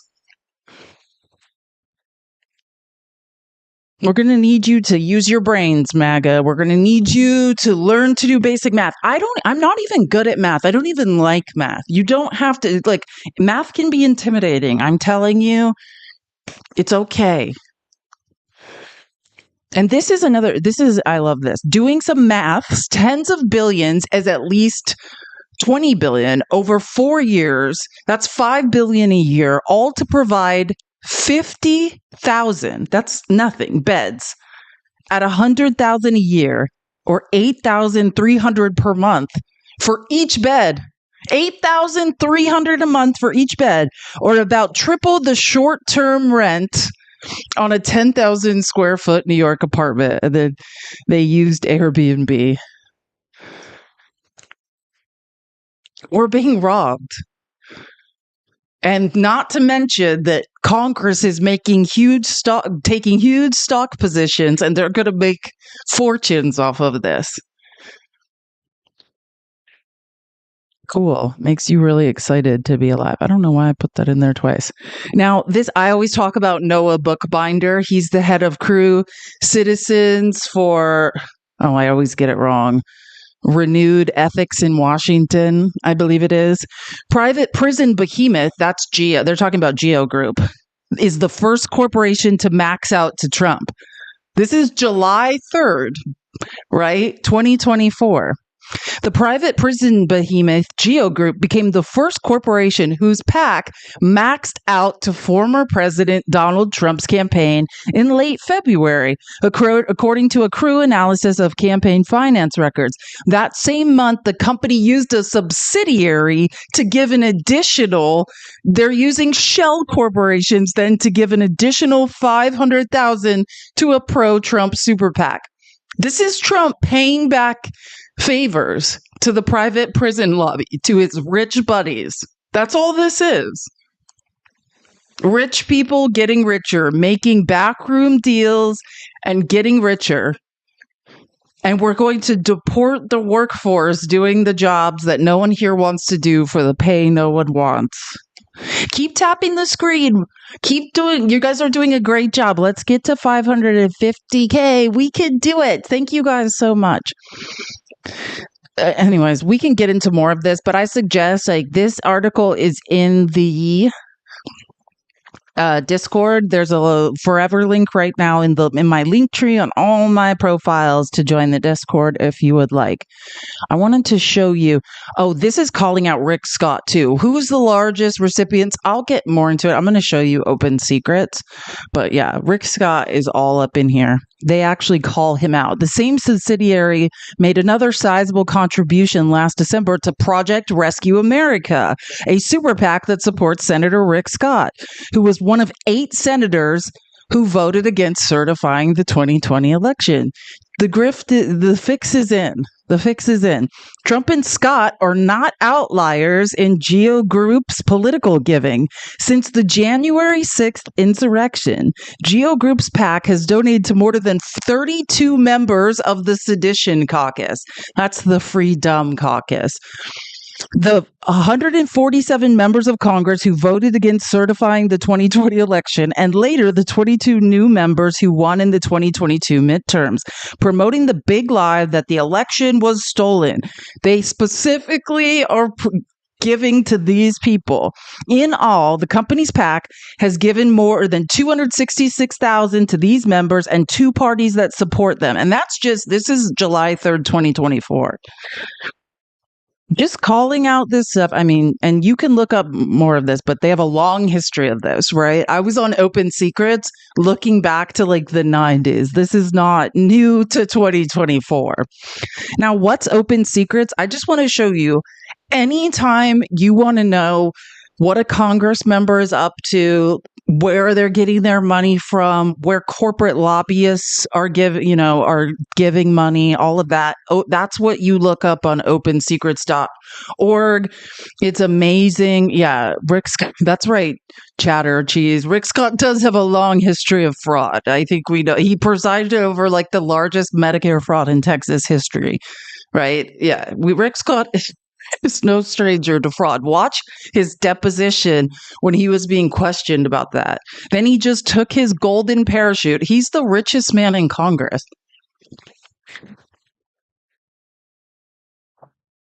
So, and let me just pull up my browser really quick because I just want to show you guys an example of Open Secrets so you know how to use it. And I don't even have to move the presentation. Okay. This is Open Secrets, right? And I've looked up, and this link I actually put in the outline directly that will take you right to for-profit prison recipients. I set it right up so it go right there, but you can just go to opensecrets.org and use the search bar to search for-profit prison recipients. Let me move this so I'm not taking up the chat too badly. Again, now, see where it says summary? I'm trying to use my mouse, which is not connected to my iPad. I was like, you can click the summary button. It drops down. There's a little bit of delay. I'm just waiting for you guys to see. And you see it can say top 20 members, all senators, all members of the House, all Senate candidates, all House candidates, right? Like, so top 20 member. Oopsies. I'm going to do top 20 members. Now, this is who has gotten money from the private prison lobby. Who's Henry? See that Democrat at number one? Who's Henry Cuellar?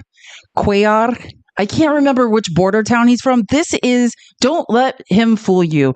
When you see the name Henry Cuellar, this is a man. This is you. Okay, I'll give you an analogy and I'll explain who he is in a second. It's the Eric Adams of Texas. Right? A man who claims to be a Democrat, but is a longtime friend of Trump. You might recognize his name and think, wait a minute, was this man recently indicted for a litany of crimes? Yes, he was. He was indicted by the Merrick Garland's DOJ for a litany of crimes. And guess who the next day said he was framed? Just like Trump did that for Eric Adams, same thing for Henry Cuellar. Same thing. This man is corrupt, just like Trump. So then there's Rick Scott. Oh, there's Lil Marco. Marsha Private Prison Blackburn, or as I like to call her, Senate Margarine. Bob Corker from Tennessee. They love the private prisons in Tennessee. John Cornyn, Texas. Mitch McConnell, Kentucky. David Perdue, Georgia. John Culberson, Texas. Hal Rogers, Kentucky. I mean, you can do the math. It's not good. And that's money to Congress. You can see there's a little green line that says money to Congress. That's the what we're on. But I want you to look at contributors, right? The source of funds. PACs, individuals, soft money groups. Look, Geo Group, these are the ones we need to look up. Screenshot this. Geo Group, this is the one AOC was yelling about. 3 million in total. This is just for 2024. Wait. Let me make sure. Let me double check that. Make sure that's what we're set on. Yeah, 2023 to 2024, total contributions, 4,099,289. You can use opensecrets.org anytime you want. Just Geo Group gave 3 million, right? A little over 3 million. Core Civic, Geo Acquisition, that's a subsidiary. That's what Crew was saying. Citizens for Renewed Ethics in Washington was saying. They're saying they max out and then they have another subsidiary so they could keep funneling money, keep lobbying with money. Pay Telecommunications, those are those prison calls that cost like $10 a minute. Yeah. Management and Training Corp, LaSalle Management, right? So quite interesting. I could stay on this website forever. Let's see. What is another good one? Recipients is always good. Oh, there's Trump, number one. $108,506. And again, Ron DeSantis, right? That's why he's so into this immigration. Do you know Ron DeSantis is like, we need to round these people up.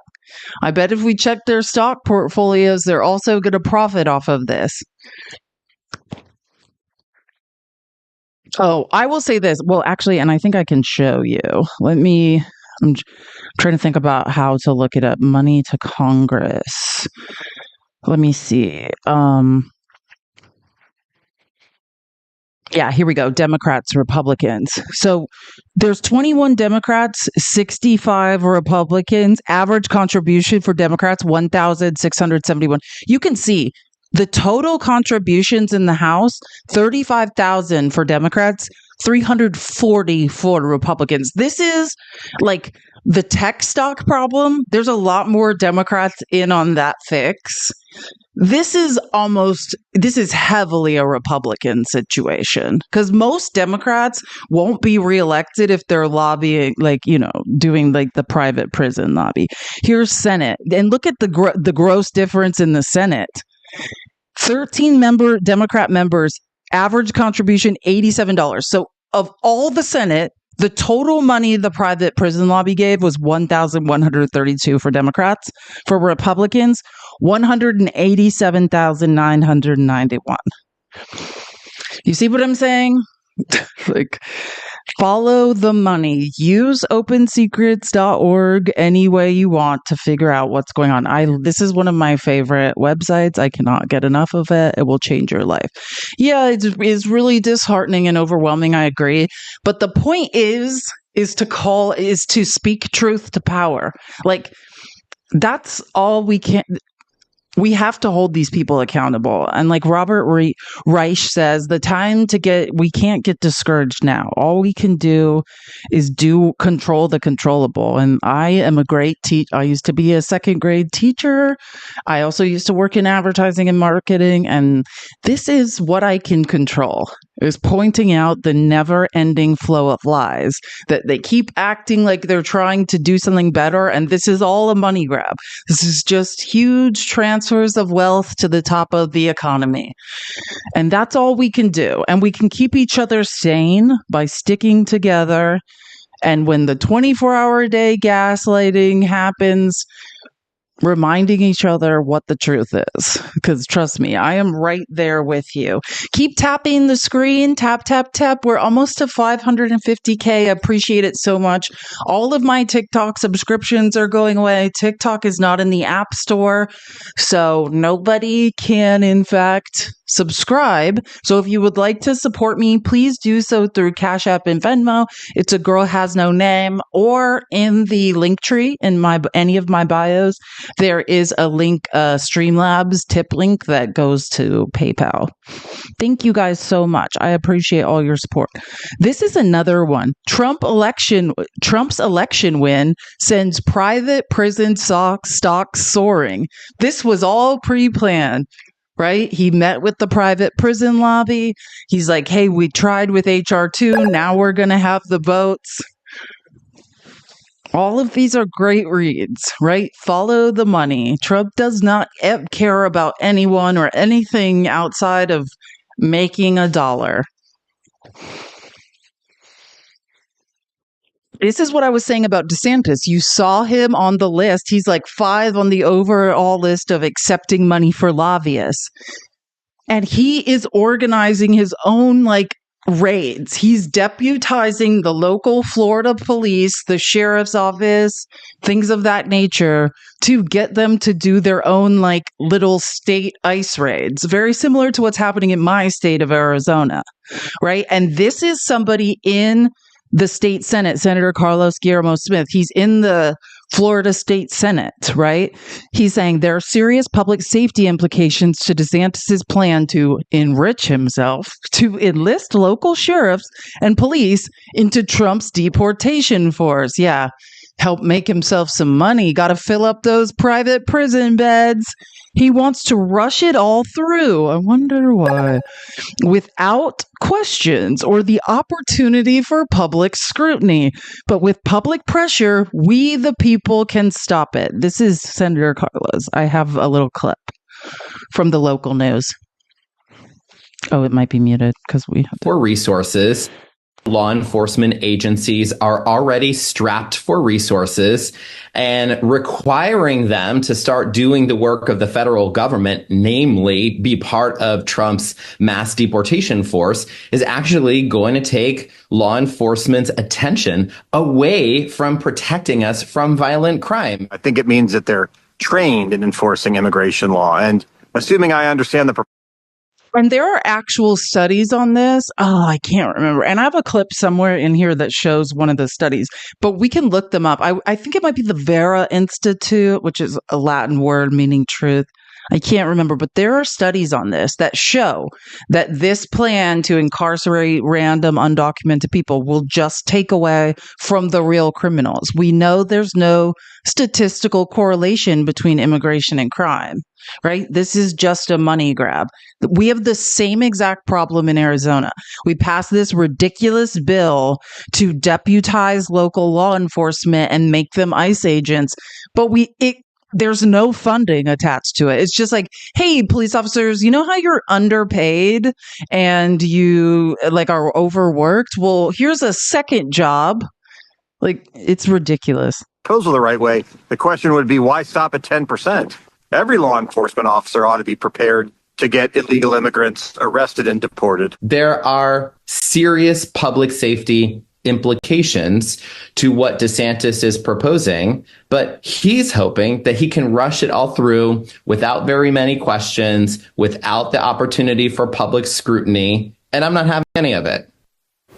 State Senator Guillermo Smith believes lawmakers should take their time reviewing all proposals before passing any into law. We have reached out to several law enforcement agencies about this proposal. Some said they couldn't comment. Tried to call a special session in Tallahassee.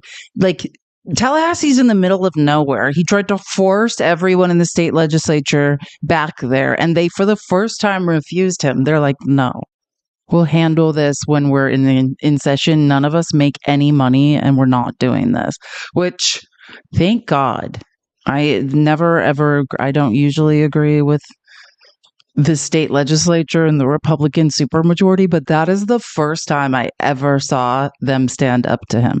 I have this video on immigration I need to find. I think we're going to do the Russ vote hearing tomorrow. That's what it is. So our guy, Robert Reich, made a video about private prisons and things of this nature, which I love that he's and immigration, private prisons. I love that Robert Reich, if you don't know who I'm talking about, he's our God. We do have a God in this live that we worship. He's the former labor secretary. He's now a professor at UC Berkeley. Reich is spelled R-E-I-C-H, like Reich. He's a genius. He makes amazing videos. He's here on TikTok as well and educates the masses. We love him. And I love his timely response to all this stuff. AOC's yelling on the House floor about this, and he has a video for this ready to go. And man, is this one good. Yeah, he's on every platform. I mean, he has millions of followers.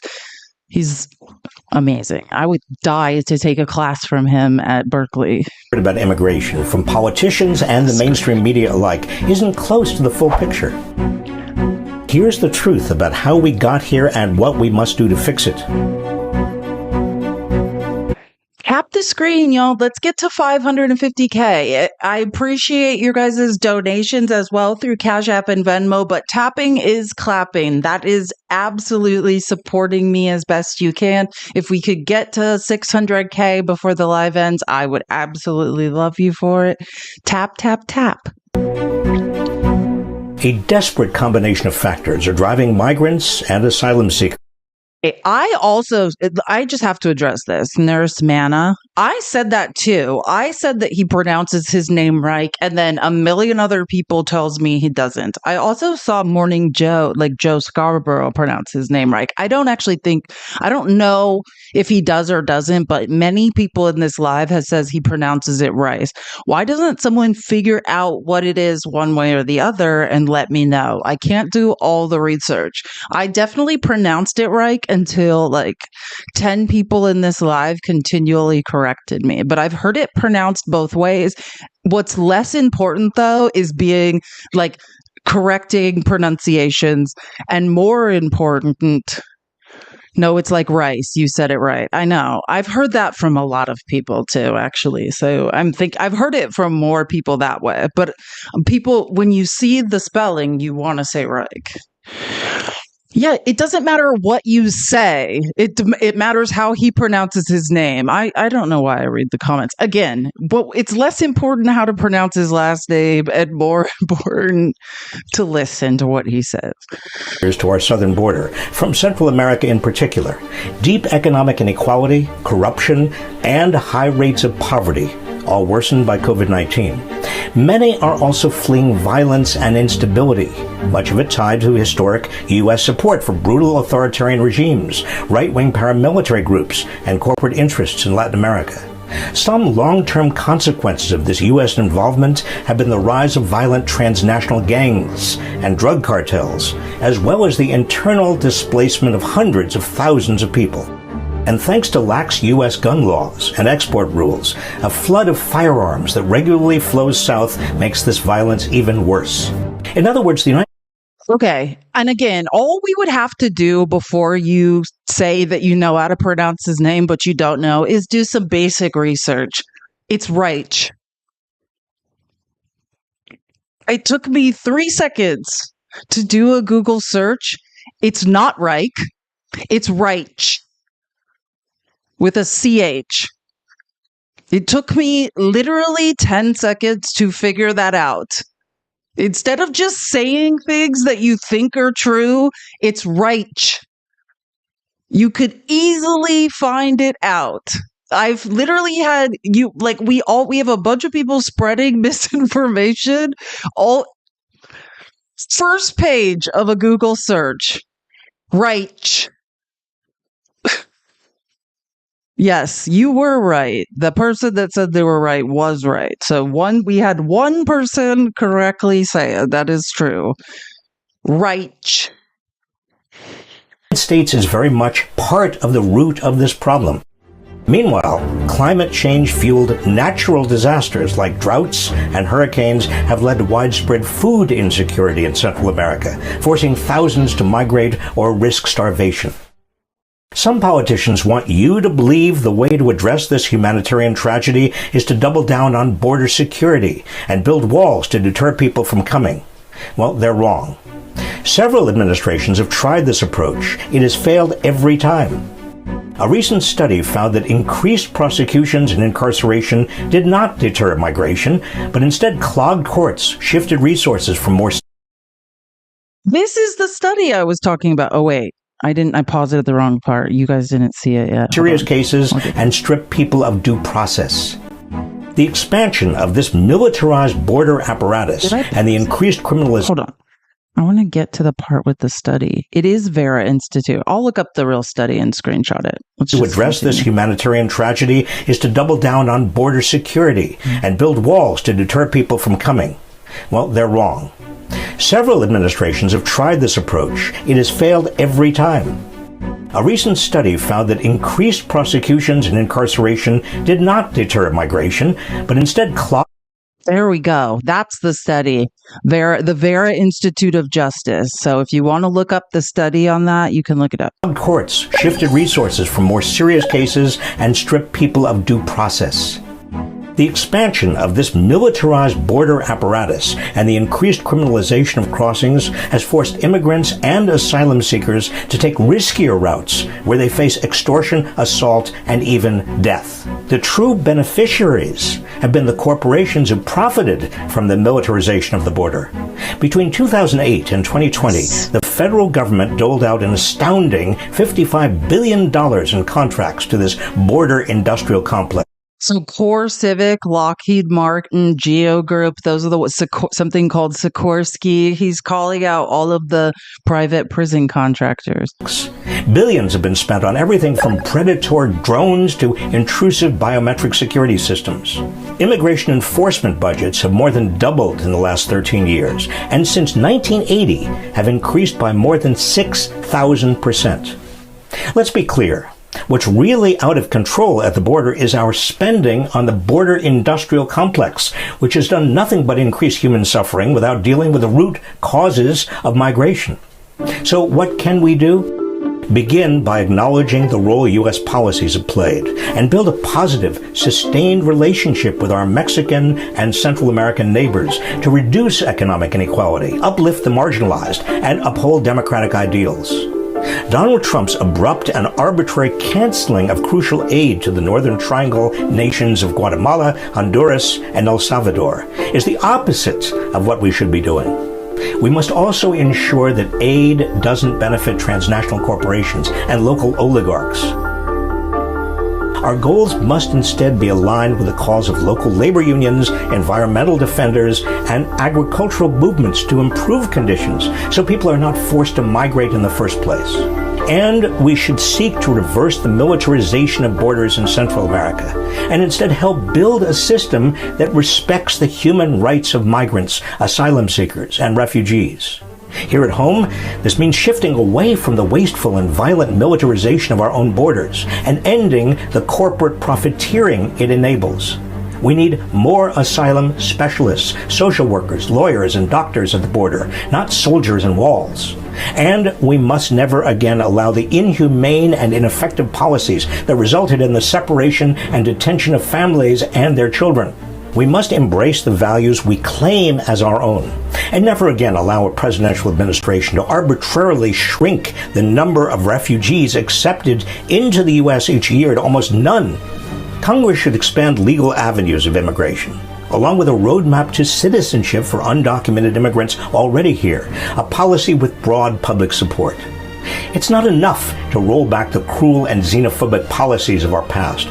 Most of us now living in America are the descendants of refugees, asylum seekers, and immigrants. They should be treated in ways consistent with our most cherished ideals.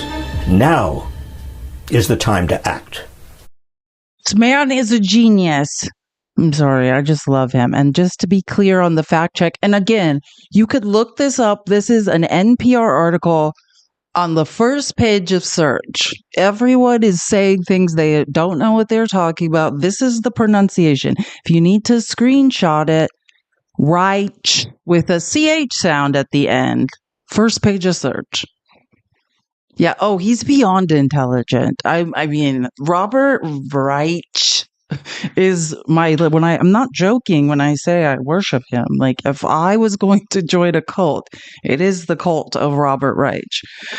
He's amazing. Like, that is a cult worth joining because he's never said something incorrect. Like, absolutely amazing and empathetic.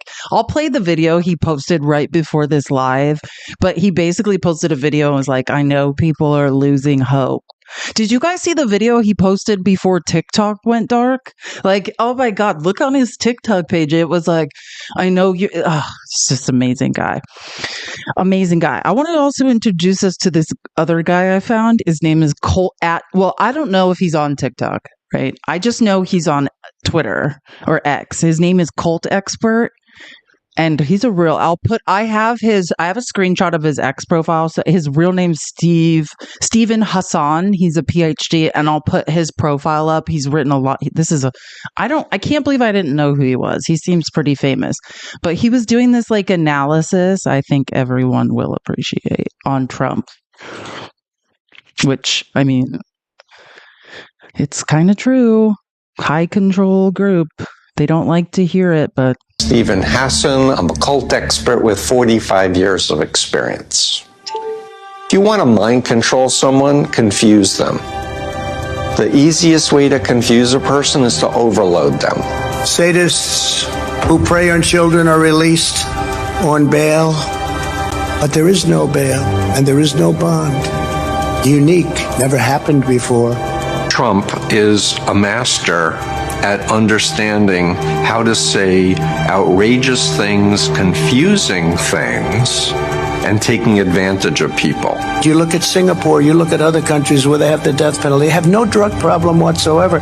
And if we did that, in 1 year, even if it was not strong, because it's never going to be quite like China. I wrote a book called The Cult of Trump. It was not an easy decision to agree to do it. There's valid criticism that by calling people who believe in Trump a cult member would be offended by that. And I don't say it easily, and I don't say it with malice, because I was in a cult. There are multiple ways to tell whether a group falls on the ethical or benign or even productive end of the influence continuum as a cult. And when people say, Steve, what's an example of a benign cult? Then I say, well, I'm a scuba diver, and I spend large amounts of money traveling around the world, but I can have a conversation with anyone else who does scuba diving, even though they're a complete stranger. People can be sports cult fanatics. I've only used Apple since 1982, and I currently own about 10 different devices.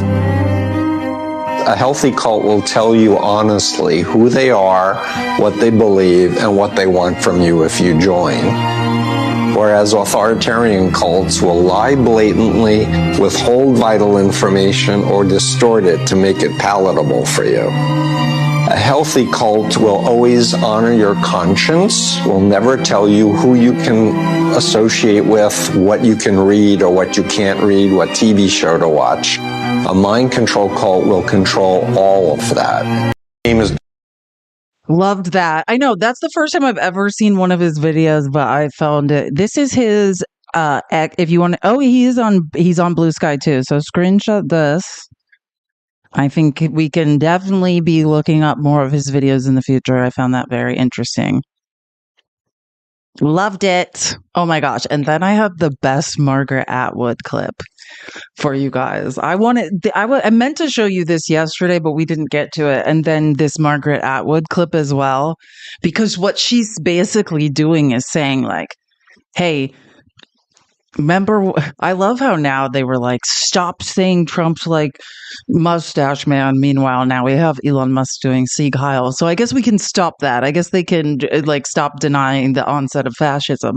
But Margaret Atwood is talking about the rise of fascism in Germany and how like what the Republicans don't understand is the first people that Hitler did away with were, well, I mean, I'll let Margaret Atwood tell it.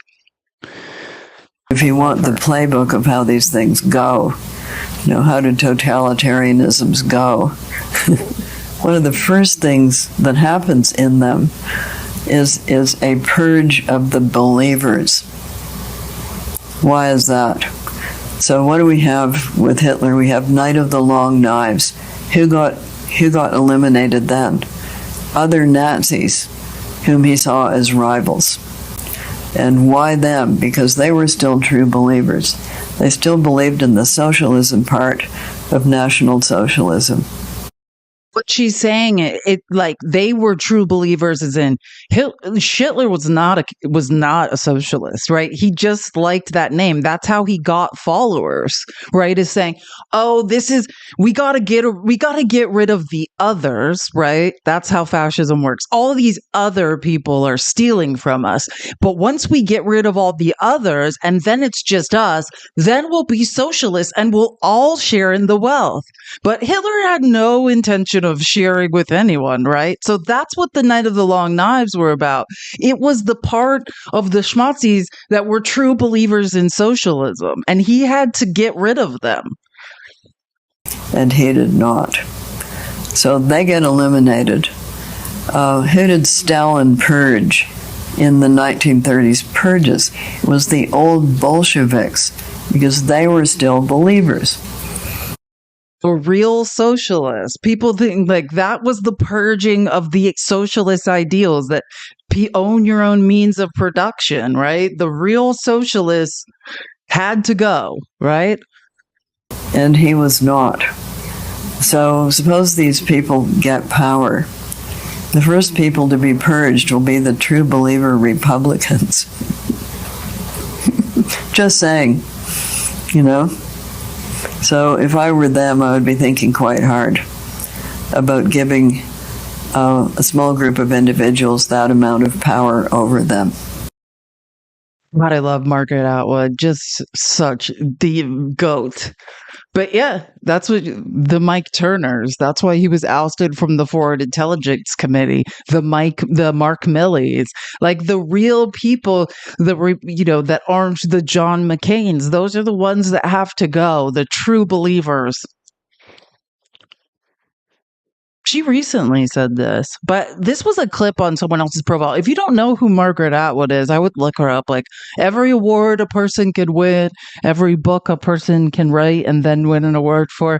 Like, yeah, if you don't know who Margaret Atwood is, just Google me, B, or whoever. I can't remember who said that, but yeah, she's very, very, very, very famous. But this is not long ago. Like, she's just making the point, like, they're going to come for, like, the Mike Pences.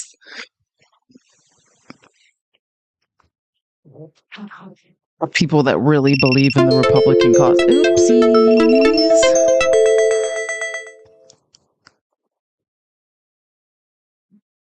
Yay. Okay. The live is not going to randomly be shut down. I just want to show you this. I love the Irish Parliament. Yesterday, I love the Irish Parliament because they can't stand Donald Trump. So let me just show you a clip from the Irish Parliament, because who doesn't love this? Witnessed the inauguration of a man whose ideology embodies everything the EU was founded to reject. The EU cannot just stand for our values when it is easy. It matters most when it comes at a cost. And standing up to Trump will come with a cost, but is much less than the cost of letting this poison win. And I am done with the niceties from EU leaders that Trump, while his tech bro buddies call for our laws to be undermined. I am done with the Taoiseach of Ireland, with our historic understanding of immigration and oppression, promoting Trump's golf links in County Clare in response to its inauguration. And I am done with the so-called strong men who, if they had to live for one day in the shoes of an immigrant, a woman or a transgender person, would quiver with fear. Anyone who believes in the founding principles of the EU should be appalled by what we witnessed yesterday. I am appalled, so I resist, and Europe must resist, because our history demands it. Preach. We got to 600K. Thank you guys so much. So another thing I need to show you, and I'm just we'll go over it first thing tomorrow, is the scariest man in Trump's cabinet. He got his confirmation hearing yesterday. Russ Vought, the self-proclaimed Christian nationalist who's going to be the director of the Office of Management and Budget. I'll show you those clips first thing, and then I know Trump was in Davos speaking to world leaders today. I don't even know if I want to play clips of Trump anymore. Like, he just pathologically lies. It's just like a fact check exercise. But yes, Russ Vought. If you don't know who Russ Vought is, he's going to be the director of the Office of Management and Budget, but he is the author of Chapter 2 of Project 2025, Consolidating Power in the Executive Branch. He is, if you know who I used to think Leonard Leo was the scariest person in the Republican Party. I now think it's Russ Vought. Like, this is the man that said the federal workforce should be traumatized into quitting, essentially. Like, I mean, he's eerie.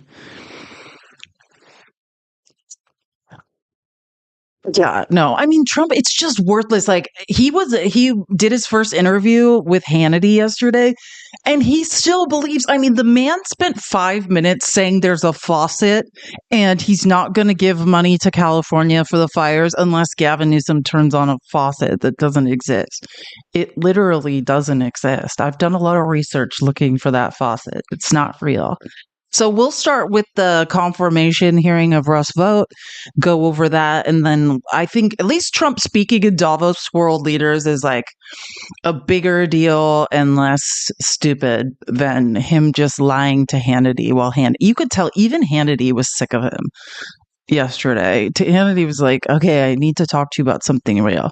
Do I do a podcast? I kind of just consider this a podcast, really. These replays are available on YouTube and Twitch after the fact, but now I should convert. I think it's just a matter of like converting the sound file. So I'll just like turn this into a podcast.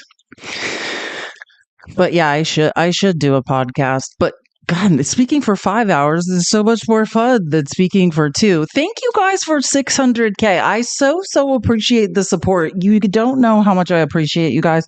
You guys are keeping me sane. This is how we'll stay sane for 4 years. Tomorrow is Friday. I will see you guys then. I just want to say thank you so much to the mods. Thank you, Joanna. Thank you, Chrissy. Thank you, Cootery. Thank you, Joe. Thank you for all the mods. Kraken and Duke Moonraker. I made you guys mods on Twitch. I figured out how to do that in real time. I don't know if you guys noticed, but I did. And like, I'll probably be adding some YouTube mods and things. I just appreciate you guys so much. I couldn't do any of this if it wasn't for your guys' tips and donations. That's what makes all this possible. And I look forward to surviving the next 4 years with you all. I will see you tomorrow for our final episode of The People's Receipts, 11:30 Pacific time, 2:30 Eastern. See you guys then. Later, Gator.